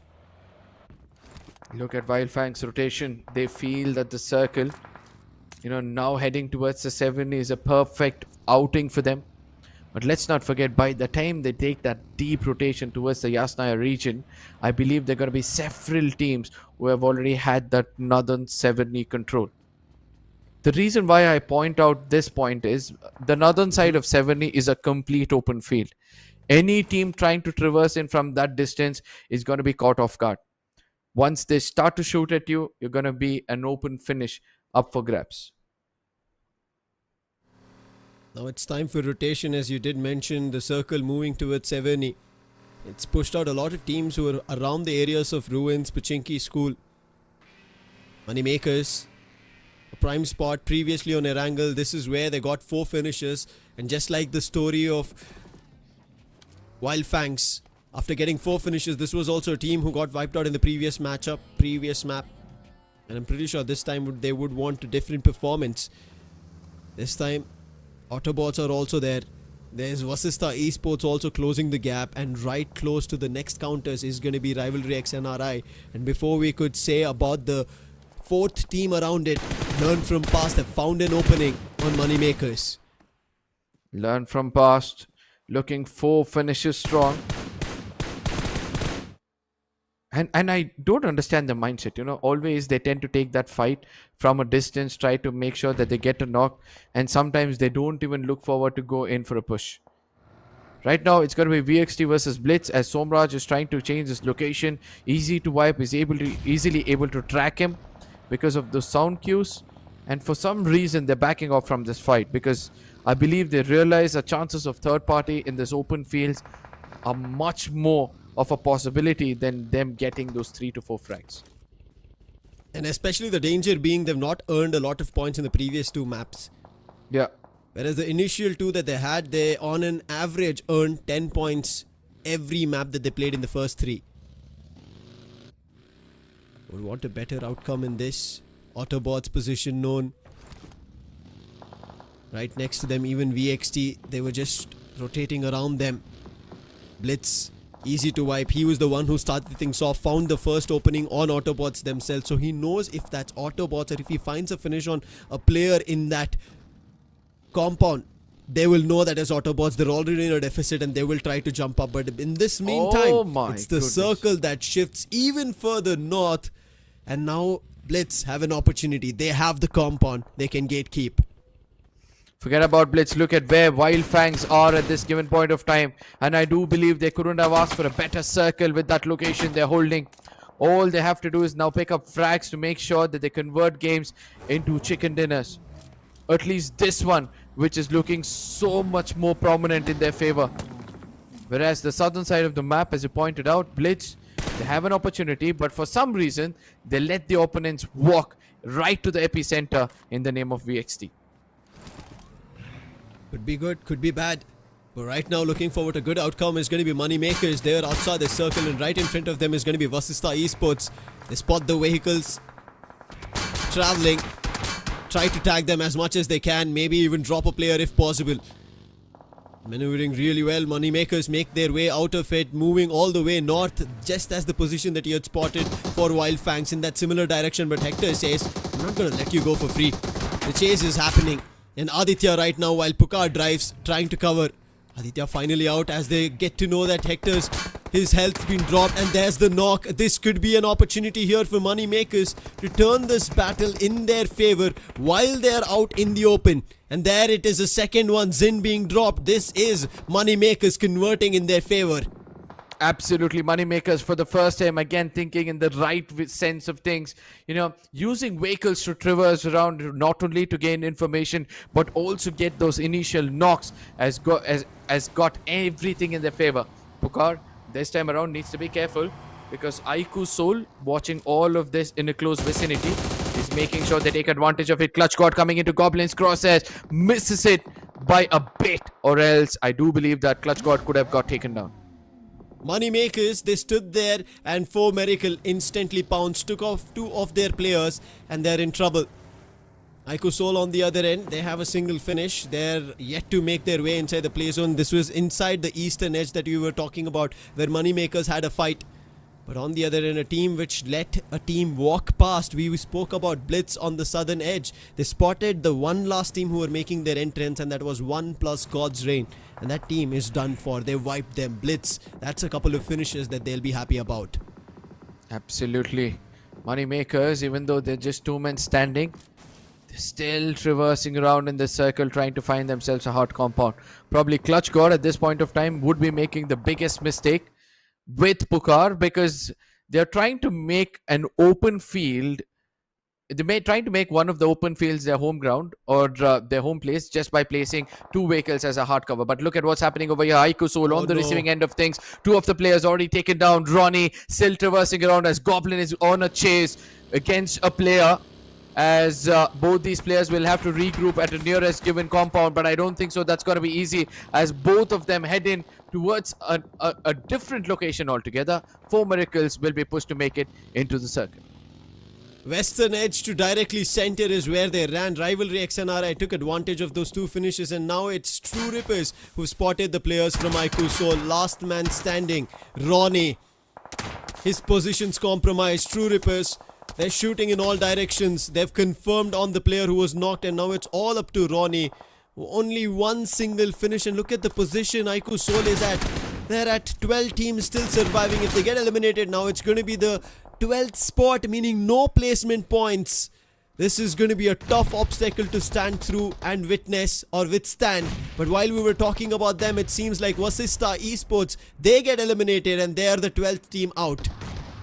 VASISTA Esports, not the kind of ending they were looking out for. But look at what Pukar is trying to do from the side of MONEYMAKERZ. Even though he's the last man standing, he does want to push his luck to see whether he can pick up a frag or two. As WYLD FANGS, not even bothered about that solo man putting up grenades, are busy looking at other teams who are trying to make it inside the circle. Yes, in the name of CK comes in a team way too close. Stray Scott gets taken down, and suddenly the times have changed because Pukar gets in closer. He's watching all these players get taken down, and a grenade is also going to be lofted towards him in one way or the other. I do believe that Pukar is going to pick up a frag or two. This is his advantage that he can take. He even has the higher ridge. Senza has been knocked. Trace has been confirmed. Pukar, he's cooking a nade. Drops it right towards Safe. And that is the end for Wild Fangs. That's a smart move. 3 finishes for Pukar for Moneymakers. Total of 5. But he has to stall and stop the barrage of ONEPLUS Cincinnati kids. He did not find an opening on them. And now he is worried because that's not the only direction that ONEPLUS Cincinnati kids will be pushing from. There could be another team right behind them. Good nade from Zeref, another being tossed from Juicy. This falls a little afar, but the other nades from Zeref, they are connecting right in the space of Pukar.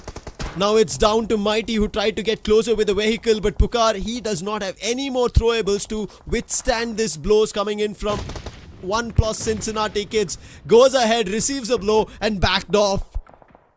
And I don't think so he's going to be breathing anymore, because this grenade lofted in from the side of Juicy will be finding the connection. But rather, Zeref was quick enough to land one right next to Pukar. And that is going to be the end of the story for Moneymakers. And this is what I've been speaking about when it comes to Wild Fangs and Moneymakers. They tend to get that early for finishes and they end up on a bad note. Now, True Rippers, they are here to contest against another team in the name of BLITZ. A beautiful grenade coming in from the side of BLITZ. Stronza will be putting Ninzi down on his knees, as Kyo Limao and Sam are going for a bit of a wide spread, because they understand that since it's grenade going to be lofted in from different directions, the more distance they carry, the better it is for them.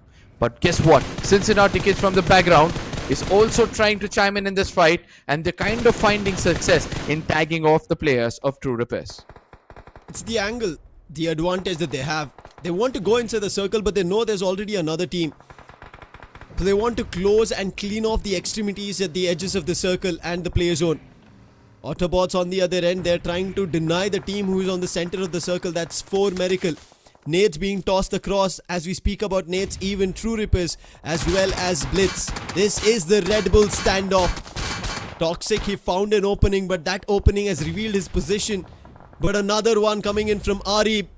That's helping out here to withstand whatever 4 Miracle want to do. With 4 Miracle, a player knocked, 1 player standing. This is the opportunity for Autobots to clear that off completely. And there it goes. Again, it's Ari. And with that, that's going to be 5 finishes for Autobots. And they will have the circle edge for themselves. Whereas another team slowly trying to make their way in after clearing off True Rippers, it's Blitz. Oh, BLITZ Esports have been playing it phenomenally, and look at how they're trying to gain information, keep jumping from their position to make sure they get the maximum info possible.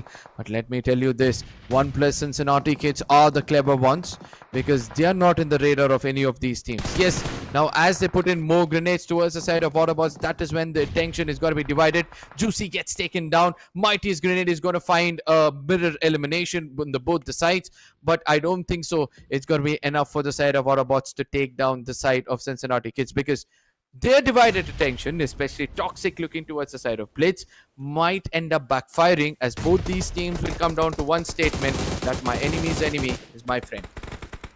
Ralphie, he has to find an opening, but on the other end, Toxic also going down. It's all up to Ralphie, the last man standing from Autobots, while even Blitz and ONEPLUS Cincinnati kids together are pushing, cornered the players. Ralphie, he has nowhere to go, and Dazzler is the one to find. Autobots will be eliminated, 5 finishes, and this comes down to a 3v3 fight between ONEPLUS Cincinnati kids and BLITZ Esports.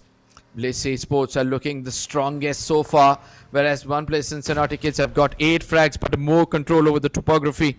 We have been seeing that Blitz are clever enough to take down 1 player at a time, and that's how they have survived so far. Let's not forget Tokyo's position from outside of the circle. Since he's got that flank angle, he could give that right opening to make sure that Dronza steps in out of his nature cover.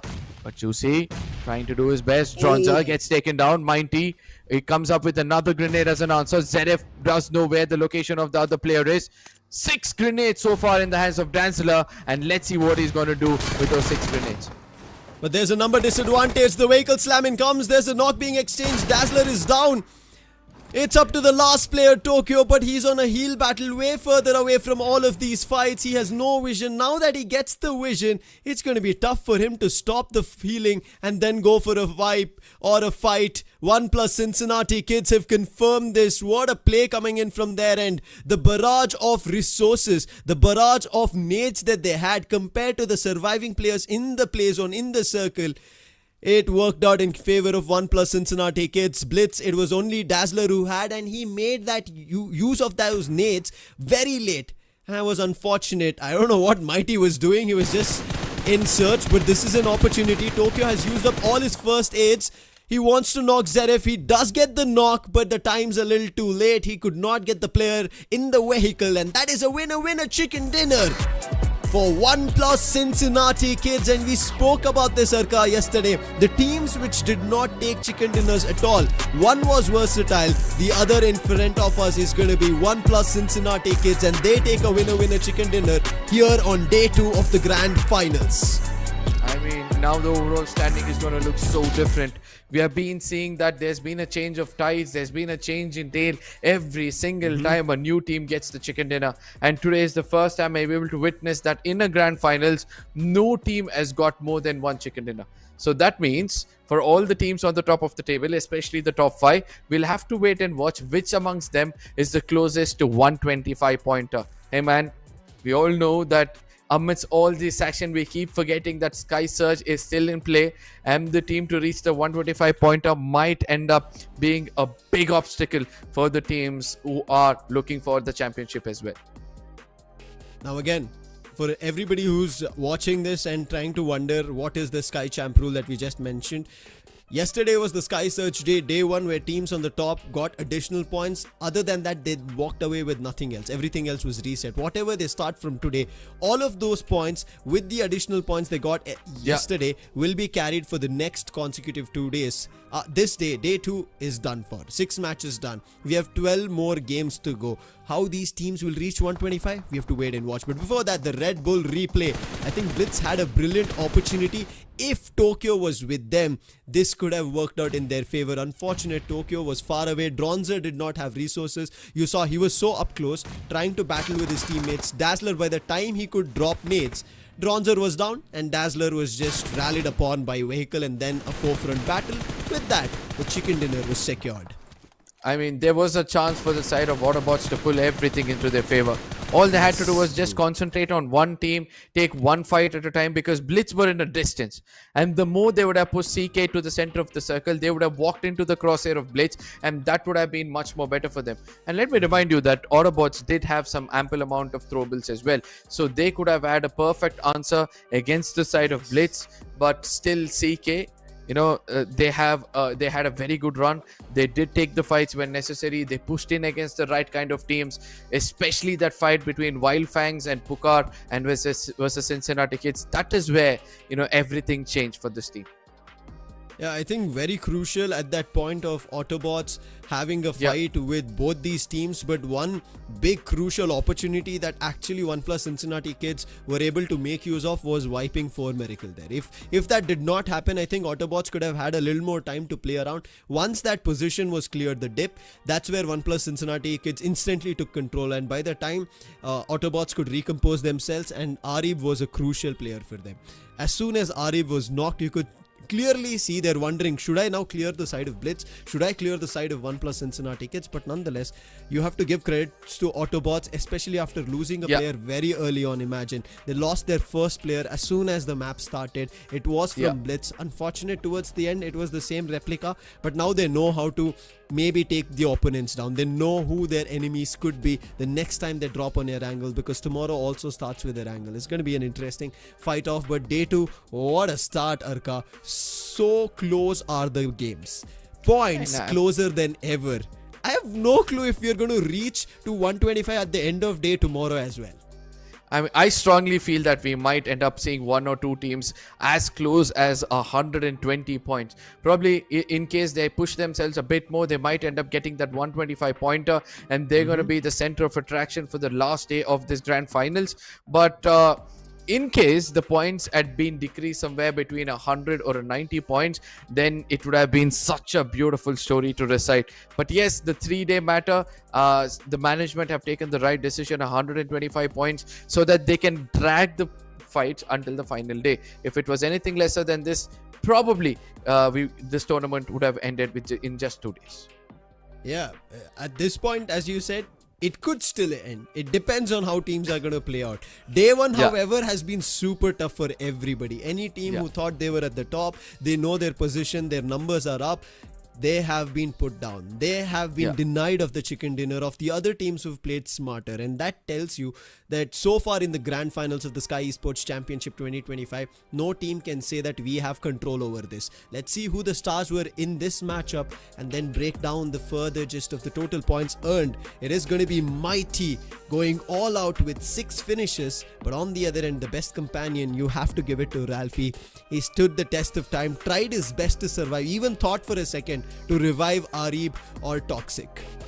I mean, as I said, the divided attention where Ralphie was the only player from the side of AUTOBOTZ who was busy looking at the side of BLITZ.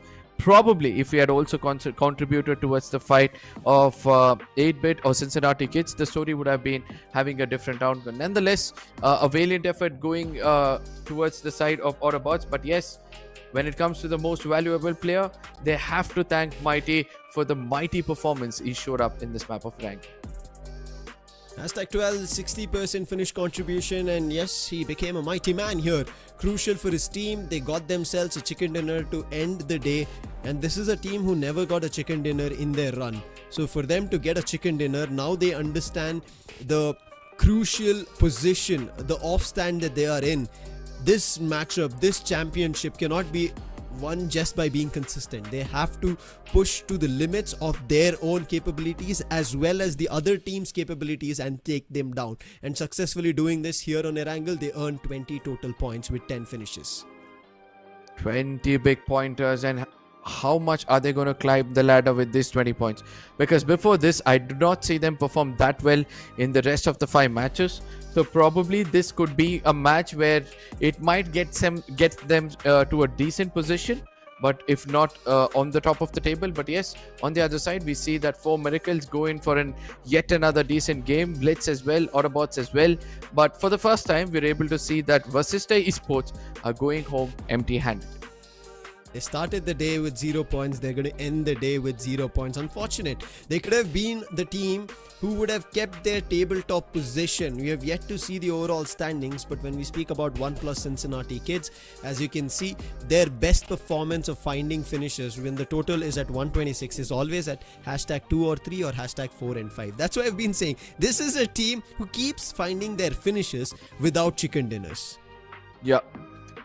As soon as they understand they come into the top 5 or the top 4, that is when they go all in and they pick up not just 1 or 2 frags, they pick up at least 3 to 4 frags, at least is what I'm saying. Yes. But their average always falls between 6 to 7, and with that additional 3 to 4 position points, they always get to an average of 10 points. But with this, ladies and gentlemen, we're able to see that VASISTA eSports will be on the top of the table in this grand finals day 1 with 59 points, all thanks to the 4 games which have played so well. Right behind them is got to be BLITZ, a shocker of a game coming in from their side. They've got 1 chicken dinner so far. No, they've got no chicken dinner so far, but still they managed to get 59 points in total.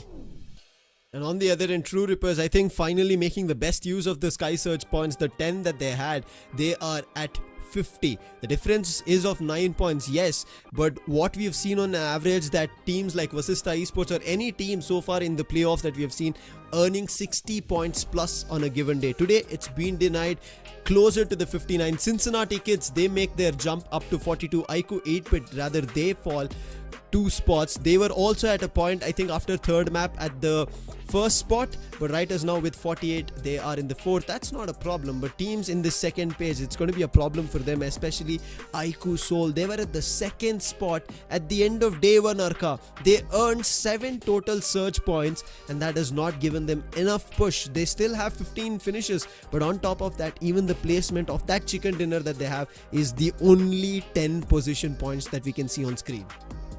Oh, things are not looking good for any team in the bottom of the table. You speak about God's reign. Even they have got, least amount of points on a given day. What have they got? They had around how many? 4 search points? 16 if I'm points not wrong. total. Oh That's yeah, all. you did explain it to us. So coming back, looking at the top 5 fraggers, we have got 2 players from the side of VASISTA Esports, and no wonder they're on the top of the table, where Fury has got 18 finishes, as well as Scary Jord has got 11. Arib is going to be one of the other outshining youngster who's going to be coming up in the community, because he's got 16 frags and he's been that solo performer for the side of AUTOBOTZ. Whereas on the other side, we've got Easy2Wipe and Rivalry3Chandan. Yeah, I was wondering about Autobots. Now, when we spoke about them, it was Lobster or Toxic, one of these players who looked up on our overall MVP ranking on day 1 of our upper brackets and later stages.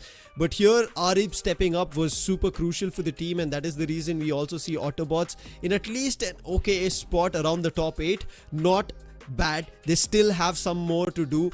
But what we have seen so far is ups and downs, especially 5 big names that I would want to talk about, missing out on a lot of opportunities. But going into the Wings replay, of all the chicken dinners we saw, it was RIVALRYXNRI with a tactical, surgical, winner-winner chicken dinner that they converted. Absolutely, and all thanks to Chandan's capabilities of those throwables, as well as those gunshots which he picked up. And let me tell you that Chandan almost got around 3 to 4 at least frags with just throwables. The second game went into the favor of VASISTA Esports, where they got a decent 13 to 14 finish chicken dinner, where it was all about them going in for this close range battle, especially Fury with a sliver of HP pulling off a beautiful performance like that was phenomenal. All thanks to Hector using his brain to distract Dazzler at one point of time. It paved way for Fury to snatch that chicken dinner. And here you have to give kudos to iQOOSOUL, Legit and Ronnie, who made the move, gave enough space for Knuckle, and also helped in eliminating the other players who were on this ridge. If there was maybe Blitz as well, it could have been problem for Knuckle, but as the zone was closing, you could see here Poco, he maybe took a little time before healing, and Knuckle had the opportunity of making a jump, being in the circle even after that zone was completely about to close. A little bit of a hint that he had. When we moved into Miramar, this action is where things got even interesting. Alibaba Raiders, they started pouncing upon all the players of Learn From Past. They were the reason even the last player of Learn From Past was eliminated, Sahil OP.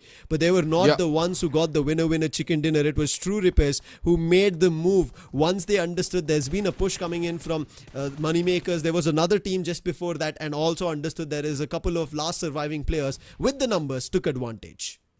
Absolutely, and the last game which we just witnessed few minutes ago, where Cincinnati kids were all going all out to pick up as many frags as possible, and all thanks to their final circle prediction and also their close range battle capabilities that they were able to pull off this chicken dinner as well with 10 finishes. Now 20 pointer is what they got, but Blitz have been one of the most consistent teams with that of VASISTA Esports, and I do believe with these two teams might end up on the top of the table when it comes to the overall standing.